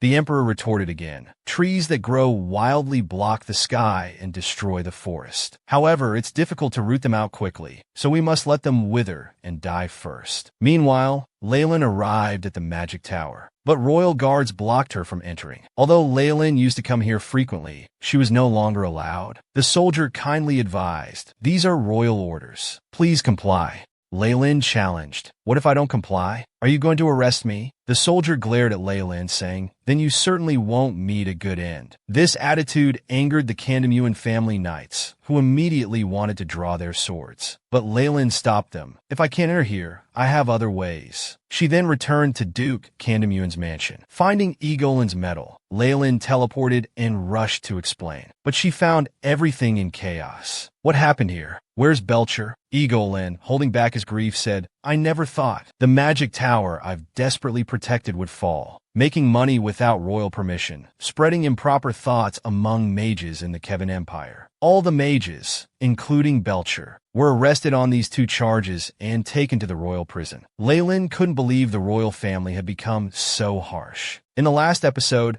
we talked about how Leen came to the magic tower, only to unexpectedly learn that all mages had been arrested. And the reason was supposedly for helping her make money. The magic tower master said, helplessly, the royal family sent many people here. They questioned why you've been coming to the Magic Tower lately and searched the entire place. Leen calmly asked, "So how did you respond?" Leen continued, "I said you came to the Magic Tower because you were unwell and found us while seeking treatment. I even forged many documents as evidence and submitted them." Leen looked at the sorrowful Leen. "Why are you trying so hard to protect?" Leen explained, "I did this only to sever your connection with the Magic Tower to protect the mages." Leen said emotionally, "This is all because of me. I'll rescue the mages." Leen said without any hope, "Please don't get involved anymore. Provoking the Emperor won't do any good. I can only wait quietly and hope everyone returns safely." Leen asked, puzzled, "Why are you so unwilling to directly confront the royal family?" Leen said desperately, "You think no one has reached out to help us like you have in these hundreds of years? Some wanted to use us, others wanted to help after learning the truth, but they all disappeared without a trace. Because none could defeat the royal family. Thanks to you, we earned 5 billion and enjoyed ourselves. These are beautiful memories for everyone. So please don't come to the Magic Tower anymore." Facing Leen's expulsion, Leen demanded loudly, "You think they'll release everyone if we just stay quiet? What if they find an excuse to imprison them for life?" But Leen said emotionally, "This isn't your concern. There's no need to involve you. I'll handle it. Please leave." Leen righteously said, "Of course it's my concern. The people who help me are being treated like slaves by the royal family. How can I, as their employer, ignore this? Give me some time. I will definitely rescue the mages." Then she teleported back home, not giving Leen a chance to persuade her. At that moment, a note floated down. After reading its contents, Leen sighed helplessly. Meanwhile, upon returning home, Leen hurriedly searched for her father. Just then, Kandamuin called out loudly for Leen, then said furiously, "I can't believe I served such a person as emperor. That fool has a head, but doesn't think. Better to remove it altogether." To calm her father, Leen and Kandamuin went to the rose garden. Kandamuin said irritably, "The emperor's become paranoid. Because the former crown prince's scandal was so big, he's trying to cover it up." Leen quickly asked, "How does he plan to handle the rebellion?" "The royal family is in danger at this rate." Kandamuin continued, "He doesn't care about the empire's safety, only his power. I can't believe I served such a petty person as emperor." Now Leen understood why the mages were imprisoned. They were made scapegoats for Rishi's alleged rebellion. Kandamuin stood up, saying, "Although we can escape, the mages might really be executed for treason." Leen said angrily, "For hundreds of years, the royal family has covered up all their crimes, making people believe their bloodline is noble. They blamed all the people suffering on the Beastmen, and pushed all responsibility for wars onto the mages." Kandamuin continued, "But Kandamuin remained silent because nobles are the biggest beneficiaries of the royal family's existence. That's why the emperor was so harsh with me, Leen." Dissatisfied, she said, "The mages did nothing wrong. I actively sought them out for help with my business. Yet they're charged with treason just for that." Before Leen could finish, Kandamuin smiled and said, "We don't need to stay silent. Our family has always been merchants at heart. We only called ourselves subjects of the empire to make more money. If we give up this title, everything can be resolved. We can live well on our own anyway. It wasn't the empire that accepted us. We chose the empire. If we go elsewhere, they would probably be happy to have us. Moreover, if we organize our territory and business circles before leaving, the entire empire will fall into chaos. They dare say my daughter is mentally unstable? I'll show that dog a thing or two." Leen laughed at her father's angry words. Then, holding her father's hand, she said with determination, "Let's show them Kandamuin's choice." To teach the arrogant royal family a lesson, the Duke resolved to demonstrate the power of the Kandamuin family. Just disappearing from the empire for a month will cause unrest. Leen said earnestly, "We can't let the common people suffer because of our fight with the royal family. Those captured mages might be used as sacrifices, so we must be careful." Duke Kandamuin calmly said, "We'll only target the nobility." Leen smiled upon hearing this. "How about blocking the trading ports? For centuries, the Kandamuin family has held exclusive rights to the empire's trade. We only need to block luxury goods. This will have minimal impact on commoners, but will cause noble dissatisfaction." Duke Kandamuin praised proudly, "As expected of my daughter, so clever." The next day, Duke Kandamuin personally announced, telling the managers that port operations would cease completely, sending them on vacation, and that he would strengthen security in the area. Watching the Duke walk away, two people were puzzled. Kandamuin, who would do anything for profit, was actually closing trading ports regardless of losses. Someone nearby reminded them, "Don't you know? The Duke's daughter was nearly assassinated at a royal event, but the culprit hasn't been caught." When the Duke demanded the Emperor catch the criminal, he was accused of planning it himself. Only then did the two understand that Kandamuin and the royal family had become adversaries. Leen calmly asked, "Is this the last port?" The Duke smiled and said, "Now no luxury goods will enter the empire." Leen continued, "Though nobles planning parties will be upset in the short term, without suppliers, high-priced underground trading will spread. Eventually, all nobles will suffer." Duke Kandamuin sneered, "The entire empire will suffer." As Kandamuin's distributors closed one by one, many people became dissatisfied. People began discussing. "They say Kandamuin won't import anything anymore." Then someone shouted, "I heard Kandamuin will go abroad after settling their business." One noble said in horror, "Is this true? This empire has been sustained by Kandamuin's money. Can we still live normally here after Kandamuin leaves?" Thus, rumors of Kandamuin's possible departure spread among the people. All major merchants and Kandamuin's employees were trying to stop the conflict between the royal family and Kandamuin. But they couldn't understand why the royal family wasn't begging Kandamuin to reconcile. Meanwhile, Duke Kandamuin's secretary reported price increases. In just 2 weeks, luxury goods prices increased tenfold. Other nobles requested daily meetings with the emperor. Leen was puzzled. The reaction is faster than expected. There should still be plenty of stock in the market. The Duke smiled and said, "I spread rumors that Kandamuin would go to other countries. Didn't I say? We didn't choose the empire. The empire chose us. Kandamuin is the empire's source of income, and money is its lifeline. The entire empire will soon fall into anxiety. The nobles won't just wait for the royal family." Then he burst into laughter. 1 month after the Kandamuin incident, the Baitro kingdom declared war on the Kevin Empire. The royal family was in chaos, facing questions from many ministers. Emperor Kevin could only remain silent. At night, Kevin angrily pounded the table. He roared, "That damned Kandamuin, parasiting under the royal family's sacred bloodline, becoming a noble, now dares to rebel. The royal family is divine. We absolutely cannot be defamed. So I must destroy Kandamuin." Before he finished speaking, Leisure requested an audience from outside and then entered. Hearing this voice irritated Kevin. He shouted louder, "I don't want to open the door. Leave me alone." Leisure calmly said, "When the royal dog bites its master, naturally other dogs must be used. Chaotic times need heroes, just like during the 100 Years' War. The highly honorable Carolaus would never betray the royal family with Kandamuin. As long as Carolaus stands with the royal family, the empire will surely have peace for 100 years. As for the troublesome Kandamuin, let's do as they wish." Kevin flew into a rage upon hearing this. He grabbed a nearby wine glass and threw it at Leisure.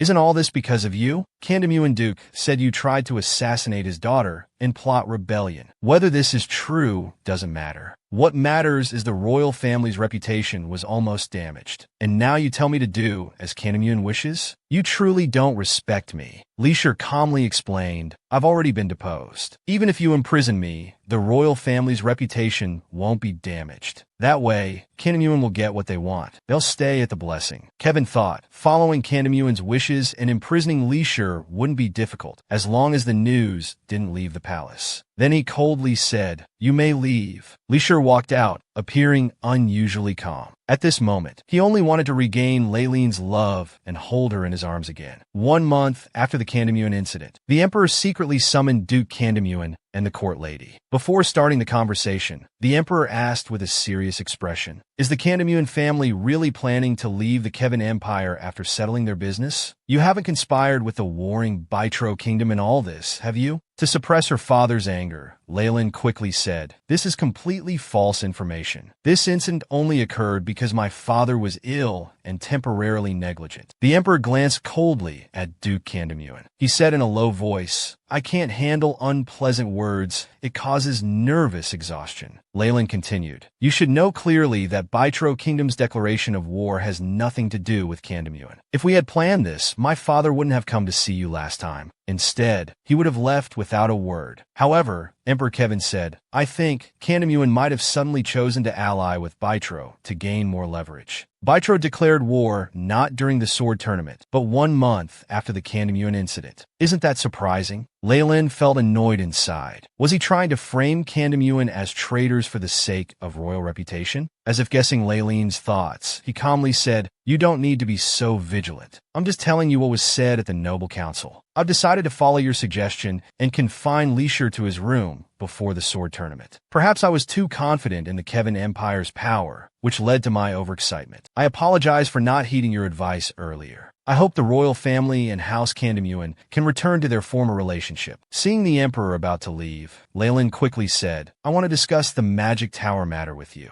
Please release the mages imprisoned in the royal prison. Even if they have connections with Kandamuan, they haven't committed any crimes." Kevin impatiently said, "This incident and the magic tower matter are separate issues. I cannot grant your request." At this point, Duke Kandamuan interrupted, "They helped treat my daughter's illness. How could I possibly ignore their situation? We Kandamuan owe the mages a favor. I hope you can grant my daughter's request." Kevin hesitated for a moment before saying, "Can you guarantee to stop using them for your ventures? To save those innocent mages?" Although Leen was displeased inside, she agreed. The next morning, the emperor announced that he would send bellied Carolaus to deal with Baitro. People cheered for the emperor and hero Carolaus, becoming incredibly confident. But Beleed's heart had changed. Meanwhile, Magic Tower Master Igraine was organizing documents. The mages released from prison suddenly appeared and rushed toward Igraine. Just as Igraine was confused, Leen spoke, "Didn't I say I would rescue them all? Sorry for making you suffer. I promise this won't happen again." Looking at the tired Leen, Igraine snapped her fingers, then handed her a self-made electric blanket. She explained, "Following your notes, I managed to succeed. I subconsciously believed you when you said you could save everyone. Trusting you was worth it. Thank you so much." Other mages also expressed their gratitude to Leen. However, Leen said helplessly, "I got you out on the condition that I won't deal with the magic tower anymore, so I probably can't come to the tower again." Igraine seriously asked, "Will it be dangerous? Is there anything we mages can help with?" Leen scolded righteously, "What are you thinking? What if you lose the Emperor's trust again, trying to help me?" Igraine couldn't persuade Leen. Then she formally requested approval, using imperial etiquette. After kissing Leen's hand, she said with determined eyes, "We mages will help Lady Leen. Please allow us." Leen was startled by Igraine's sudden action. "Which empire's custom is this?" Igraine innocently replied, "This is how approval was requested 200 years ago. I'm sincere. Please allow us to help." After some internal struggle, Leen sighed helplessly. "You've shaken my resolve. In that case, I won't refuse. After all, my strategy needs the power of mages. Please help me. I'll do my best to protect the mages." Igraine smiled. Other mages followed suit. They voluntarily wanted to help Leen. Leen smiled and said, "Then I'll be counting on you again." In the Baitro Kingdom's noble mansion, Alice looked at the magnificent jewels and mountains of wealth before her. This was the life she had dreamed of, yet her heart felt no joy. These things weren't enough to make Alice happy, because she didn't have much time left. Her hands were gradually disappearing. Looking at Leisure's comforting letter, Alice knew Leisure would abandon her to be with Leen. But unfortunately, this time Alice also needed Leen. To survive, Alice needed Leen's soul. Just then, a mage broke through the window. The man said calmly, "That man you called has left here for the Kevin Empire." Alice stood up saying, "Well done. Next, Lucas's presence might interfere with your actions. We'll soon get what we've dreamed of." The man asked confusedly, "I know, Alice, but what should I do?" Alice said emotionally, "You must kill Leen at the sword tournament. As long as she lives, all my plans will turn to nothing. At this rate, I might die. Please, Xiaonan, help me." Xiaonan embraced Alice and softly comforted her. "Don't be so chaotic. I'll help you achieve your dream. Please trust me. Even if time flows backward, our love won't change." At this moment, Xiaonan's hands were also slowly disappearing. It seemed to be a backlash caused by triggering some kind of taboo. Meanwhile, after getting help from the mages, Leen learned about a mage who could use forbidden black magic. This person was called Xia Nanshi, the most talented among mages. Dissatisfied with the current situation, they were dedicated committed to practicing forbidden magic. However, Leen wasn't sure if the mage helping Alice was Xiananshi. She could only consciously increase her vigilance towards this person. As for other matters, she would think about them gradually. At this moment, Leen was sitting in a carriage, heading to Lucas's cake shop. Leen confidently asked Betty, "How do I look today?" Betty excitedly replied, "You look very radiant today." However, Leen felt somewhat uncomfortable. "I'm just delivering a gift. Why am I so nervous?" After being informed by the front desk that Lucas allowed her free access, thinking Lucas hadn't returned, Leen directly pushed open his door. However, what met her eyes was Lucas's half-covered body. Lucas thought it was Laban, so he didn't mind. After a moment of eye contact, Lucas screamed, "Duchess, why did you suddenly come?" Leen asked with a red face. "When did you return?" After a while, when both had calmed down, Lucas complained pitifully, "Can't believe I was seen naked." Leen argued, "I swear I only saw a tiny bit." Then Lucas got to business. Not just foreign nobles. People within the Empire are also involved in Alice's plan. I remember their faces and names, so we must capture them alive as witnesses during the sword tournament. Based on current trends, a rebellion will definitely occur. After receiving Lucas's intelligence, Leen continued asking, "Did you see any magic stones used to create magical items around Alice?" Lucas indicated he hadn't seen any, then said seriously, "She plagiarized your magical works and took action,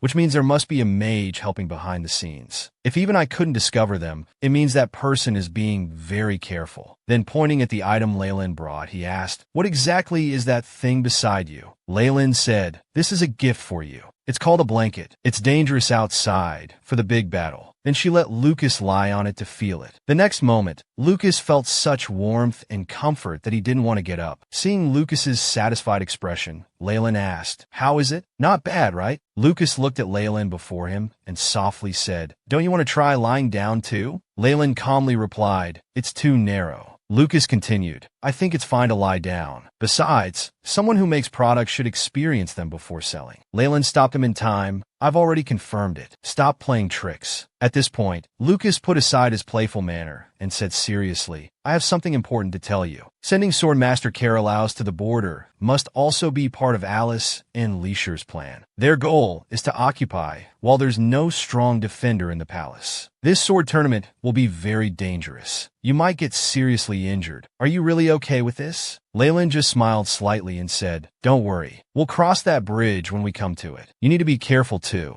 Lucas asked, "Should I come back on the day of the sword tournament?" Leen said seriously, "Didn't you say only I can command myself?" Leen hopes you can stay in the Bytro Kingdom. You need to stay in that place I can't go to, helping me collect information. I'll need those things soon, so don't worry. Just focus on your own tasks. I'm leaving now. Use that thing well. After all, it's an exclusive gift I specially made for you." Watching Leen gradually walk away, Lucas fell into deep thought. Just then, Laban came in and asked, "How much are you charging for this information?" Lucas suddenly asked, "Do you know what pure love is?" You probably don't know. Someone as money-loving as you will never understand it in your lifetime. Laban angrily mocked, "Is that something you should say? Someone who would marry hundreds of times for money is suddenly talking about romance." Lucas retorted, "This is my first time feeling this pure emotion, wanting nothing more than to stay by their side." How interesting. Go expand the intelligence network. Collect information from all kingdoms. I'll need it later. Someone who could enjoy life as a billionaire is being cornered step by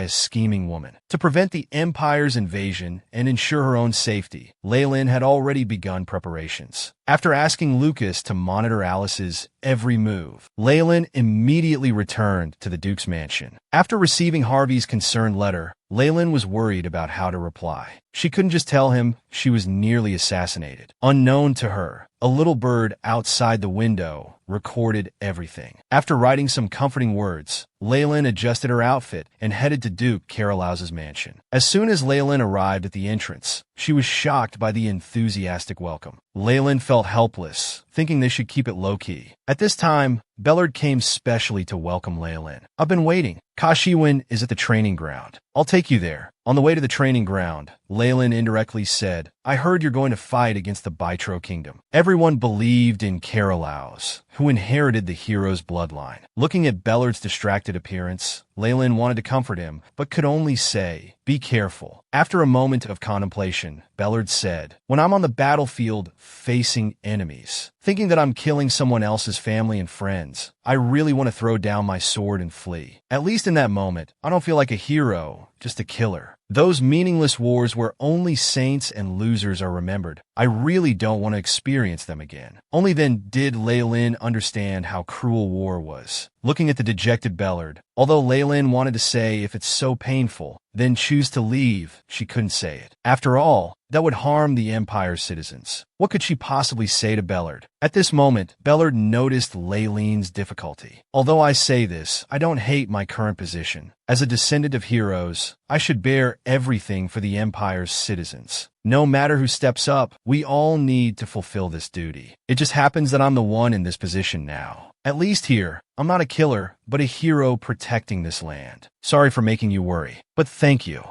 Leen was stunned for a moment, then said gently, I'm also emotional. As a citizen of the Empire, I'll wait for Hero Bellard's triumphant return. At this time, Kashiwin was meditating intently at the training ground. Hearing familiar footsteps, he instinctively glanced over. Seeing it was really Leen, Kashiwin was overjoyed and hurried to greet her. Then both curiously asked, what brings you here? Faced with their questioning, Leen became somewhat flustered. Then, deciding not to beat around the bush, Leen seriously said, Kashiwin, I hope you won't participate in the sword tournament. Think carefully, I won't have the capacity to protect you. This shocked both Kashiwin and Bellard. Kashiwin asked, you know it's dangerous that day, yet you're still participating? Leen replied, of course I will. Kashiwin firmly said, then I have no reason not to participate. If there's danger, that's even more reason to be there. I don't know why you're telling me this, but if I know you're in a dangerous place, and I chose to run away, that's when I would truly regret it. Although Leen wanted to persuade Kashiwin, she couldn't say in front of so many people that there would be a rebellion at the sword tournament. At this moment, Bellard interrupted. Let's start training. First, run 100 laps around the training ground. Bellard watched Kashiwin's departing figure and said, he's the man responsible for protecting you while I'm away, so you don't need to worry too much. Unable to persuade them both, Leen had to let it go. At this time, the bird that had been eavesdropping flew back to Kanamwen Academy. It reported to Harvey that danger would occur at the sword tournament that Leen was about to attend. He had been traveling between the Magic Tower Intelligence Guild and Duke Carolaus's mansion, seemingly preparing for something. Harvey smiled helplessly. You tell me not to worry, yet you're doing dangerous things behind my back. At this time, many Beastmen gathered around Harvey. Then Harvey stood up and ordered everyone, gather again at the sword tournament in a week. If anyone tries to harm Leen, tear them apart. Next episode's climax. The sword tournament is approaching. Let's meet again next time. To prevent the Empire's downfall, Leen rushed about making preparations. Now she returned to the Duke's mansion with an exhausted face. She didn't even have the energy to try on her newly ordered clothes, immediately ordering Betty to call Leen over. Looking at the dazed Leen, Betty was very worried but couldn't offer help. Bellard's earlier words about being a hero made Leen realize the weight of his responsibility. He could be called an exemplary leader. What would the real Leen and Rishi be like? Although I haven't seen Leen and Rishi's reign, it must have been a mess. Leen looked up at her reflection in the window and muttered to herself, you want to use me to return to the regent position. Maybe you really hope Rishi's rebellion succeeds, but I won't let you manipulate me anymore. I will destroy your position, making it impossible for you to enter the royal family. Neither you nor Rishi deserve to be rulers. If you're unhappy about it, then send me back to my original world. Leen organized her thoughts. First, Rishi would rebel at the sword tournament in a week. His targets were the emperor and herself. The nobles and their knights and the tournament participants, there must be many powerful ones. The enemy surely wouldn't want unnecessary conflicts with them. They would concentrate their firepower on their targets. She could use this to minimize casualties. But undeniably, the emperor was tacitly approving this rebellion. This meant if they acted according to their own plans, they might be falsely accused as traitors. Even if the emperor could sacrifice his life for the royal family's face, she had no reason to risk her life. At this moment, two blue birds carrying a bag were knocking on the window. It was intelligence collected by Lucas. Inside were information and portraits of the rebels. Seeing Lucas's encouraging words in the letter, Leileen's confidence grew.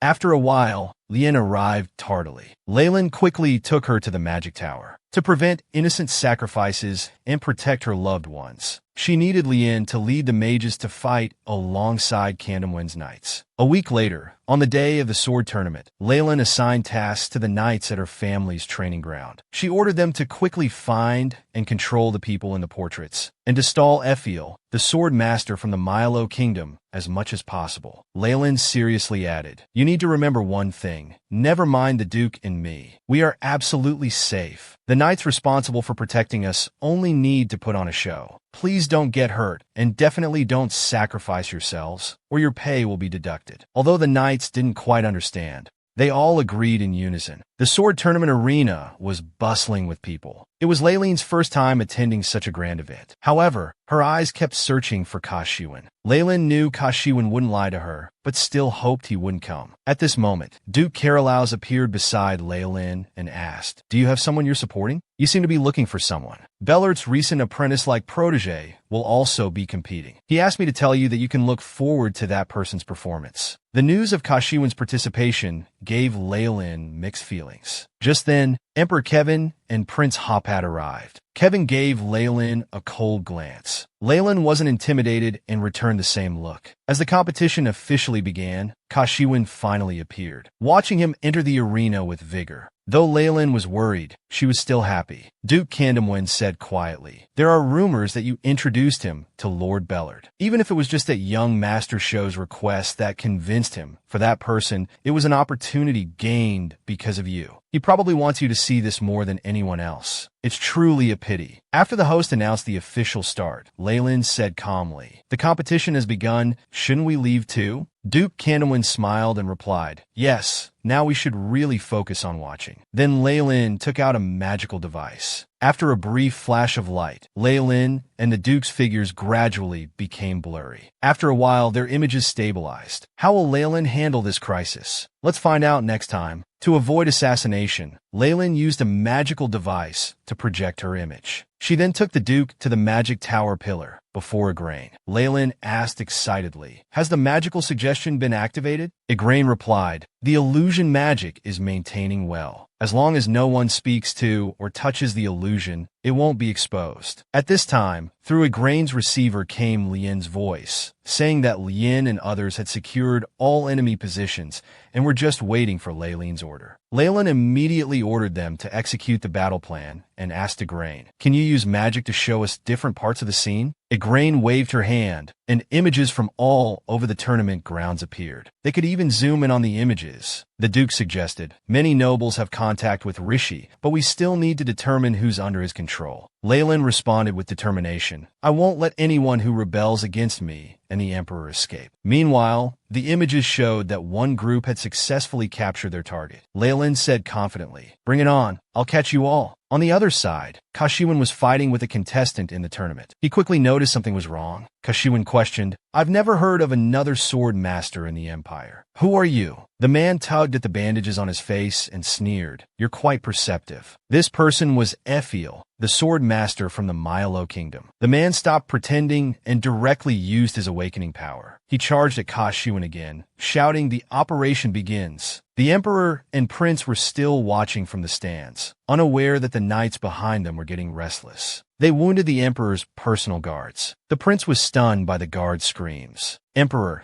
Kevin merely glanced indifferently, watching the intense battle behind him. He said viciously, "Such insignificant people dare to toy with the royal family." Meanwhile, a group of would-be assassins rushed out towards Leileen's stands. At this time, Kashiwan only noticed the commotion from the emperor's and noble seats. Ephiel said calmly, "This is endless. I was going to spare your life if you didn't interfere." To probe this person's intentions, Kashiwan asked, "Is His Majesty's life what you're after?" Ephiel sneered, "Maybe they are, but I'm not. I heard she's an annoying noble lady. Even from afar, one can tell she's beautiful. What a shame, but my client wants her dead." Then Ephiel infused his sword with magical power. He then threw it with full force towards Leileen's direction. Just when he thought success was certain, Kashiwan blocked it with his body. Ephiel said in surprise, You could block my sword? I hadn't heard you were a sword master. Kashiwin looked at him coldly, saying, "You dare speak of harming the Duke's daughter in front of me. I won't allow you to take another step. Bring it on." But what Kashiwin didn't know was, the real Leen was already orchestrating everything from the magic tower. Leen had captured all the rebellious nobles. Just when she thought she could finally relax, she saw Kashiwin fighting desperately. Leen watched as he gradually fell into danger. She urgently asked Igraine to send her back. Igraine calmly said, "Even if you go back, you can't do anything. You'll only get in their way." Leen realized her impulsiveness and could only silently pray for Kashiwin to escape quickly and not lose his life. Looking at Kashiwin's battered state, Ephiel said, "Time to end this. I don't have time to play with you." Kashiwin was very aware of the gap between them, but he couldn't let this man go. Otherwise, Leen would be in danger. Am I unable to protect her this time too? Must I watch helplessly as Leen dies? Is it going to be like this again? Have I failed to protect her before? Did I lose her at some point in the past? This feeling of losing a loved one is too painful. I desperately want to protect her. I don't want to experience this again. If given another chance, I can surely protect her. I won't let myself regret again. At this moment, Kashiwin's inner power fully awakened. With one swing of his sword, he blinded Ephiel's eyes. Ephiel screamed in pain. "You bastard! You've been hiding your true strength." He no longer cared about maintaining a sword master's dignity and charged forward recklessly. However, the next moment he was cut in half by Kashiwin. Kashiwin successfully turned the tide. This time, he finally protected Leen, but the price paid was enormous. Kashiwin could no longer support his exhausted body and collapsed heavily to the ground. How will Leen handle the aftermath of the sword tournament? Let's find out next time. Kashiwin, with his determination to protect Leen, successfully awakened. He severely wounded Ephiel, the foreign sword master. Leen, watching from the magic tower, although Leen and others had captured all key personnel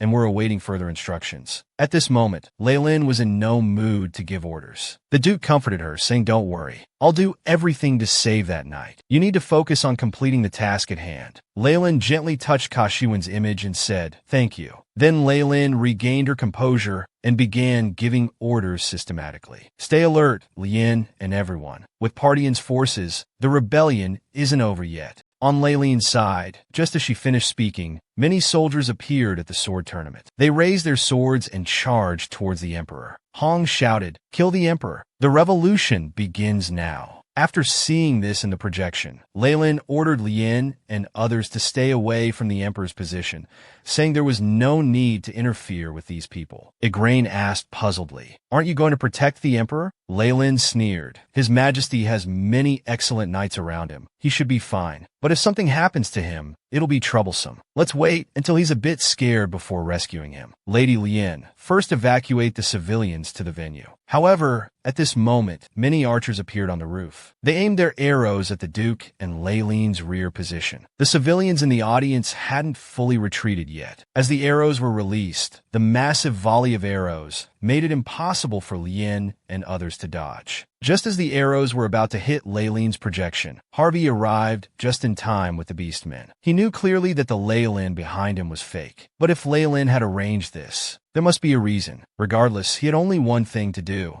That was to protect everything Leen wanted. The archers were only shocked for a moment before continuing to shoot at Leen. Harvey quickly caught the arrows with his hand, then threw them back at the enemy with force. With just one strike, he pierced through an enemy. Seeing this, the soldiers on the ground diverted some forces to deal with Harvey. However, they were only there to be beaten. Just then, Harvey sensed an extremely unpleasant presence. At this time, Kevin at the Emperor's seat stared at Harvey, muttering, "These lowly beastmen actually protect Karen Mewen. I thought they only bought off the Intelligence Guild. Didn't expect they had hidden weapons too. These guys will interfere with my writing of royal history." How annoying. The scene shifted. When Leen saw Harvey appear at the sword tournament, her heart couldn't remain calm. At this time, Leen reported again, "The Beastmen are helping us. If you tell us which nobles are involved in the rebellion now, we can arrest them on the spot." Leen was very worried inside, fearing Harvey would get hurt like Kashiwin. Igraine calmly said, "Don't worry. Awakened Beastmen almost never lose in fights against humans. That Beastman has the blood of fierce beasts flowing through him. Their power rivals sword masters. Leen countered. Then why are they facing the crisis of extinction? Igraine continued. Even the strongest beastmen have weaknesses, and their weakness is magic. As long as they don't face off against mages, they won't get hurt, so you don't need to worry. After dealing with the soldiers on the ground, Harvey looked at the archers above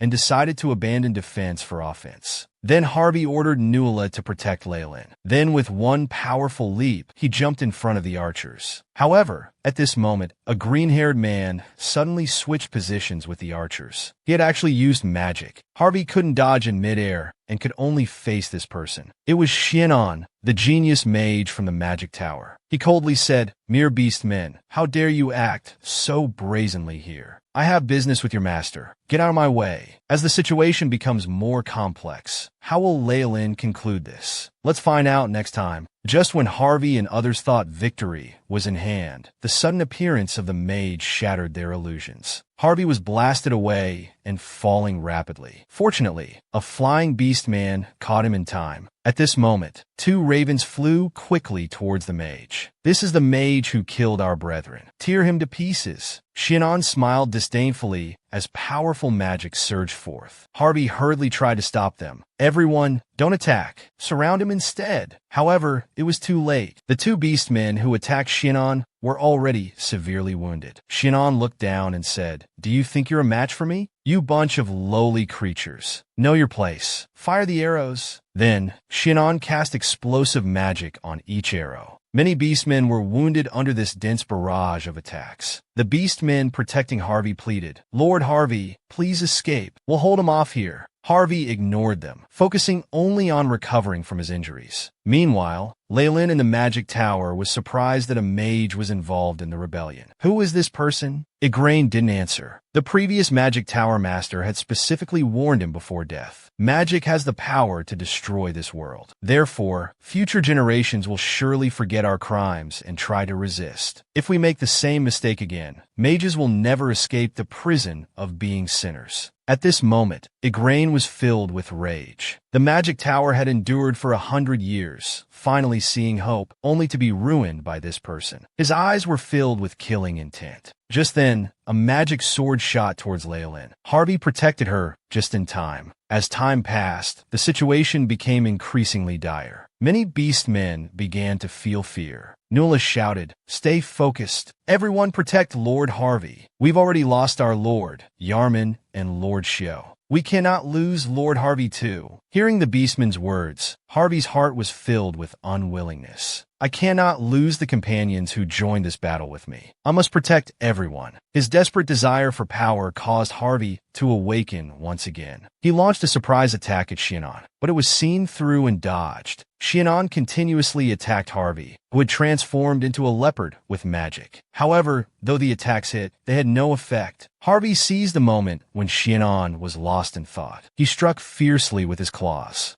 Xianon was hit hard and crashed onto the floor. This strike left him unable to resist. The rebellious soldiers were completely terrified. The beastmen and knights all breathed sighs of relief. Harvey, wearing a cloak, approached Xianon and asked, "Why did you target Leen? Answer me." Xianon remained silent. Harvey threatened, "If you don't answer, I'll kill you." At this moment, Xianon used his last bit of magic. He shot a magic blade towards Leen. Just as his plan was about to succeed, he muttered, "I will complete my mission." Harvey knew clearly that the current Leen was just an illusion, but his body moved instinctively, fearlessly shielding Leen. Just as Harvey was about to perish, Igraine brought Leen to the battlefield. Xianon recognized the familiar figure. He knew Igraine had arrived. Igraine coldly looked at Xianon, as if looking at a dead man. How will this battle conclude? Let's find out next time. Just as Harvey was in critical danger, Leen arrived with Igraine to save the situation. Xianon said calmly, "I didn't expect you would break the magic tower's taboo."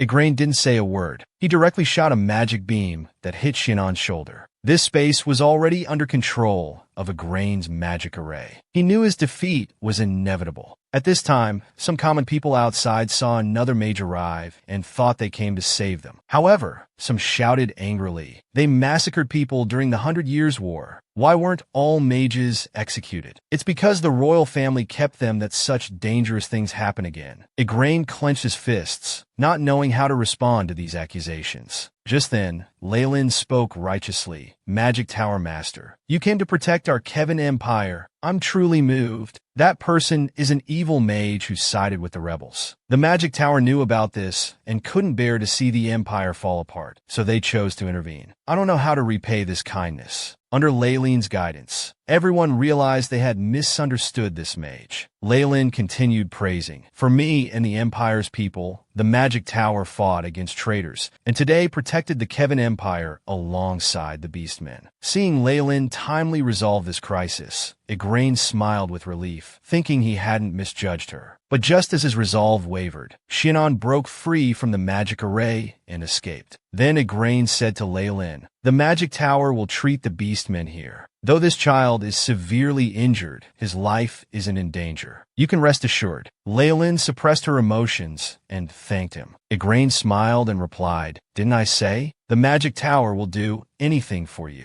Under Igraine's skillful magic control, all the injured Beastmen were slowly recovering. Looking at the wounded Harvey, Leen thought to herself, even though we were so close, and he knew it wasn't really me, why did he still desperately protect that fake me? This fool. Seeing the Beastmen were safe, Leen hurried to the severely wounded Casvin's side. Leen reported, "His shoulder is severely injured. If we want to save his arm, we must get treatment quickly. Please keep talking to him. Don't let him lose consciousness." Before Leen could speak, Casvin said apologetically, "I'm sorry." This left Leen at a loss, thinking, "I'm the one who should apologize. This time I succeeded in protecting you." Then he picked up his sword from the ground and swore to Leen, "I swear, I offer this sword carrying my heart, soul, and body to you. I swear to serve you wholeheartedly with this sword bearing victory and honor. I hope you'll allow me to stay by your side." At this moment, Leen saw Casvin's sealed memories. In the past, Leen sat on the throne while Casvin blocked Bullard. Bullard coldly mocked, "You've gone mad. Even your supporters have betrayed you."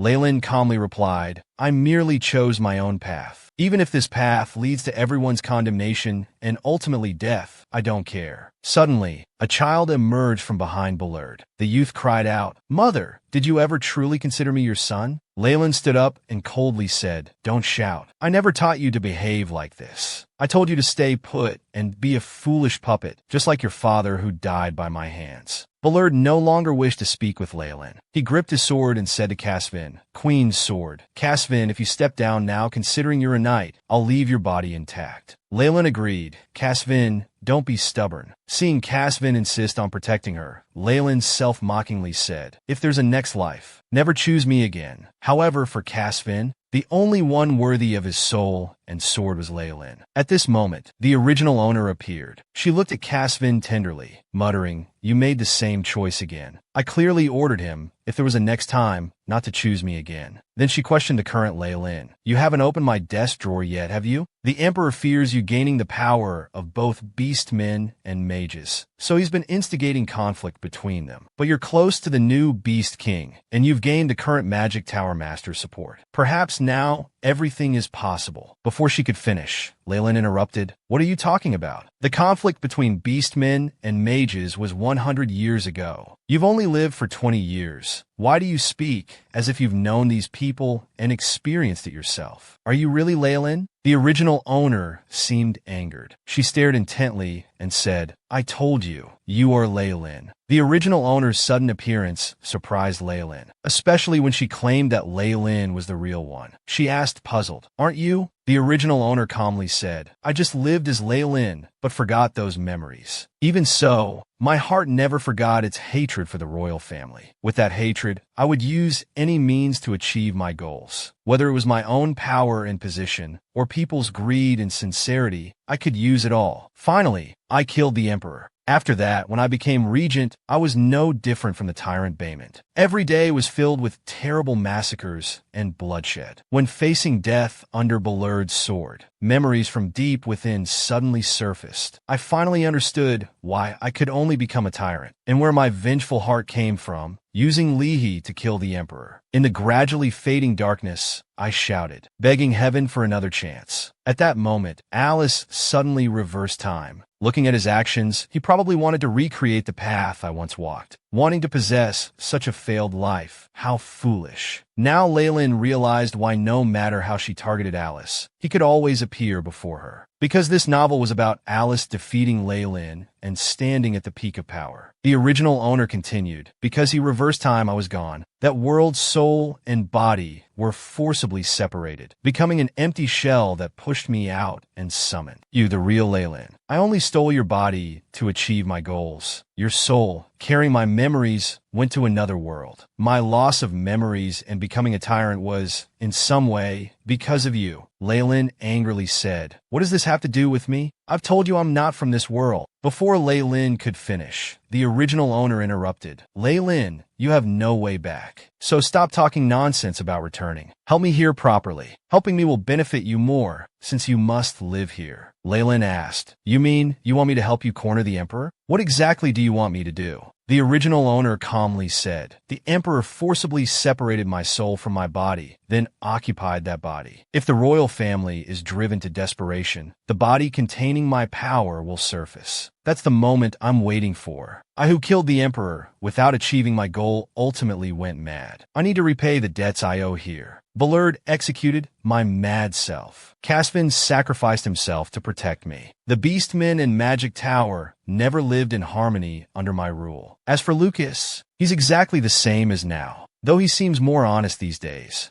Although I couldn't do it, you can. Those who I tried to save, but ended up harming instead, they're all choosing to help you now, aren't they? I really envy you." Watching the original owner disappear, Leen clenched his fists and mocked himself. "I am the real Leen. What nonsense was she talking about? This is just a novel world. I'm just like these people, merely a character." Just then, the Duke rushed over saying, "Little Leen, the Emperor has escaped. We must go to the palace. We can't give him time to prepare." Seeing Leen not responding, the Duke anxiously asked, "Little Leen, are you all right? You look unwell. Are you scared?" Leen looked at this father figure before him, and at Caspian lying beside him. He began to ponder the original owner's words. Could these people really be his friends and family? Memories kept flooding back, and he could barely distinguish what was real anymore. Facing the Duke's concern, he trembled and said, "You're right. Let's depart quickly to the Imperial Palace. Leen must end this once and for all." Meanwhile, in the Crown Prince's residence, Lee was still drinking wine, dreaming of the future. Soon everything would return to normal. "Dear Leen, I hope you'll smile at me when I become Emperor." Just then, the Emperor burst through the door with a bang. He shouted angrily, "How dare you rebel?" Lee was surprised. They hadn't sent any magical messages. Had the rebellion failed? The Emperor continued roaring. "You think being the royal family's shame isn't enough of a stigma?" Lee felt frustrated. He had made so many preparations. He had allied with 3 other countries, yet they couldn't even handle one emperor. What fools! Then, Lee planned to destroy the magic communication orb. The Emperor was about to use magic to stop him, but 2 knights arrived at that moment. To avoid exposing himself, the Emperor chose to give up. By then, all evidence of Lee's rebellion had been destroyed. He fearlessly said, "I don't know what you're talking about, Your Majesty. Do you have any evidence? Let's continue this next time." To thoroughly resolve Lee's rebellion, Leen, disregarding danger, stormed into the palace with Leen and others. The guards at the door reluctantly advised, "His Majesty hasn't agreed to meet. Are you defying royal orders?" Leen retorted, "Is His Majesty inside? I'll handle this myself," then shouted loudly, "Your Majesty, you abandoned the chaotic sword competition. Whatever you're doing here, stop hiding. Candlemain is here to collect payment for saving you."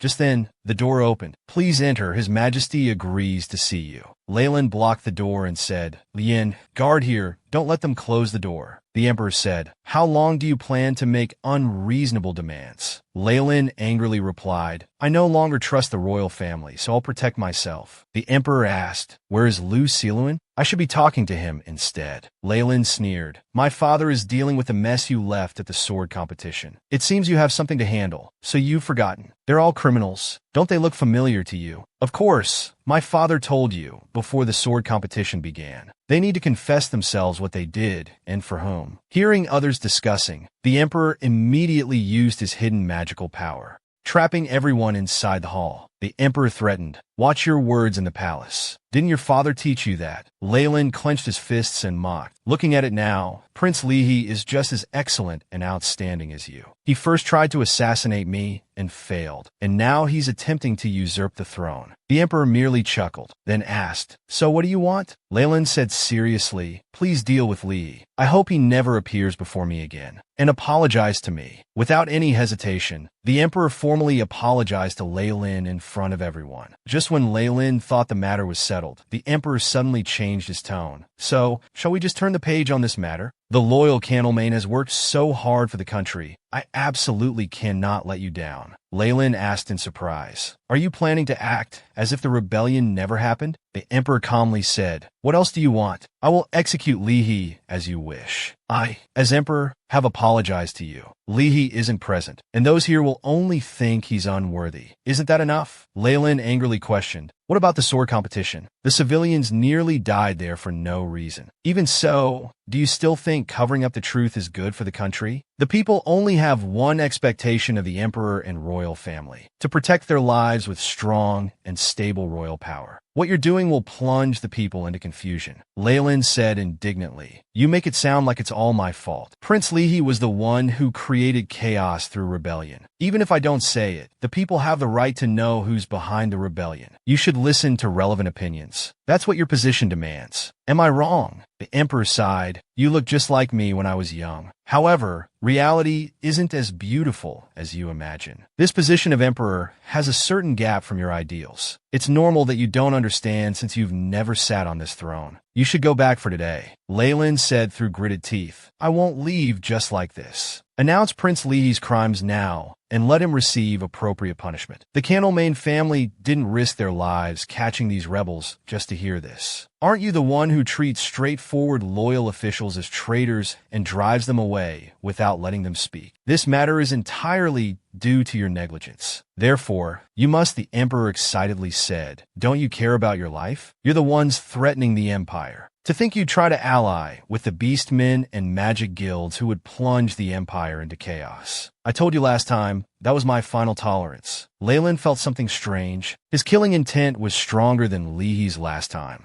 The emperor continued, "I've endured for so long. Why can't I endure this time? Your father is the same. Does he want to betray the royal family along with his daughter at her instigation?" Just then, the original owner suddenly appeared. She said to Leen, "Keep provoking the emperor." Leen reluctantly said, "It seems we must part ways. Candleman can no longer follow your majesty." Looking at the agitated emperor, the original owner shouted, "Quick, bring out my body. You want to bring it out too, don't you?" However, the emperor calmed down at this moment. Common people naturally wouldn't understand. Our momentary disagreement made me a bit excited. I don't need to act personally. After all, I still have that. At this point, the original owner left while cursing. Leen felt his heart pounding. The killing intent suppressing me disappeared. That was truly dangerous. Damn original owner, willing to provoke the emperor just to recover her body, putting me and the knights in danger. Leen knew when to stop. He left with the rebels and knights. The emperor said coldly, "You know, I still have loyal dogs. Those black-haired dogs have been serving the royal family for centuries. That's what they are. They're very good at tearing apart those who threaten the royal family. So be careful." Just then, Duke Carolaus walked in. Leen never expected this. The person they respected and admired was actually on the royal family's side. Duke Carolaus gave Leen a cold glance. Leen felt terrified, thinking this was too absurd. Then we'll see you next time. The rebellion planned by Lee was successfully resolved by Leen. This news quickly reached the kingdom of Bytro. Learning of the rebellion's failure, the prince was furious. "I invested so much there." Alice overheard nearby. She immediately bid farewell to the noble who came to chat. She walked alone in the royal palace, muttering to herself, "Dear Lee, how pitiful. You've failed again. It's really stupid, but you still have some use value. So hang in there a bit longer." In the Candleman mansion, Betty specially made a bouquet. Seeing the maid's thoughtfulness, Leen's mood finally improved a bit. Betty smiled and said, "So, you must complain properly to Harvey. Please don't forget we're always on your side." Leen sincerely said, "Thank you all." The scene changes. He arrived at the magic tower using the monument's teleportation array. Before he could steady himself, Igraine grabbed Leyleen's hand and said, "Dear Duke's daughter, I've been waiting for you so painfully." Leen was startled by his sudden action. Just then a black cat bit him on the head. However, Igraine wasn't the only one injured. Many other mages were also getting revenge from small animals. Igraine explained, "We brought these beastmen back to the magic tower for treatment, but as soon as they recovered, they started biting us like this." Ignoring his bleeding head wound, he hurriedly said, "Please calm those guys down first." Leen was troubled. "I don't know magic, and I'm not strong either. Can the almighty Tower Master push things onto others like this?" Igraine said with a pitiful face, "I'm allergic to furry little things." Just then, a Beastman commander respectfully said, "Hello, Leen. I'm Nuira. I want to talk to you privately." Leen felt uneasy. "Just the two of us?" The next moment, Nuira glared at Igraine and said coldly, "I don't want to speak where there are mages." After a moment of silence, Igraine tactfully led all the mages away. Only then did Leen understand what Igraine meant in his letter about the Magic Tower's diplomatic affairs. Facing the powerful Beastman, Leen broke into a cold sweat. "Please calm down. Those mages from earlier are actually very kind people." Hearing this, Nuira let out a low growl, then bit his lip. He said, "We need Lord Harvey. We hope you can convince him." Looking at Nuira kneeling on the ground, Leen was confused. "What do you mean by convince him?" Nuira explained, "Lord Harvey is the previous Beastman King Yarmana." Leen interrupted, "Are you so sure?" Nuira continued, "The beast tribe's body scent is particularly strong, but beastmen don't emit scent before adulthood to protect themselves. So we knew when Lord Harvey came of age. Lord Harvey is descendant of Lord Yarman." Later, some combat-capable beastmen spent months. Finally found him. "Fortunately, when we saw him, he was healthy," Leen said quietly. "Actually, he suffered a lot. He was a slave for a long time, and even thought about giving up. If only you had found him earlier." Seeing Nuira's guilty expression, Leen consoled him. "I'm sorry. We're already grateful that you found him, yet I'm blaming you." Nuira muttered softly, "You're truly a kind human. No wonder Lord Harvey says he can't leave you. But we beastmen need to return to the Promised Land. The Promised Land was created long ago, with a blood barrier to protect the beastmen. To maintain the barrier, we need the blood of the existing Beastman King. Lord Yarman had been maintaining it before, but he's gone now. Lord Harvey, as his descendant, needs to become king to lead us. For our safety, if anyone can help him become the Beastman King, we would go through fire and water for that person. Miss Leen, Lord Harvey is also such an important existence to you." Leen felt very conflicted inside, but at this moment, Nuira pleaded again, "Please convince Lord Harvey. I beg you." Leen fell silent. She thought Harvey was alone like her, coming to this world by himself while she was taking care of him. "I also got Abby. I wanted to make Harvey happy with things that made me happy. Only after he got sick did I start thinking about his matters. Yet Harvey still returned to my side. I've been making him suffer all along." Despite her reluctance, Leen comforted, "When Harvey wakes up, I'll have a good talk with him." Hearing this, Nuira happily transformed into a small fox. "Miss Leen is such a good person." Stroking him, Leen said, "I'll try my best, but the final decision lies with Harvey." After agreeing to persuade Harvey to return to the Promised Land, all the beastmen quieted down.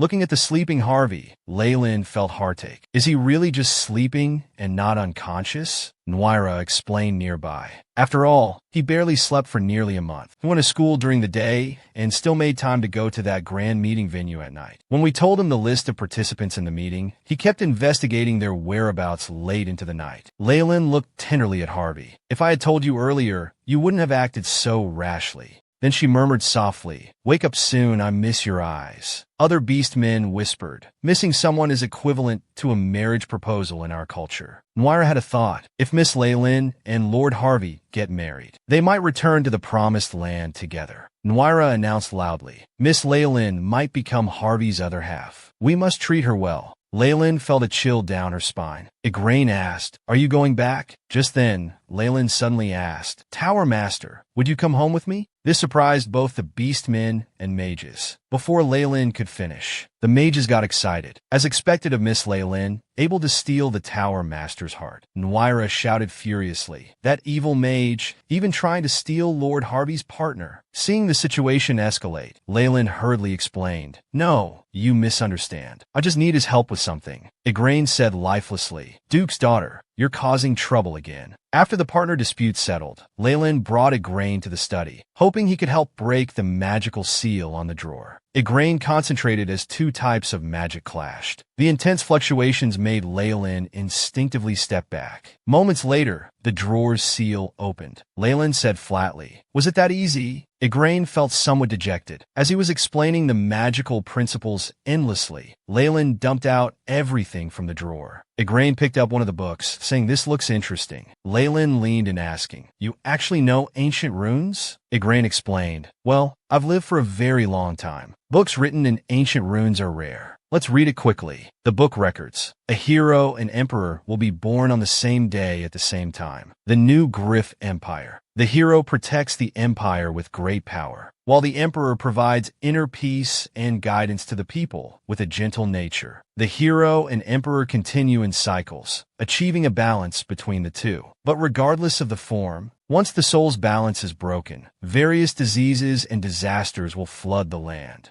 then become an unstoppable flood, consuming the entire empire." This is research on the hidden mythology of the Kevin Empire. What's known in the book is that the hero's power has been stolen and the soul's balance has been broken, but due to severe damage to the later content, the important parts are illegible. Leen didn't understand. How could this alone drive the royal family to desperation? Damn the original owner. At least explain things clearly. Giving me documents I can't understand. What am I supposed to do? If you want me to cooperate, at least tell me the conclusion. At this point, Igraine spoke. "Duke's daughter, the scattered documents appear to be lists. I'll help you apply a translation spell. You can look over there." Thus, the two researched until evening. Leen learned that these were documents containing the identities of the deceased. These people had either spread new ideas, possessed exceptional abilities, but defied the royal family, or researched forbidden history. They had all tried to oppose the royal family. "I was thinking of dealing with the emperor properly. These materials need to be put to good use." Leen turned and said, "Tower Master, you keep interpreting that myth. I'll investigate the empire's history." Igraine said wearily, "You brought me here just to break the seal, but things have turned out like this." However, Leen excitedly said, "Aren't you curious about what was erased? Let's cheer up." Unable to refuse, Igraine could only follow Leen down this path of no return. When Alice learned of the failed rebellion, she appeared relaxed. However, within the Petro Kingdom, every noble was discussing her, hoping to hand her over to the Empire to appease their anger. Alice was well aware that the nobles' view of her was changing. At this time, Lucas asked with a smile, "I heard your lover failed. What are your plans? Will you surrender?" Alice calmly replied, "That was just Rich's plan. My plan hasn't begun yet. As long as Rich is alive, that's enough." Lucas questioned, "What will you gain from that?" "The crown prince is now just an empty shell. Is that what you want?" Alice smiled and said, "The Empire's peak. I want to stand higher than that woman. Make him never look down on me again." Lucas asked, puzzled, "Is that all?" Alice replied coolly, "Do I need anything else?" Lucas sighed and said, "How boring. Why are you so different now?"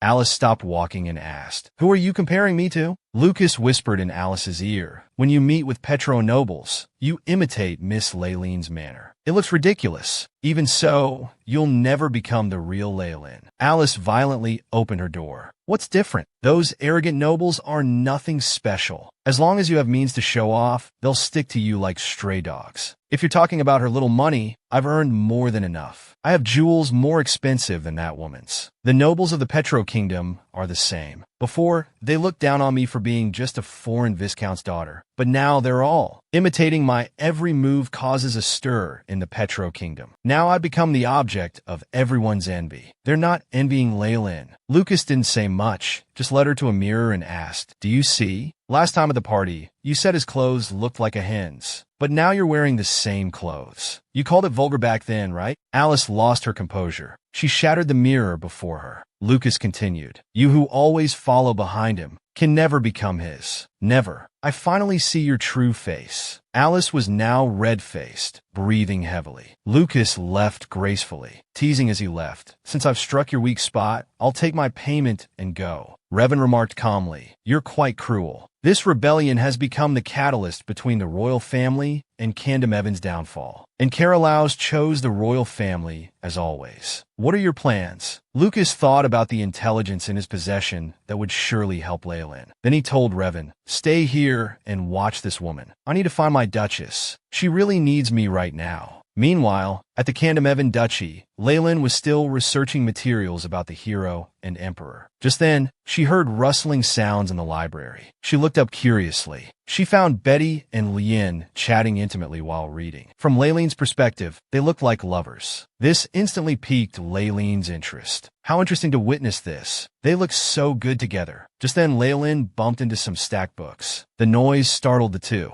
Leen quickly apologized. I'm sorry, we didn't know. You were here. Betty rushed away, saying, I'll help in the kitchen. Leen followed right after. Leen smirked. Leen and Betty went to the kitchen together. I wonder what dish they'll make. Youth is wonderful. Leen then picked up a book randomly. It happened to be about the Carolaus family history. This reminded her of that day. What did Lord Carolaus discuss with the Emperor? Why choose the royal family despite such humiliating treatment? Even bystanders were angered hearing it. But after seeing Carolaus's cold gaze, Leen calmed down. She sighed helplessly. I really don't understand. She looked out the window at two flying birds. Leen muttered to herself, I wonder if Lucas knows something. Carolaus willingly becoming the royal family's loyal dog. This deeply disappointed Leen. Little did she know this wasn't his true intention. Since that day, Carolaus would train in the backyard every night. Thinking of how the Emperor addressed him that day, he felt very displeased, like falling into an inescapable abyss. Someone was quietly approaching him. Carolaus quickly drew his sword. The man hurriedly raised both hands in greeting. After recognizing who it was, Carolaus smiled. Oh, I wondered who it might be. Long time no see, Master of the Intelligence Guild. What brings you sneaking into my mansion so late? Lucas produced a piece of intelligence. I've brought information about the Carolaus family's missing sword. Carolaus was surprised. This was an absolute family secret. How did he know about it? He denied it. I don't know what you're talking about. Lucas shrugged, saying with disappointment, I thought you really needed this intelligence. It took me great effort to investigate this. Carolaus's expression gradually steadied. What's the source of this intelligence? Lucas remained unmoved. If you're not interested, I'll take my leave. Seeing Carolaus fall into silence, Lucas smiled and said, Seems I've struck a nerve. If you're willing to tell me why you need this intelligence, I'll hand it over to you. Would you like to make a deal? Carolaus didn't answer, then spoke to himself. The royal family plans to frame the Candamuan family and confiscate their property. This isn't what I want to do, but I can't disobey the Emperor's fate. The royal family must possess some great power that can control Carolaus. Lucas wondered. Carolaus explained, It's exactly as it sounds. We are the Emperor's sword. But strangely, though Carolaus isn't made of steel, throughout generations, no Carolaus Duke has ever disobeyed royal orders. Even when the royal family issues orders that tarnish our honor. Even on battlefields where the entire family opposes. To become heroes, even with the blade pointing at ourselves, Carolaus still chose loyalty to the royal family. Every head of the family has received similar orders. I'm no exception. But that day in the palace when I passed by the Candamuan Duchess, I felt something break inside me. At that moment, the original owner appeared to Carolaus saying, Find my avatar, then you can break our curse. But just then, the Emperor's shout woke him up. It's time for you to act for your master again. Obey the royal family, Carolaus. At that moment, I understood why we Carolaus are controlled by the royal family, and why they can manipulate us at will. Yes, they stole our family's hereditary sword. If being a duke means being controlled by the Emperor, I don't want to pass on this position. This must end with me. Lucas couldn't believe it. It all sounded absurd, and Carolaus didn't know how to respond. Lucas continued, I don't make deals without trust. How can you prove what you just said is true? Carolus said seriously. Everything I said is true. I swear on the hero's sword, on Carolus's honor and my life. If the information I gave wasn't true, you can come take my life anytime. Lucas smiled. The Intelligence Guild Master hereby swears to exchange intelligence with Carolus sincerely. Meanwhile, at the Canamuan Duchy, Leen was still wondering how to call Lucas. The red handkerchief meant Lucas would come personally. Usually, even without calling him, he would break in through windows. But when she really needed him, not even a letter came. Who knows what he's doing? Just come if you dare. I'll pull your hair. Just then Lucas arrived. He heard Leileen's monologue. Did you miss me that much? Not only curious about where I was, but also heartbroken that I didn't write. Leen said angrily. You're really too much. Lucas chuckled. Don't be angry. I was just joking. Leen felt shy, but I'm still happy to see you. All right, I actually need you. Come in quickly. I'm going to close the window. Just that shy expression made Lucas's heart race faster. It seems after not seeing each other for so long, Lucas's feelings for Leen had deepened.